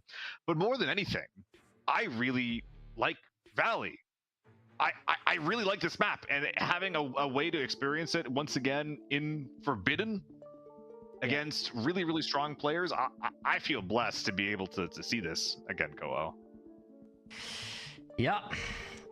I think a lot of players have been asking for Forbidden Valley, and they got it in a very different way than they expected to get it. But by the way, I'm not complaining. Yeah. But there's also a lot of, like, there's a bunch of terrain that's really different, right? There's a few rooms that were reworked. There's a few more rocks in places that were really open. The whole map is getting a bit of a makeover, and that's really, really sick, because it does kind of feel like one of those OG maps, right? Like one of those old and faithful ones. But it has been left behind a little bit by some of the newer, more intense PvP maps, right? More high-end loot, more high-end PvP. It's now getting that little makeover that it maybe needed to bring it back into the pool. So that's going to be really exciting. Something I enjoy. This is going to be the map where everybody is the most lost, however. This is surely the map where the game plans matter the least. Actually, hold on. I'm going to finish that thought here in a sec. Bottom left here for Fair TX. Bro forgot to repair the helmet. Oh. That is not... I mean, it's not going to get him... Well, it might get him killed. Wait. We'll just call it unoptimal and move on from it. But he didn't live last round, did he? How could he? Jake's cheating. We know this. He's too good. But okay. Fair TX didn't live last round. Where does he get a damaged helmet from? From an earlier round where he lived? maybe I'm not really sure how that happens, but it is going to put them on the back foot going into this game. That's yeah, that's an absolute puzzle to be solved. However, okay, we saw some check-ins. Jake's team immediately inside of Villa. Northeast side of the map, Team CIS. Northwest side of the map, Team EU. And then they are hearing some ghosts. They are for sure hearing some absolute ghost steps. Something really cool I like somebody's there, I think. Is we have a few less bushes. Like, generally speaking, like grass and concealment and stuff like that are not as much of a factor. And a lot of the concealment that we have is replaced with hard cover, whether it be micro terrain, new rocks, new trees, all sorts of just terrain. So it's generally more so about like holding good terrain rather than cheesing some kind of ambush. And whoa, this hasn't come up yet, but thermal scopes. This was the exact thing I thought about when you said, oh, I can't wait to play Valley again on the highest level with Forbidden Loot. This is exactly what was going on in my head. I got some absolute Nam flashbacks about getting thermals over and over and over. This is, I think, what's going to happen a lot, because every time somebody says like, oh yeah, Farm Forbidden is just all thermals, in my head it's like, yeah, but like, isn't Valley just way more trees, way more forests, way more foliage? Like, surely you'd want to go thermal on this map. They did turn it down a little. As I mentioned, they turned down the foliage, they turned up the hard cover. So hopefully that'll make the thermals a little bit less overbearing. I'm also pretty sure, I have been told that you can't wear T7s into this mode, but you can bring in a thermal scope. And honestly, like, thermals are thermals. Like, I'm not saying anything different, but the T7s are so much stronger and so much more versatile than any thermal scope that you're gonna put on your, well, just one. The thermal scope that you're gonna put on your gun, on any gun and any loadout. It's just better. It is better. I mean, yeah. There's upsides and downsides to both, right? But Of course, yeah. Trey is getting in there. Trey's the point man.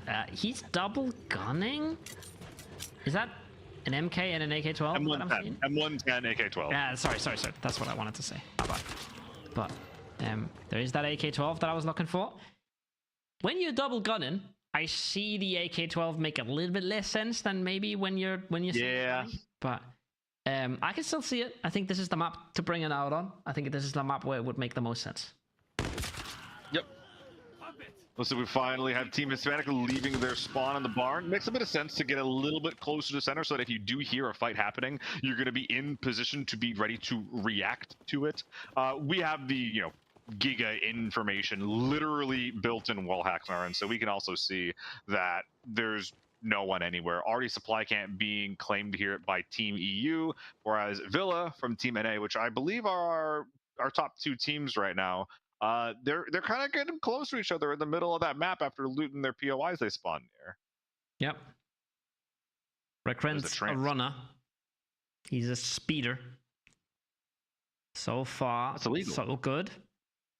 Team CIS currently in 5th. This guy's crazy. He's making 4 kills. What's he doing? That's all they got to their name. What's he doing, Koa? Why is he stabbing these mannequins? I don't get it.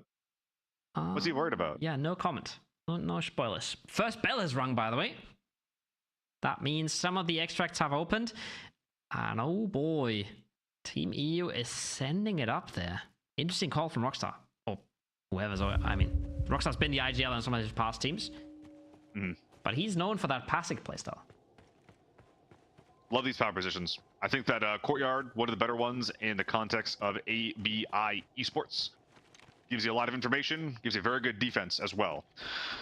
That bell tolling does have some interesting side effects. That is what unlocks many of the phone booth extracts around the map. It also gives you a healing and sedation effect, if I'm not mistaken. Yeah, correct.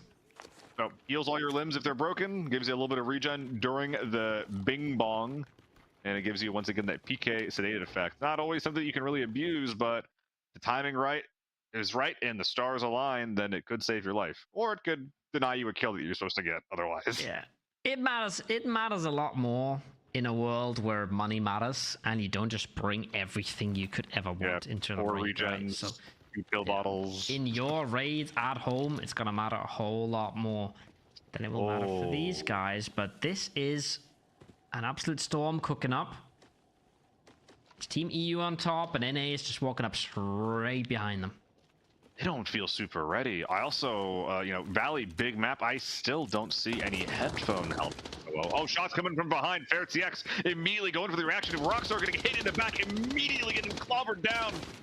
Teammates trying to put up a good fight. I hear some headshots coming in from the side angle. Spare wants to get aggressive, but that AK-12 just doesn't quite work at close range. He's got to take the wider off angle, but Peanut and Jake already swinging him. This is trouble for Fair.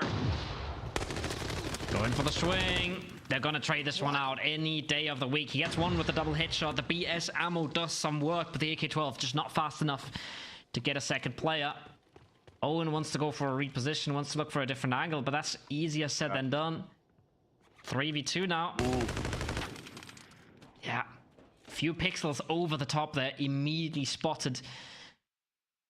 Tough start to that fight for Team EU. And yeah, that team's not far off either.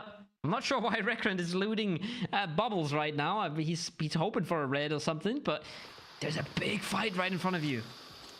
Bro, don't question the orb gamer, okay? Dude, you see an orb, you gotta go for it. That's just the way it is. I think that we might have seen Owen go down during that scuffle, and I'm not sure if the NA team is gonna be ready for it. They got CIS creeping up the hill right under him, and Jake, he's not watching, he's not ready. I don't think that's on his radar. I don't think that's on their radar at all. And once again, it's SH65s all the way. Yes, they hear things, but they don't hear super well. Don't hear super. They still got globes in front of them. There's the third party. There's a bit of a whiff, but it doesn't matter. Kill confirmed. 2 players step up at the same time. And now, just like that, there's 3 enemies left here and 5 bodies for Team CIS. The dynamic duo of Landmark and Peanut once again. The only 2 players that are up at the moment. Oh, goodness. Big spray coming out, though, from Landmark. I have been so impressed with the mechanics that he has put on display. He is just putting on an absolute clinic. If you put this guy on an angle, dudes in front of him, I believe he can compete with the best. Unfortunate timing with the wall. He is able to I don't know if that's unfortunate. That saved his life. Well, he put his gun down. The wall does go up. Delaying at the very least. Oh, and actually still up. I didn't realize he was alive here, Kolo. Nope. Still kicking. His scope has had enough. Recon goes for another swing. It's good damage done again. It's such an awkward left peek for them, but I'm sure Arwen's going to peek from the top, take that down any day of the week. And Team CIS is doing what they do best. They love the aggro. Recon is loving the P90 at the moment, but he's waiting for his teammate there. He does everything right, and they at least get that little bit of a clear. Ooh, Still got Owen and Peanut around though. Peanut's in a really interesting, weird position. He's holding behind the broken wall beyond the smoke. A lot of people aren't even aware that this exists. I think that Recurrent might be, he has some kind of suspicion. Looking up at the P90, the util getting popped from Peanut, though, is going to, it's going to help dissuade any doubt that's there. Looking for some util to maybe smoke it out. Looks like he might, only got smokes and gases left. Peanut looking like he's going to make it like a mountain goat, though, and jump off that mountain. A lot of these high ground positions on Valley, you can't just kind of billy goat your way down, but oh, look at that in the background. It's Mixwell coming up for the elusive 4th party. Yeah. No idea. Yeah, they're getting cooked. Team CIS is getting a taste of their own medicine. Peanut wants to get out at the bottom. He hears the 4th party now. He might be the fire. I think about 4 people just unloaded into one player there. It was censored for the children. There might be a 5th party here, right? I mean, it's not like Team Portuguese Brazil. It's just gonna stay out of this. I mean, they're in Narnia right now, man. I think they're still holding the high ground above the helicopter crash. If my little peepers are doing me any good there. Like you were saying before, though, there's a lot of bodies here, so I think that they could maybe even 5th this, probably 10 minutes from now, and we'd still be seeing Team Hispanic or whoever it is that wins this fight. We would likely still be seeing them bagging these bodies and trying to find the best way to maximize their gear.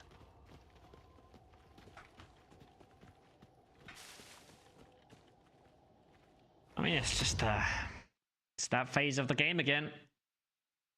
But you gotta figure out what's good. Mixwell using his ability for the scout. Owen gets caught by it, gets known now. This is so sick as well, right? If this was Team CIS, spotting Owen wouldn't give you that much. When you're a team that just walked into an entirely new fight, using that ability is super nice. Dude, this is huge for Team Hispanic as well. NA and EU are top 2 teams positionally. NA having 1 left, EU having 2 left, and Hispanic still 4 strong, sitting on top of a literal dragon's horde of bodies and loot. If they can just clean up this duo and this solo, there's a very good chance that they can just, you know, quickly swoop up 2 players per person and get at a dodge. Oh, glorious. I love this from NA, by the way. They're never really done. They're never truly gone. They're coming back every single time. Peanut does so much damage there. He doesn't connect for the kill, but he's definitely looking for it. Oh, did he just get saved by the clock tower? Or the bell tower? Did the heals from the bell tower just save his life? Oh, I think that they yes. They helped. They definitely helped. Look at the armor though, nothing left. Peanut doesn't have a ton of armor left, but he's got an intact helmet if he gets some good head peeks going. But look at that bang. Oh, that's such a sick flash. And there's Peanut again. What can you do if you're glorious? Well done by Peanut. Still putting out more damage. NA's never gone, man. You think they're gone, you think they're extracting, you think they're leaving. They're always coming back. What can I say? You know how to put up a fight, man. If there's one thing that can trump our arrogance, it's our perseverance, speaking from personal experience at least. In the meantime, looks like we have a potential third party coming in, as Tentra and Mixwell holding strong. They did lose 2 on... Look at this graveyard, man. Some type of peak, which, yeah, there's just bodies everywhere. I think that at this point... Oh, died. Wait, what? Oh my god. Wait, what was that? Yeah, I thought the same thing. I was like... Did he trans peek that? I don't know. I didn't get a good look at it. It felt like that wasn't Owen. Maybe the X-ray that we have on stream makes the trans pretty... invisible? I think that Owen just popped up. I was questioning everything right there. I was like, are they teammates now? They're kind of both from EU. I could, you know. Yeah, like, am I dumb? Did I see something wrong? But no, like Owen just popped up with Invol, just gave him a kiss on the cheek, and then just ran down the stairs. Yeah. But at this point, you know, Mixwell and Tentra, they know that Owen's here. Owen definitely knows that they know. So now the only question is what's gonna happen here in the 1v2. Well, I say what's happening in the 1v2, but it's not a 1v2, man.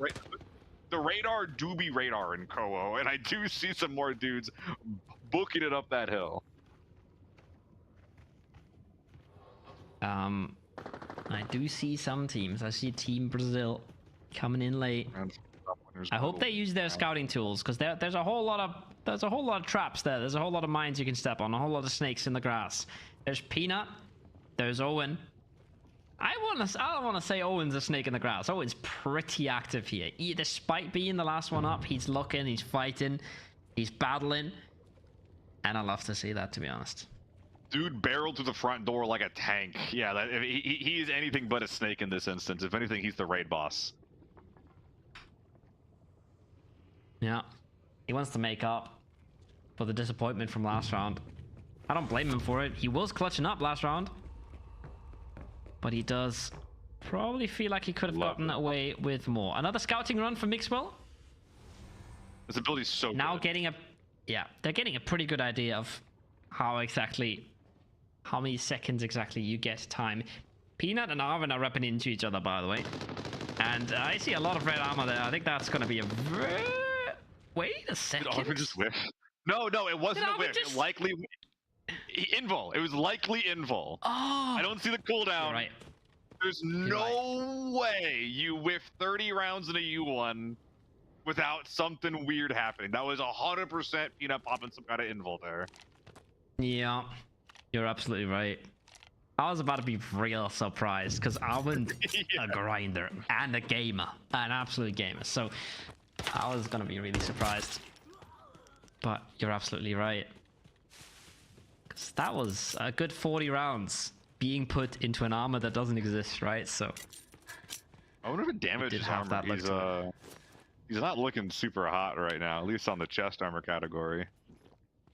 Nope. But they both went into that fight with armor. It's just Arwen got the jump on him. Arwen just got to hear him and got to put the bullets out. But I think Peanut might be pretty scared about these scavs, but I don't know what he has in his backpack, but he's yellow weight at least, so he's got some loot. And he might be just okay at this point to get him out. I thought we saw CIS get wiped at some point, but I guess that there's a 1v. I went to CIS and was just shooting them, but there were 17 bodies up there. Okay, I'm exaggerating, but there was a lot of bodies up there. Yeah. He has loot. How much? Owen's making another run. Oh my god, Owen, he's still doing that. He's still kicking it. You can't keep getting away with it. One run. I can't see anything, but I can tell you that was another trance run. By the way, I can tell you 100% sure that's what that was. It must be. Listen, okay. I played some today. I got a whole lot of small guys, maybe some quick kids, maybe some player bots. Nobody was using their abilities. I have no idea what it looks like when somebody uses the invulnerability on me, but I can tell that the players cannot tell very well either, right? A lot of bullets are being put into players that cannot take damage.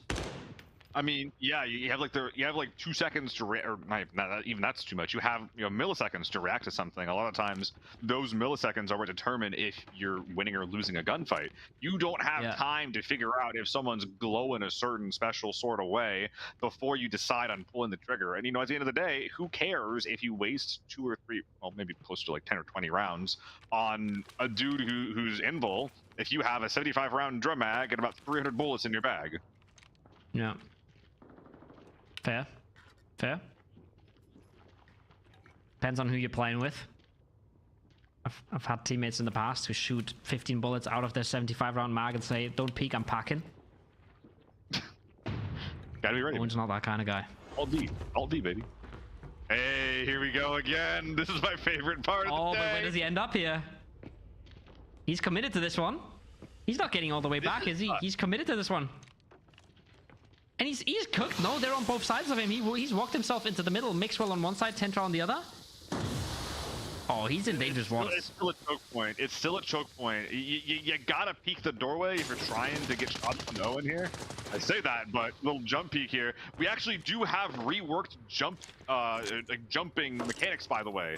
You no longer have your gun shoved to the side when you go for a sprint jump. No reworked range mechanics, but that is just a whiff. That is Don't worry about it. He's laughing about that one. He's laughing it off. Owen took a lot of damage, however. Tentra with a good flick. Putting a whole lot of damage back. I don't think any of the shots penetrated, but the helmet is well and truly banged up now, especially the visor. Dude, the X-ray on the bodies and at the front door. Yeah, and the amount of bodies. Crazy. Yeah. Freaking, there's so many. I don't even think we see all of them. I think they're out of like the load-in range. There's a ton. I see 12. I see 12 Arwen's now. Arwen's still kicking. Oh. Made it again. One day it won't surprise me. You can see that they want to make a play with this as well. They know the cooldown's down, right? Then they know that he has to move somewhere. So Tentra was immediately moving towards the other side where Owen could go. And I think he's got him. I think Tentra's got him. Yeah, he just outbrained him. I don't think that was Tentra. That wasn't Tentra. That was Team PTBR pushing in from the other side of the church. I thought Tentra came. I thought Owen came out the back stairs, but no.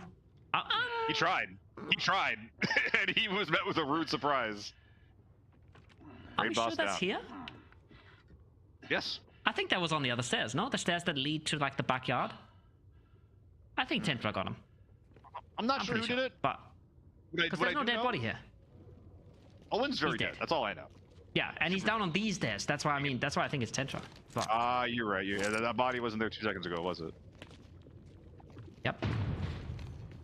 Because he spotted and heard that run, and he immediately went to the other stairs because he was like, he's gonna have to reposition to some place, right? So he kind of catches him off.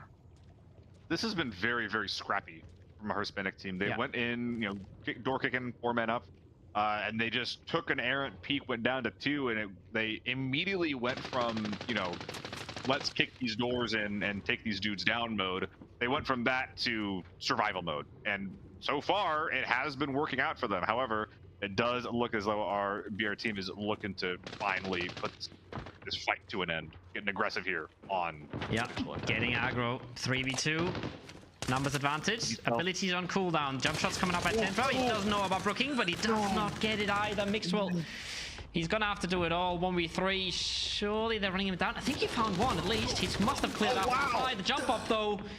See you later. Mixwell out of the question. Arwen, the last player alive that's not on Team Brazil. Oh, I cannot believe that during this whole time, just still camping. How many? This is like 3 bodies. At some point, they're gonna 4 bodies. At some point, the survivors are gonna come down here to loot these bodies. At that point, that is gonna be Arvid's time to activate. Helmet, well, helmet visor completely gone. The chest piece down to 1 HP as well. Is basically all down to his gameplay and his positioning more so than, you know, the sustain and the fair fight taking. Like, if he takes a fair fight, he's just gonna die, Coco. Doesn't have to, man. Doesn't have to. He hasn't made a step in a long time. Yeah. They got 12 minutes. They're gonna take their time as well. And I think both of these players have the exact ability you would run for this. They have their invulnerability, and it was 2 players on the last 3 of Brazil. I don't know if it was these 2, but at least one of them has it, and they can just slowly inch their way out here. They can wait the cooldowns, get a bit of loading done, scout a bit of area, repeat, and there's a good chance they clear this angle while being invulnerable. Something to note: Arvid doesn't. I'm pretty sure Arvin's running wall. Yes. I don't think that's the trance ability. I think that's wall. Nope. And you can kind of use the wall as like an instant escape card, the same way you can use the trance. You know, it deploys instantly. You can just throw it at your feet right away. But it's not as reliable as 10 seconds of invulnerability. So maybe he gets his one kill, pops the ball, and then runs. But yeah, like this is such a good anti-rat tool, man. Yeah. You just run around, you look for anyone that's camping you out, and then you just go back into cover by the time it's over. I'm love it every when time action shooters give you anti-rat tools. The wall flashbang mix is a wonderful team fighting tool, but if your main concern is I don't want to get ratted, run trance. Yeah. 100% of the day, and the one thing that should get you really excited about it, we see it in the observer UI. Did you realize they turn blue? So instead of being yellow X-ray, they turn blue, and when they get invulnerable, so we can sort of. Oh, I didn't. Yeah, so we can actually tell once we learn that, and we could now understand why Owen just literally gave Mixwell a bit of a smooch on the cheek and left him again. He was just in invul. However, just love him and leave him. If Relisco goes for one more clear, while the loot, like, get a loot done, go for one more clear, there is a chance he clears Arwen. I don't think it's 100% chance, but there is a solid chance that he does clear Arwen. I want to highlight something here really quick. Interacting with your map, ADSing, wiggling while you're prone, touching your gear, even moving around too far left or right, all these things make noise. Yep. I know it's really annoying, but if Arvin wants this to have the highest chance of working, dude just needs to hands off the keyboard, hand off the keyboard, and like keep that grip on the right mouse hand. Do not aim in. Just chill. Yeah. Anything else that you do beyond that is gonna potentially make noise, gonna potentially make you heard. And they are wearing SH-55s, but for the most part, SH-55, it affects your audio range. It doesn't super affect your audio clarity though. Like if you hear one of those sound cues, especially if you're used to running these things, you're gonna know like what it means and where it is. Yeah. I was about to say, like, I would have dropped that visor a long time ago, but once you're this committed, you don't drop anything. You're just committing. Yeah. That being said, again, right? I love the diligence these guys are putting out. They are clearing every little corner, every little angle. It's kind of like they know, or they don't know, but they're kind of just making real sure there's nobody else. And there's no doubt in my mind that Relisco is going to use his run one more time, And he's gonna clear that left side. Well, maybe not. Okay, I'm getting doubts. 10 seconds of but at some point, he's jumping over here, and he's looking everywhere. Oh, he doesn't.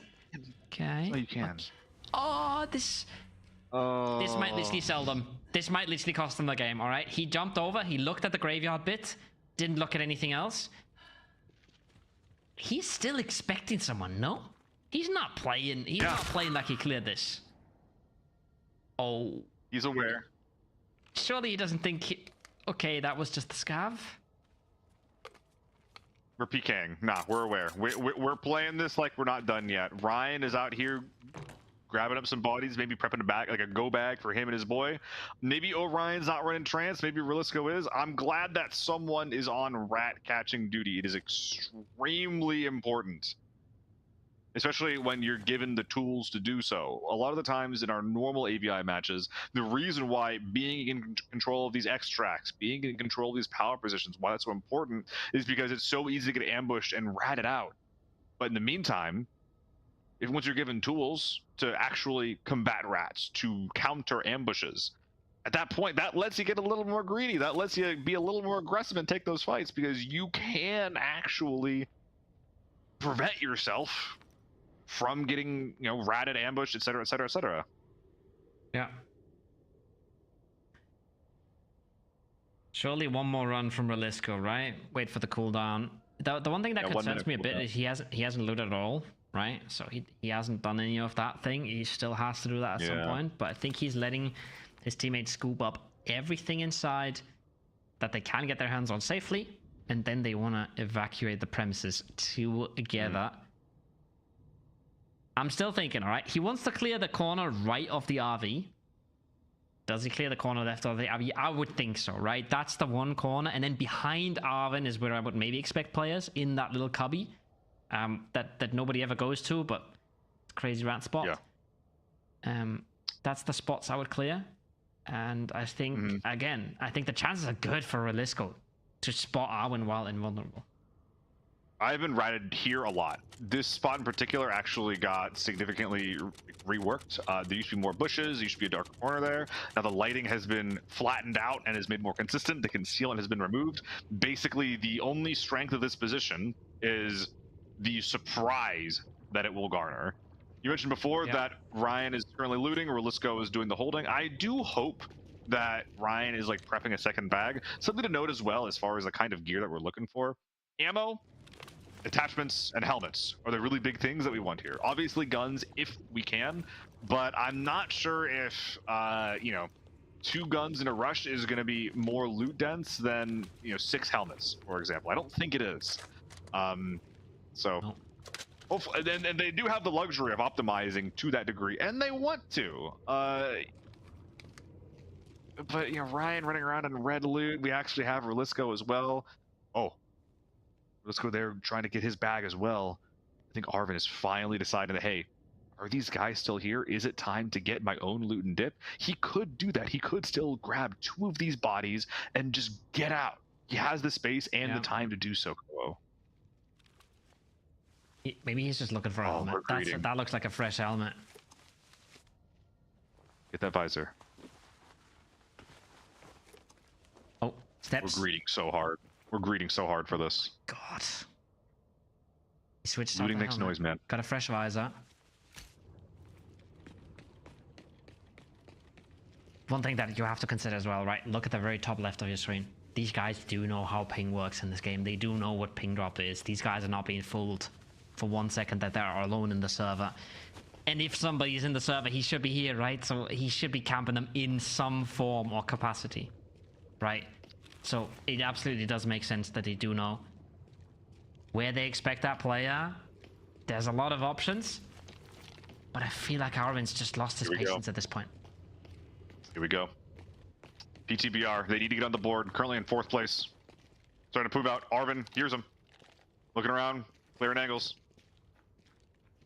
We still have our util up. 1 wall, 1 trance versus Arvin's 1 wall as well.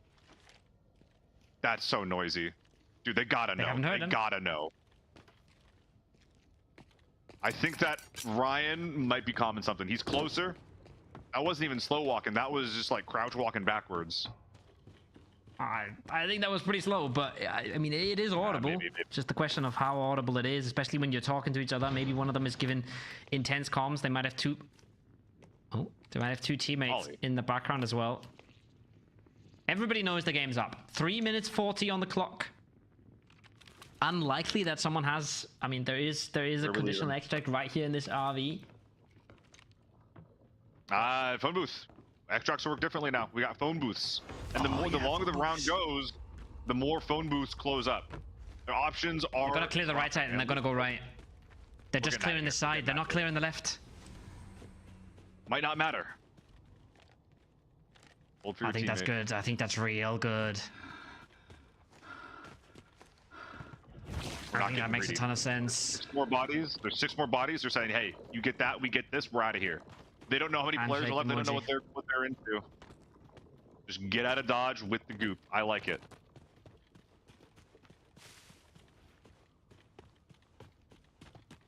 Getting out. Phone booth down on the left here that you can call. I don't know if it's one of those that expires. There are some that expire as well. Yeah. Relisco has lost his entire legs. It doesn't really matter. Doesn't really matter. He can sprint all the way if he wants to. I don't know if I would jump down another bit of rocks though. I think I would just take the normal way down. Yeah. I don't. Grab them is also a big jump. And you know how important is the torso anyway? Are they gonna? Yeah. They got an extract. Arwen probably heard them leave, heard the wall go up, knows that he can loot and get out. That's anticlimactic. I really. Getting out. Can he get out? It depends where.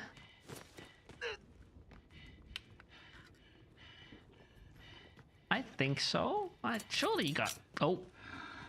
I mean, surely you got some phone booth. Yeah. These guys are getting out safely and easily. Yeah, 100%. 100%. But where's Arwen going? Not sure. This is really cool stuff.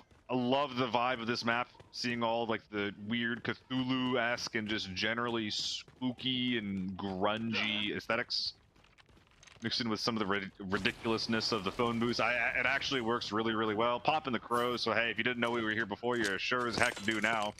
You can actually be invulnerable. This is bulletproof glass in the phone booth. One person can be safe inside. 2 people is a bit of an ass, but 10-second countdown timer, very, very short. Yeah. 1 minute left on the clock. They are getting out nice and safe and fine. Now CIS, need to get on the board. Will they be able to do so? I think we're at small factory getting out. And is this a bag of nothing, Go-O? What is this? It's not the best bag. Oh, he didn't want to loot too much. He didn't want to risk it. He got 2 guns that at least one of them wasn't his. But he might have gotten out with a T1 and an expander. I mean, a tier 6 rig. Okay, sure. That was a lot less than we thought it would be. There were 17 bodies on the ground there. 17. And he walked out with an expander. That's a huge surprise. I was expecting much more loot. Maybe it was like a weight thing. Maybe it was a timing thing. Maybe it was I don't know where this guy is kind of thing. I do get it. We have a lot more information than they do. He also didn't have trance to cover those angles. He only had the wall, which you can use it as a solo, but it's much more of a team play kind of option. For whatever reason, he did not feel comfortable securing that loot, and that's going to be a massive win for Team PTBR. Yeah. Big win. Coming in with 3 as well. Getting 2 out is crazy. We saw it at the end there.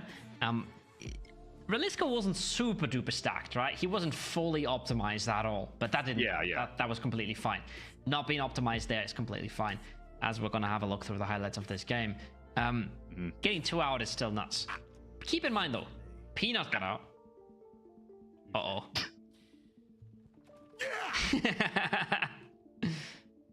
Okay, he's real. Oh. George real. What the? That man's just having the time of his life, honestly. This guy, right? You can laugh at him. You can laugh at him. He was owning this game, right? That man's a comedian, but he was hella owning. He was doing so much damage this entire game. Obviously, we see Lamar going down there. He didn't survive that game, but I've seen this man go positive every single round. Push the guy inside. Mitigate fall damage. 2 kills there on him. I feel he's always going at least 1 for 1. He got 2 for 1 there. You know, unable to help Landmark survive, but is able to get out himself too. Indeed. I wonder if he, comes back. Nice. Poor little Glorious, man. He was so pinched. He was in the pinch of a pinch. Tentra with a good spot onto Owen. Gets 2, by the way. Owen fragging as well. Owen having a good time. Mixwell gets his. And he has the jump up on the physical right. comedy of the teammate's body just... The comedy of the teammate's body just falling over like that kind of got me there for a sec. But yeah, Team Hispanic just doing a really, really good job of holding on for a long time behind the church. They didn't really have much information of what was going on like, you know, the surroundings or like the teammates. They didn't have the luxury of doing so because they got hammered on their way in. Still though, that was a really tense round, 30 minutes long, which we usually try to shorten those out a little bit. But you know, Distorted Valley, you know, more the merrier if you ask me. I think we saw most of it. I just want to see more of those flashbangs, more of those walls. But it was absolutely sick, right? When it first came in, Glorious immediately realizing as well, you gotta get the hell away from that flashbang. So, pretty sick stuff. I think we're gonna see more of the scouting, but we are also gonna see more of the beautiful Juxto. So, coming back in. And this time we're not losing anyone. This time we're doing the last game as 3. Oh, thank you for the compliment. Very sweet of you. What are you trying to get out of me? What's going on? Commentary for the last game. Can do. You'll get your payment and compliments. Juxto, do you have any thoughts on what happened in that game? Any highlights that you enjoyed seeing there, and things you're looking for going into Game 5? I felt bad for Arvin. He was in a tricky position. He knew he was outnumbered, you know. Oh, but before I continue with that, shall we talk about these giveaways? Giveaways? We got giveaway, maybe plural. We have one last giveaway for you guys. You're getting Riptide Strikers. You're getting yourself a knife in the video game. 5 winners, 1 knife per winner. Would be pretty sickening if you give it twice to one person. So we're gonna have 5 winners, and you guys just got to do more of what you're doing, anyways. ABI, DGS, ABI. Sorry, Seal. I didn't want to steal. I didn't want to steal your job, Seal. I know. Yeah. God, I thought you were gonna throw it to me. I just started doing it myself. I was like, what the heck am I listening to here? Now, this is pretty sick though. And guys, one quick thing to mention, there's ABI DGS in the chat, but also you're looking for a Twitch DM from Maxwell. So look for that and message him if you've won and you haven't gotten heard from him. But for the most part, you should be pretty on top of everything. He should be messaging you if you guys' names show up on the left side of your screen during the gameplay. Damn, I thought it was Dexter. I don't know who Maxwell is. I thought it was Dexter who was giving out the code. It is Dexter. It is Dexter. Where did Maxwell come from? Someone fire me immediately. Yeah, fire this guy, right? He gets paid every time he says DIS. Wait. Okay, that's weird. That's my face on Peanut stream. That is me watching my face on Peanut stream while Peanut is watching my face on his screen. That's my the brain. most confusing thing I've ever seen. My brain. I'm confused, Koho. I'm confused. Oh God, take us out of this. Yeah, this is. Oh, just wait, chat. Just wait until this keeps going and we see 1 million peanuts on our screen. This is gonna be a pretty good time. We're gonna win this tournament, and that's it. Oh yeah, my! There's one more. Oh man. It's gonna go forever and ever. We have one more game, guys. I'm just gonna keep on like as if this show was normal. Okay, there we are. We are back in safe territories. We did not go infinite. We have one more game. We're still running double points. Everyone has kind of had a good game. Yeah, all right. We're never stopping. We're never stopping. Production's having some fun in the background as well. We had every game a different team get away with a good game. I think everybody's got something on the board now. Arwen, yes, we thought he could get more, but he does get an extract going. I think that's the first extract for CIS. Who's taking the last one, Juxto? I don't want to be biased, but I enjoyed watching the duo madness earlier with Rockstar and IMO, and I'd like to see another risk like that again, because it was a big risk that they did. Instead of maybe scooting up some bodies, they decided to go for the duo push at the extract. I want to see an absolute free-for-all in this last match. Kind of similar to how we just had it, but again, and bigger, better. Maybe just a bit more chaotic. But like I said, I felt really sorry for Arvin being in that situation, because I can't imagine the pressure that he was under in that. Yeah. There was so much I feel for him going into that thing. Yeah, there's a well-known scientific fact that every minute you rat, your aim gets 10% worse, and it's it's real. It's real. He does get out with something. Seal absolutely just blasting the guy for extracting with an expander, but it is what it is. Seeing what you've seen, Seal, like, we're gonna see. Are we gonna see a fight for the high ground again? You think we're going there again? You think we're going there with every team, or do you think we could maybe see a little bit more aggression on other points of the map now that teams realize how hard it is to get out of courtyard? Maybe a 1v1 on an edge, but yeah, I'm pretty sure that once we have one fight happen centered up, everyone's going to hear it and just want to get their piece of the action. And that's how these rounds are always going to be. That's how Armory played out. That's arguably how TV played out. It's just a matter of, is it 4 teams, or is there going to be a team already dead by the time this big kerfuffle in the middle of the map actually occurs? Honestly, and I really want to see these team fights, because more specifically than anything, I think that's where we're going to see the new abilities shine. I want to see just some crazy wall flashbang combos. I want to keep seeing the scouting run bys by the trance players. I don't think we're going to be seeing much, or if any, of the trap, just simply because one wall, one flashbang is a really good combo, and then just having 2 players that can scout rats for you to really kind of like cycle between that 1 minute cooldown just seems so strong, man. Yeah, 100%. I think you definitely play that twice. You definitely want the flashbang as well. 2 flashbangs, probably not the combo. Flashbang and a wall, and then 2 runners, 2 invulnerabilities is.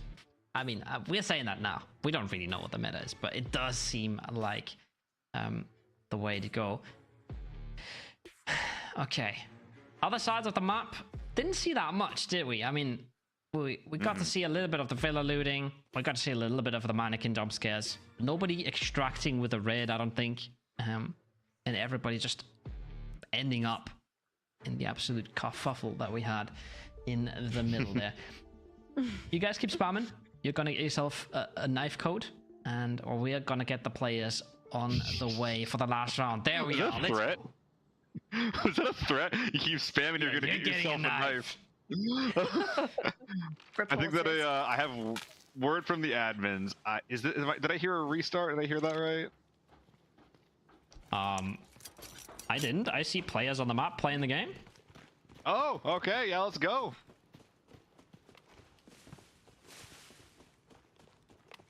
I didn't hear a restart. Okay. NA. Southeast side, Team NA. Northwest side, Team EU. Is that literally the exact same spawns we had last time? I think so. Don't ask me, man. I don't remember. No, we didn't. It was Pretty cool, Spain versus it was Hispanic versus Brazil on the southeast side last time. Pretty cool though. We do have the EU and the CIS teams that are spawning very close to each other. CIS specifically, one of the reasons why I kind of reacted so strongly to what happened last game is because, you know, they're currently in last place, if I'm not mistaken. Their win con is like they're going to be forced to take some risks here and there. You know, and because of that, I would, you know, partially based on their playstyle up until this point, but also because of what they have to do this game, I really, really want to see them just, you know, put the balls to the walls, aggression. You see a team fight, especially on your side, go for it. Listen, there might be a safe. We don't hear what they're talking about right now, but I know it's funny. I know it's making the highlight at the end. Go to their stream. Oh, they're all getting in there. That's a Mystic Stone, buddy. That's a bait. That's a bait right there. Well, gooping up, taking it slow. I think everybody knows tournament wins on the line, and you don't want to be the first team fighting. I think I think Jake and the rest of the squad had a pretty clear idea because they were so fast inside of Willa when they had the spawn for it. One of the interesting things I do want to see with this new mode that we have in ABI is whether these echo orbs, how likely it is for them to drop reds. We saw them being used a little bit in the last match, but it'd be good to see if anyone actually plays for them a little bit in this last one. I wonder if this one's going to be more scrappy this match, or if it's going to be a little bit more relaxed, where people might try and call back some points. And we've got the knife spin once again. But it would be interesting to see if people do play more for loot in this match, rather than the scrappy fight like you had on the last one. This is I have a quick thought about that. Sorry, Sam. Go ahead. We're about to walk into a fight. I have a thought about this. They give a lot of golds in Lockdown, so I wouldn't be surprised if they somewhat regularly give us reds in Forbidden. And I also watched a little bit of Recon stream earlier, and he got giga camped on one of these orbs in one of his Forbidden lobbies. So it's definitely a bit of a mixed bag, but I think we're gonna have a bit of a different position for the fight here if Team CIS keeps pushing this from behind, Brazil from the front. Yeah, thermal scope being used to clear up a lot of that open space, letting Nixwell take point. You have Brooking in the distance. Oh, Scavs on therms. We are currently big chillin'. No one's on top of the Neon Courtyard potentially power position here quite yet. And we actually do have NA. Wait. No, that's bait. That's bait. Okay. Producers are just in love with Peanut. I can't blame them. Okay. I saw. I was like, well, how are we in supply camp for frontier positions or battlehead positions, whatever that place is called, on the west edge? How do we get there? Nope. Quiet Villa means Team NA goes Villa. Checks out the safes. Honestly, yes, it's not the power position that Courtyard is, but safe-wise, this is probably the spot to be. And there is a tiny little detail, all right? We all sort of know Seal's an ABI nerd, but I'm an esports nerd as well. You can buy the token, right? Completely irrelevant. Ignore me. It's a phone move. Never mind. I'll shut up. I'll let you guys talk about it. Elko. Say it with me, Jeff. Elko. Sorry. Yeah. Really doing it. Sorry. Peer pressure. I will say though that I do find these mannequins extremely creepy, and we were playing a little bit earlier, me and Sil, and I was jump scared multiple times by the noise of them chasing me. I don't like them. I think they're creepy, and it definitely brings back some childhood trauma of watching Doctor Who. Oh my god. Doctor Who was terrifying, and now it's here. I can't escape it, but they are so eerie. If I was playing solo and like one of those guys started slap me in the back, I think I would probably yelp. Like playing a team, I think anything like that is a little more chill, but on my own, nah, that pressure and that like fear factor adds up a lot more when you're on your own. I wish they would slap. I wish they would slap you. I wish they would do a little bit of damage. Make your character do a noise, so you would actually just completely get a heart attack. Because right now you can kind of ignore them, and the first time you see them is real scary, and the second time you just don't care anymore. If they would do a little bit of damage when you look away for too long, I'd be super down for that. The power position from last game, Team Hispanic taking charge here. Quite a few teams around them though. Small safes, large safes, all kinds of safes getting gobbled up.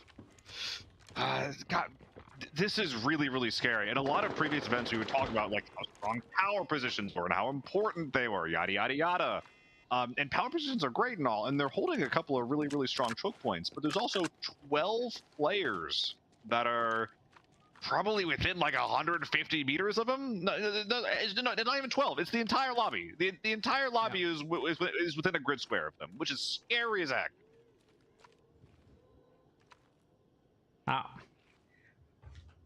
This is where it all cooks up. We do have some more winners. By the way, if you have noticed your name on the left-hand side of the screen, make sure you check your that's a problem. Twitch DMs. There's 5 winners, but we drew 10, 15. Oh. I'm not sure what's going on there. Knives for everyone. Under the liver. Knives for everyone. Don't say that. We'll don't find say out. that. They don't know you're just a caster. They think we have some sort of power, right? Oh jeez. Yeah. Jeez. Caster, start the game. Wait, you're getting paid? How about the game, Kajukso? How's it going today? You have power? I am seeing some damaged armor there, and I'm confused if we've missed a bit of a contact here between two teams, because there's almost a half tier 6 here. So I'm just a little bit curious of where this has happened. Oh, here we go. Nice bird's eye view. Ooh, like that. Remember that it wasn't Team CIS that was in Small Factory, right? I don't know if it was probably Team Spain and Team Hispanic, and they sent it up towards Courtyard, so they got the saves done and left. Team CIS backfilling it. Means they got the position now, but that's a crazy spot to be in, my brother. That is very high up. I think that they might smell blood there, the Small Factory. They're going full W key, backtracking, because they smell the blood in the water. They hear the shots coming out. They want their piece of the action. Meantime, Team Hispanic trying to get into this fight. Losing Brooking, full send. Trading players left and right. Rekret and Arvin holding the angle, but Ryan, the last player up after everything is said and done. That's tough. That is tough. They wanted to barrel in, but the setup was good. Nicely done by CIS. Blink and you miss it. That was an extremely quick fight there. It doesn't come up a lot. We don't try hard or sweat super hard on Valley, but this is a really tough nut to crack. Quattro taking a ton of hits. That must be almost every single enemy he's got taken down, as well as his armor basically zeroed out. Ryan, he wants to get active. He knows that he got some good pressure from that spray, but trying to get active when you're going into what is likely a 4-man, your entire team is dead, and you're the point of first contact for the lobby, it's hard to be super excited about getting into this fight when you know that even winning the fight isn't going to be the hardest part of this game.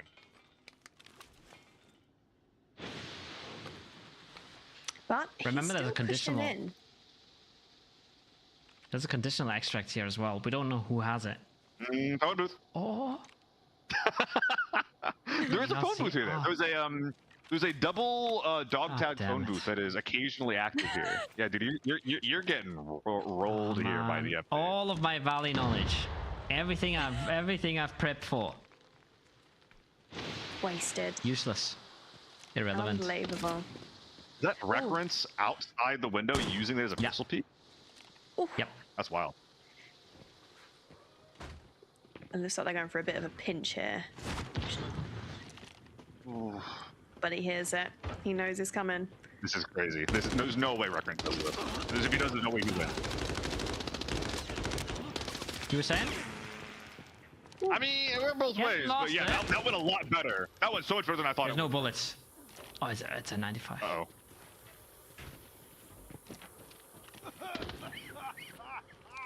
Oh, it's stinky. Yeah. Oh! Blink and you miss it!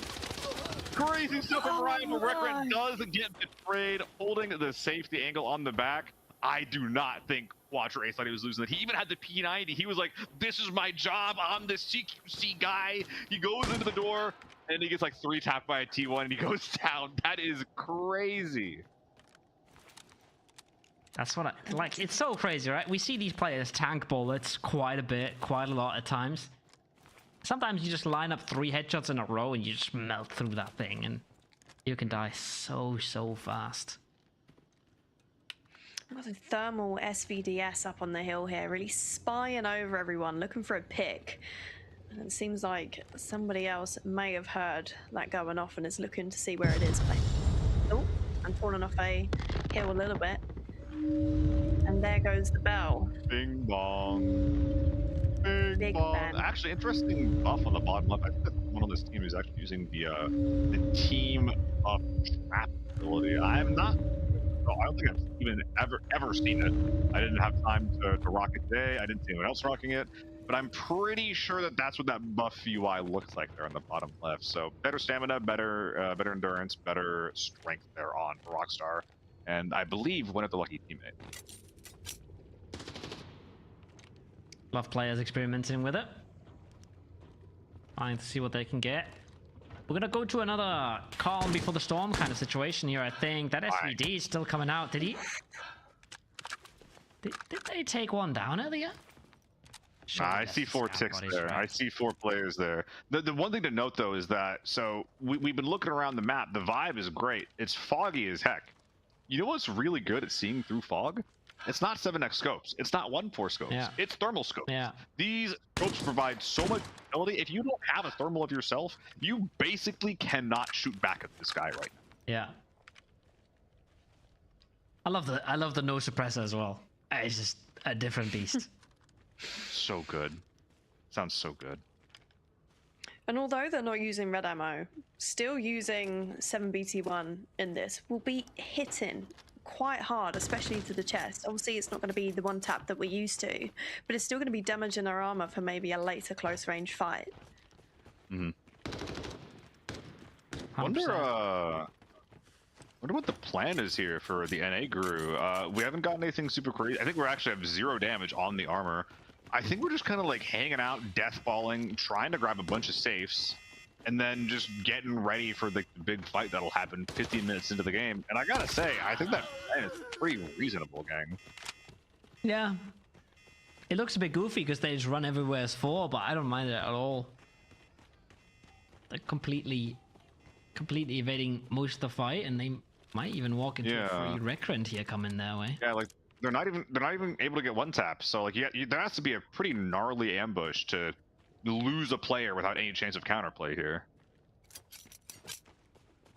I just want to see where recurrent is going, because I think he's walked past the obvious TV booth, but he might just be at that as well. I'm not sure. He might just be at the TV booth. The phone booth. Phone booth. Yeah, that's my nemesis apparently. Right below courtyard. I think that's where he might be extracting at the moment. But it's a bit of a sus one, right? You don't want to get caught there with a team overlooking from the most popular spot in the game. Mm-hmm. Yeah, you do kind of take those risks though. I think that they're going into this round 5 with very few points on the board.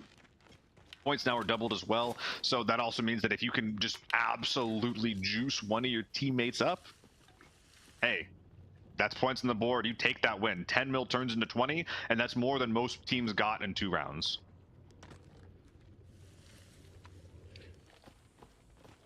Team EU coming down the hill as well.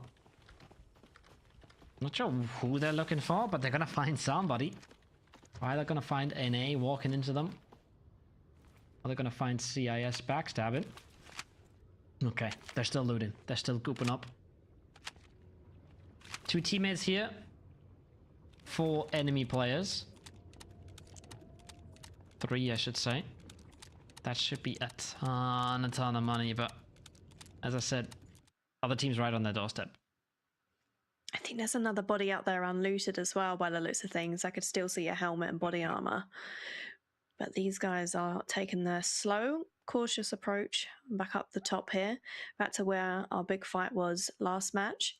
And I think this a lot more passive. A lot more passive than I thought they would. And I like the little conga line that they're in. Well, they were. I liked that. Follow the leader. You know what this feels like? This almost feels like the promotional video for this, where we got like 4 dudes that are playing it nice and slow, like they're investigating all the loot, they're hitting the traps, they're playing really tight and really close together as a team. Like the vibe of it feels like pretty tight and pretty close to what I'd expect the map to feel like. Yeah. It's all of our teams left.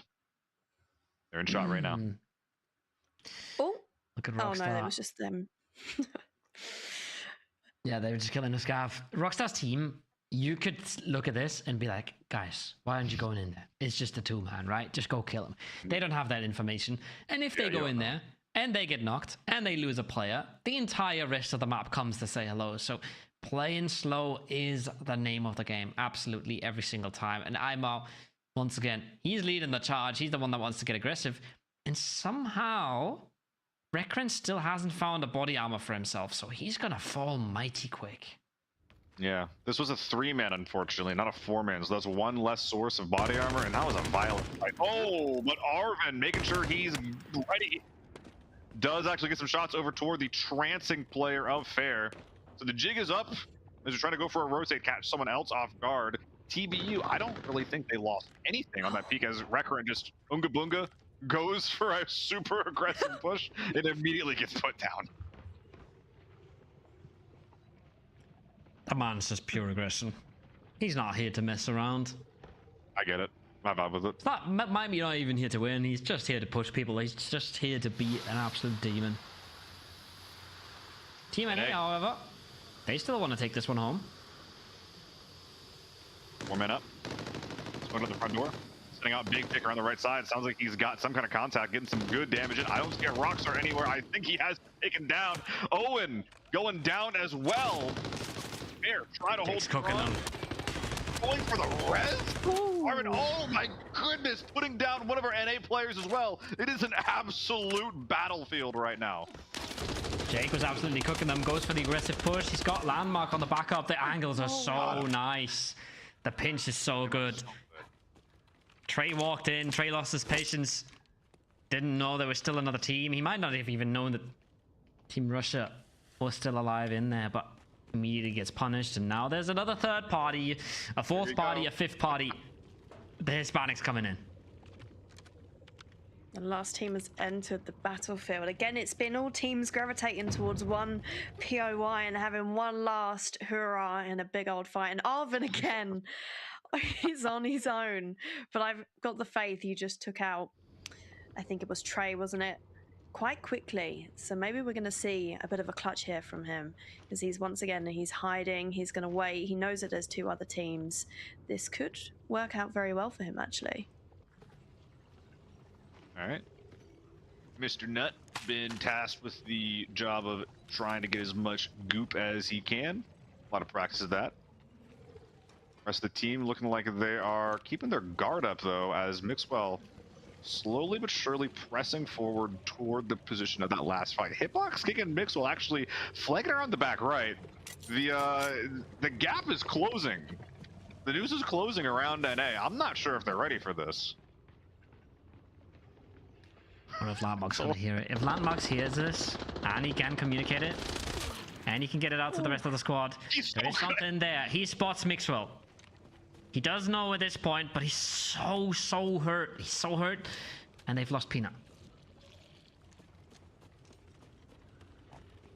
Mixwell, seeing the pressure. Going for a peek. 2x up, but the wall does come up. Mixwell getting caught unawares, looking for new angles. Looks like a teammate is able to take Landmark down, but in a bad way is Mixwell. Gonna have to reset, get that limb tape back on. It looks like they did lose Tentra and Hitbox King very quickly in that push. Hispanic once again down to 2. They just can't keep a 4-man up. I think they lost Tentra on the inside. To Arwen, and then they lost 1 more on the outside. The rest of the push was pretty clean, but they lost 2 immediately. Jake as well knows that he's getting out of there. Probably a bag full of loot once again. The man's, I don't know how many frags he lined up, but he just single-handedly ruined Team EU, and then did a lot of damage helping out Landmark there, but a little bit too much. Did Arwen? And Arvin. Oh, we just lost sight of him. Poor Arvin. He's still here. He doesn't know what's going on. He just knows there was a lot of fighting. He's taken out somebody. At some point, is this like his preferred playstyle? Like what are we thinking here? Like is he just like not being aggressive enough in these team fights, and he's just like waiting for them to walk into him? What's going on? How is he always the lone survivor of these fights? It's just, I'm gonna go with bad luck. Because he doesn't look like he wants to be in this situation. He does look a bit stressed. A little bit. Hispanic. Guard is still up. They're looking around.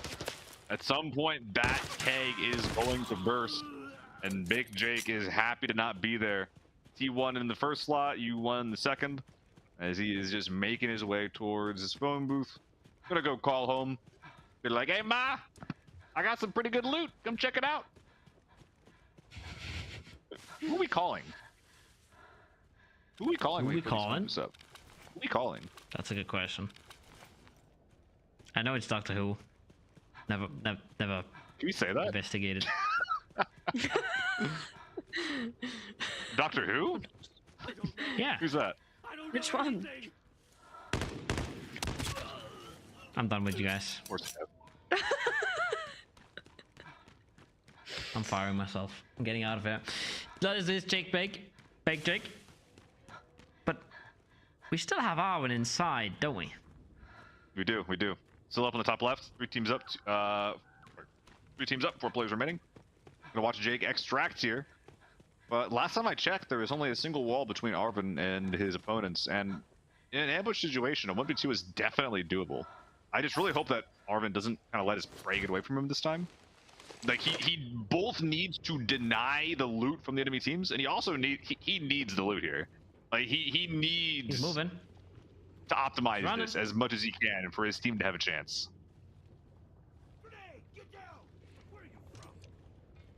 I just love that he's taking a fight.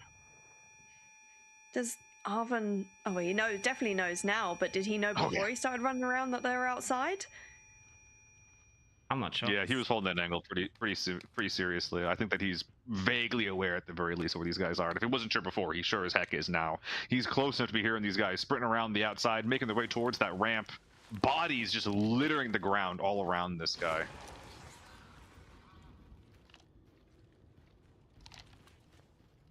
But are they colors as well? They're gonna scoop. Just gives you a good idea of how many teams died here. So many thermals on the floor. That's a lot of money. A lot, and it's double points as well. That's throw. Thermal play on Team Hispanics is definitely died. That hitbox king. They're not really ready for Arwen being in a sneaky spot, but I'm thinking they're fine staying on the outside. They don't gotta go in, right? They don't have to. There's a bazillion bodies on this outside. I just don't know how much Jake has already just swooped up. There's a few primaries still lying around, but yeah. I see one gun. Yeah, 1, 3, it's all just numbers. Yeah. I mean, I don't know if this fight's happening. I was pretty sure last time that this fight was going to happen, and we waited 15 minutes for it and ended up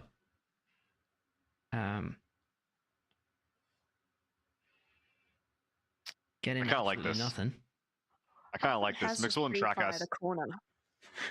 Yeah, so he definitely hears him on the outside. He definitely hears him. He knows that ramp is really, really strong. He lost a lot of teammates from before on that spot. Mixwell and Trakasan, they know what their win con is. You know, they have tons of body on the outside. They don't need to go inside. They're 2 players up. They only have herd audio on one guy. They're like, hey, if we can just get the 2 of us out here, we're getting double points of the loot. We can just get a bag full of gear. If that guy gets out, he's only getting half of what we're making. So like, why would we risk our 1,000 loot to his 500 loot? These guys seem to be pretty transfixed on this corner up here. I don't know whether they think that there's another one around there, but this is about the second throw ball that he's thrown up on that far corner. Yeah. Mm-hmm. He definitely seems to be overly cautious about it. I think because he wants to loot this body and he wants to, we've got the EU team that have passed here, so I think he wants to just make sure that there isn't anybody on that corner, which makes me think that they're unaware that there is just one person left in there. The thing is as well, they were fighting 2 teams at the same time. They had one player die to Arwen on the inside as Jake was still on the outside fighting. So they know it was 2 teams at one point. They just don't know Jake left. So it makes a lot of sense. I think they're now kind of throwing defensive util to try and get away from this. Mm-hmm. It's looking like they're just gonna call it a day and once again. Arwen is going to be allowed to swoop up whatever he wants and get himself out in small factory. I don't know if he's not going to be aware that they're gone for a little bit here, but he's got 7 minutes to figure it out. So, yep. At some point he'll get looted, I imagine. This feels like a win for Team Hispanic. And there's it's an extra thermal in the backpack as well. They are eating good. They're going to reward themselves a big dinner tonight. It's deserved, and so will I. I'm very hungry. Look at them go. I just want to know how much left over is going to be for Arwen to make, though, because as you know, we pointed out in the last one, he only had the expander. I get this so much. Like Truckhouse keeps like going back and being like, maybe I'll go fight him. Maybe I'll go fight him. Maybe we gotta go. We got a bag full of loot. There's 2 of us up. There's maybe 1 guy back there. 6 minutes left. Like, we don't want to get into another 10-minute standoff with Arwen, I don't think.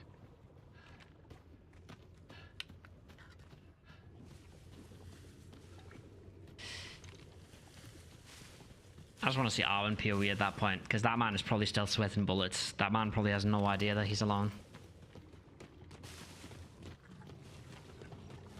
I know it's a bit of a luxury. I know it's a bit of a luxury, but like this is why whenever I'm playing, I can't run the SH-55s. I struggle so hard running these blast helmets because it's like the GS2 audio. It just gives you so much, and if you're wearing blast helmets, like yeah, they're really good, they're fantastic, but you just to get information. A lot of times you just have to face check. I don't blame anyone for like not knowing what is or what isn't going around them. Simply because, how could they? Yeah, absolutely. I guess that's the one positive of having just somebody on the team, maybe wearing a headset, just to give the info that you're looking for. Because having 4 players who are bad hearing can sometimes be the difference between winning and losing, especially if you don't hear that slight movement, maybe that somebody inspecting their inventory or just shuffling. And we were doing that when we had motos, but because we have SH-55s, we don't have motos. It's like, all right, how important is the audio really compared to dying in 1 shot, which is what every other headphone helmet will have happen to you. Think about how many cracked visors we've seen with 3 bullets. Everyone, right? Yeah, those guys, they would have all died with different helmets. If you're coming in here with a tier 6 helmet and a tier 4 face shield, you're just dying 90% of the time. Yeah, you're giving crazy info, but I think you'd rather give that info with your scouts, right? With your trans players. It gotta be able to fight. Makes a ton of sense to rock the SH-65s. Makes so much sense. That is a lot of loot left there. A lot. I didn't expect to be so much left over, considering we had Baked Jake leave. We've got these 2 leaving. Wait, we can? I didn't realize we could fit 2 in here. I thought that wasn't possible. They're crammed in like sardines, dude. We did try earlier, but we couldn't get both of them. Maybe we were doing it wrong. I might just be too thick. I'm not quite sure. That was actually surprising because that is extremely relevant. Those phone booths are bulletproof. If you're sitting in a phone booth, they have to walk up to it and then physically open the door to shoot you. If you're sitting in there with 1 or 2 or even more, maybe you can fit even more. I don't know. That does guarantee your safety for There's everything no way besides GHOs. I think challenge? There's no way you're fitting more than 2. I think the secret there was 1 crouch, 1 standing. But no, I didn't think so either. That's pretty much that's a pretty big game changer, especially for the ones that you get with dog tags, right? Because they're so fast. You get in there, 10 seconds, boom, gone. Arwen switched out his entire gear at this point. Switched out his rig, switched out his backpack, switched out his helmet, loaded 2 guns, and now he's gonna maximize the wrong part of the loot pile. That's the part that's completely sucked dry. I think he has there's probably a few more players on the doors and inside that probably provide a little bit more value, but he's gonna have to fight. I mean, That's a lot of M995s. This dude's gonna have a crazy amount of loot. I don't think it's gonna be enough. Maybe if he did this 2 games in a row, you know, doubling, let's call it like 12 mil or something like that, could have maybe secured 48 overall. This is gonna be a crazy number he's getting, 100%. Unpack all the mags, get all the attachments, strip all the guns. It's just a shame he couldn't do it twice, right? Yeah. Yeah. 100%.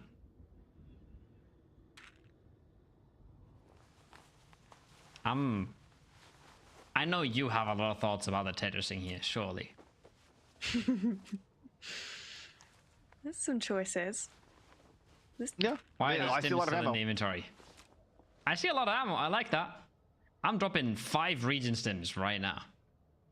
They're like 70k, dude. They're 70k. Yeah. It's like one of the best DVC items. 12. There's M62. Yeah, they're just growing on trees. You just go pluck out the. Look at his inventory. They are literally growing on trees. Look at his it does look like it. Yeah, they're literally growing on trees. All, 1 minute 40. I mean, he's got a lot of Tetrising. He's got 1 minute 40. Dude, it's time to start moving a lot of loot maybe towards the phone booth.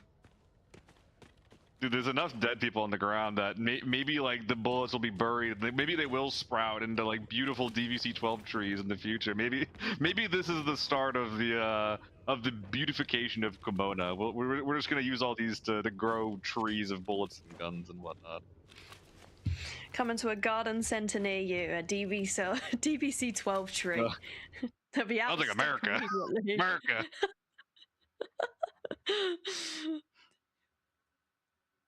JJ. I don't know the number. I don't know what that one's getting out. I know it's a lot. I'm with you on that one. I'm putting a number out there. 13. Okay. I think it's gonna be about 13. Oh, hi there. I'm putting no number out there, and if you're really wrong, I'll still make fun of you. That is not fair, actually. That's pretty rude. What is Jake getting out? Jake is getting out like. What is Jake getting out? Like 5, 6? Definitely less. Definitely less. He way less. Arvin had the entire POI to just optimize, grab all the ammo from. I think that Jake got like maybe like the pickings of one team. It's a good amount. It's definitely more than I'd be happy with as a solo. I think if I can get like 2 players kit out as a solo and I can just do so safely, I'm doing that 100%. And I think that Jake got about that, if not more. Arvin just literally had the entire pickings of the lobby. So, you know, good for him. Yeah. Minus the thermals. 2 times in a row, our last one standing, getting out. Other teams getting out were Brazil and Hispanic, so that's switching. I think the biggest round last time was clearly Brazil. Biggest round this time should be clearly Hispanics. So, EU kind of fallen off the wagon there a little bit in the last 2 rounds, Jackstow. Yeah. I mean, it's always a shame to see, but, you know, in a tournament, somebody wins, somebody loses. And it is, obviously, a lot of RNG does come into it, positioning information, knowing where other people are. And it's not always necessarily what the player's done wrong. It's just a situation of chance. Yeah, if you're winning, you're better, and if you're losing, it's RNG. That's how extraction shooters work, right? Like either. Welcome. If I'm winning, the other guy's a noob, and if I'm losing, the other guy's a tryhard. Welcome to AVI. Welcome to video gaming. Still, nobody had. Doesn't matter who wins. Nobody had as good a time as Peanut did. The vibes in NA were always immaculate, dude. Yeah, how fast he is. Imagine trying to headshot someone through that. You can't do that. Oh, around the back, around the world. Ooh, upside down. Oh. They also, it's not like they're chilling in spawn. They're just in Villa. Like, that is what? They're in the center of the map. That is what? Here we go. Oh, damn. Jake was lining people up and putting them down. This fight was so much Jake. There's one more inside. You know, do you have a smoke? Can you smoke like right here? Wait, hold on, we got the helmet real quick. Oh my god, I'm dead. Hey, you should smoke right here. Immediately gets punished for not smoking the angle. Can I get a smoke real quick? Yeah. He's right on. There's he's on no me, he's on way. me. I'm gonna die here. I fucked him up. Dude, that butterfly effect is wild. Yeah. That's Dude, he was crazy. not happy. Landmark? He was not happy. No. Landmark is so good at the game, by the way. Like, Yeah. he immediately snaps to where Arwen would be, and then he immediately snaps to the corner. It's just too much to handle, right? He puts the wall up, isolates an angle. He knows exactly what he's doing. That man is a pleasure to watch, honestly. Very powerful player, and I'd be scared going up against him. Well, I did, and he hunted me and You killed have me. been. So He ran you down. He just did He not did. give up. We were watching that, and we were like, this is kind of crazy. This is just one guy just running after the entire lobby, just putting everybody down. Yeah. That was pretty crazy. We are preparing the final standings at the moment, guys. We're counting up all the points. Obviously, production has to do it all manually because they're doubling up the points as well for these last 2 rounds. I'm going to try to give you the accurate scores the second we can, and then we should have a pretty nice winners interview for all of you guys. We don't want to make you wait too long. We know it's been late. We know it's been a long broadcast for a lot of the EU folks, especially. I'm saying this at 3 a.m. Some of these players are a lot further east than me. That means it's like 5 a.m. for somebody in Eastern Europe or Russia, that side of things. So things are getting pretty crazy here. Juxto, your favorite moment? For me, this is always a hard question, so I'm going to yap a bit more to give you more time to think, because a lot has happened. But from the TV, from the armory to Valley at the end, what was your favorite moment? I think the bit that stands out for me was the Rockstar IMO push on main entrance. I didn't see Rockstar, and I thought it was just IMO there. And then all of a sudden I see Rockstar's name tag coming out, and I thought, oh, they're doing a pinch. And I thought, okay, how's this going to work out? Because they're a solid team, and they still got a lot of health. They're extracting together.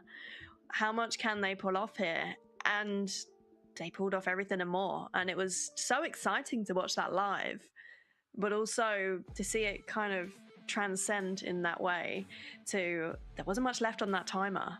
And then it was a pleasure to watch. PKBI. Yeah. Peak team play. And that's so hard to pull off, right? In a lobby that's so chaotic. I 100% agree. Especially because they did the same thing in Library. They managed to get 2 man pushing up the stairs, 1 guy pushing in the door at the exact right time, at the exact same time as well, in the same round. So that was pretty sick. Seal, any favorite moments apart from fitting 2 players in a phone booth?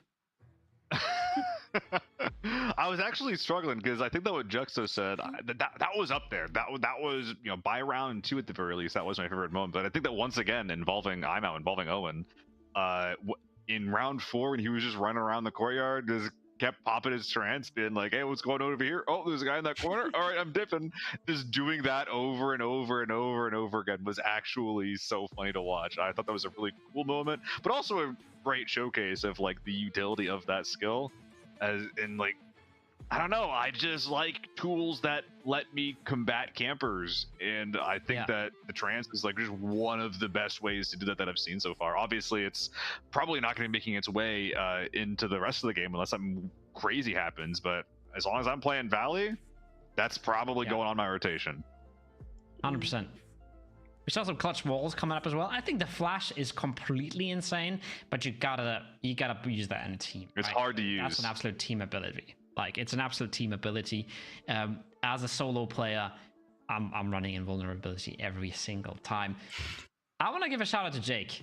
I know, like, I feel like there was a lot of people taking up big moments, and we saw a lot of Peanut doing funny things. We saw a lot of Landmark lasering people with an H4. We saw Tentra clutching up big. Owen constantly pushing the aggression. That guy was pushing everything today. I think the man who by far put up the most numbers and put down the most people must have been Jake. And every time you saw him, I feel like he got at least 2. Like, the man was frying. Round 1, Armory. walked away with 5, punishing everybody who tried to come and take him down. Like, he's just really abusing the right hand peeks, doing some crazy peek fires. Like, you just put the right guy with the right gun in the right position, and he will almost never let you down. It was incredible to see. But Koho, I think we're gonna get to see what both Jake and the rest of our teams got done. Ooh. It's Team PTBR in first place, gang. Damn. Wow. So damn. Goodness that is me. crazy. I thought NA might have had it. I really thought they had it. Jake gets out with 10 there at the end. 10.9. So I think they might have gotten out with 6 or 7 mil. We were pretty spot on there. And then we have Arwen getting out with 18 in the last round. Oh my Look God. how close that is. Brazil walking away with a win, playing as a 3-man, is mad to me. But Juxto, it's so close across the board. I didn't expect this. I'm in a bit of shock, to be honest, because I think we saw them have a bit of a struggle at the beginning there, PTBR, and then they have just absolutely reined it back. That is the comeback. It's great. Okay, it's tough for them. Listen, it's late. Oh, everybody wants to go to bed, but those scores are not 100% accurate. Okay. And they had 4 mil there, but they extracted Peanut. No, he got out of that round 4, so they got 4 kills plus Peanut. Round 4 was the one with Arwen on the outside, where we had Arwen. We thought he whiffed. I thought he whiffed. Seal immediately told me, no, it's invulnerability. Peanut runs down to small factory and extracts. Maybe he had no gear? I don't know. Not my call to make. All right? We're getting word from the data is coming from the ABI API. Okay? 2 words back together. The data is coming from ABI themselves. If something's wrong with the scores, they're gonna correct them for sure. I wanna... Okay, regardless if Brazil is first or if they're second, doing this with 3 players for almost all of the rounds is mental. Is crazy. Like, there's no way we would have thought they would have come away with that. I think we had each of us had their own little favorites in their head, right? But nobody had a 3-man Brazil walking away with this one, Juxto. Yeah, definitely. And at one point, I didn't even realize that they were a 3-man because they were playing so strong. So I had to ask the team, and I said, "Are they 3?" Oh, yeah, we are putting it up. Champions of the ABI Distortion Global Showdown. Until for now, says production. Until for now, we are celebrating Brazil. I'm honest, okay? This is when you're a caster, right? You're always gonna hype everything. It doesn't matter if they win or not. If like competing with the rest of the lobby as a 3-man is crazy. The amount of times we've seen one player get out on 4-man teams was almost more than anything else. These guys got out with 2 players fully looted twice as a 3-man. They put up some massive work, and I think a lot of people didn't have them on their radar. A lot of people didn't have Brazil on the map, but especially Relisco, I think, doing so much work there for the squad. Definitely. Yeah, I think that he was the one that was making all the space for his team. He was definitely just like landing a lot of his shots. We're gonna be waiting a little bit longer for confirmation, gang. I just want to say thank you to everyone who hung out watching. There's a lot of delays mod today.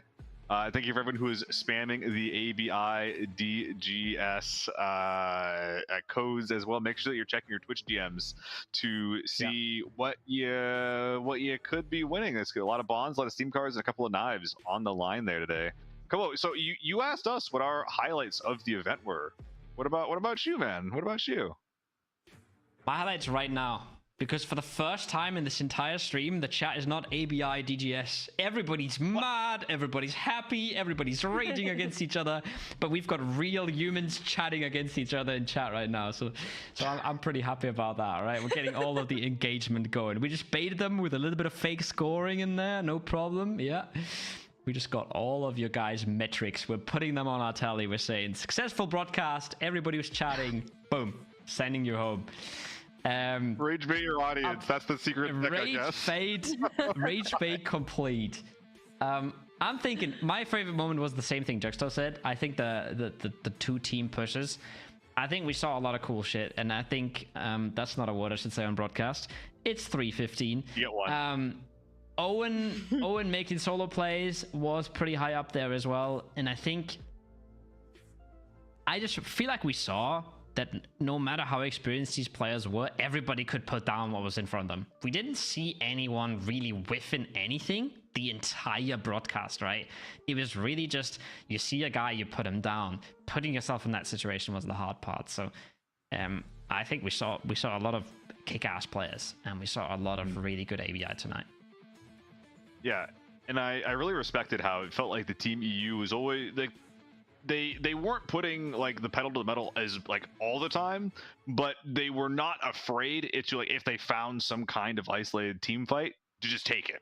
Like they weren't doing the whole like, oh, we're just gonna run everyone over because we're better than they are, but they were running around looking for holes in people's defenses and trying to exploit them, which, I mean, maybe it works, maybe it doesn't. Sometimes the risk of that kind of play style is too heavy, but it's what makes amazing moments like we saw there in Game 2 on TV.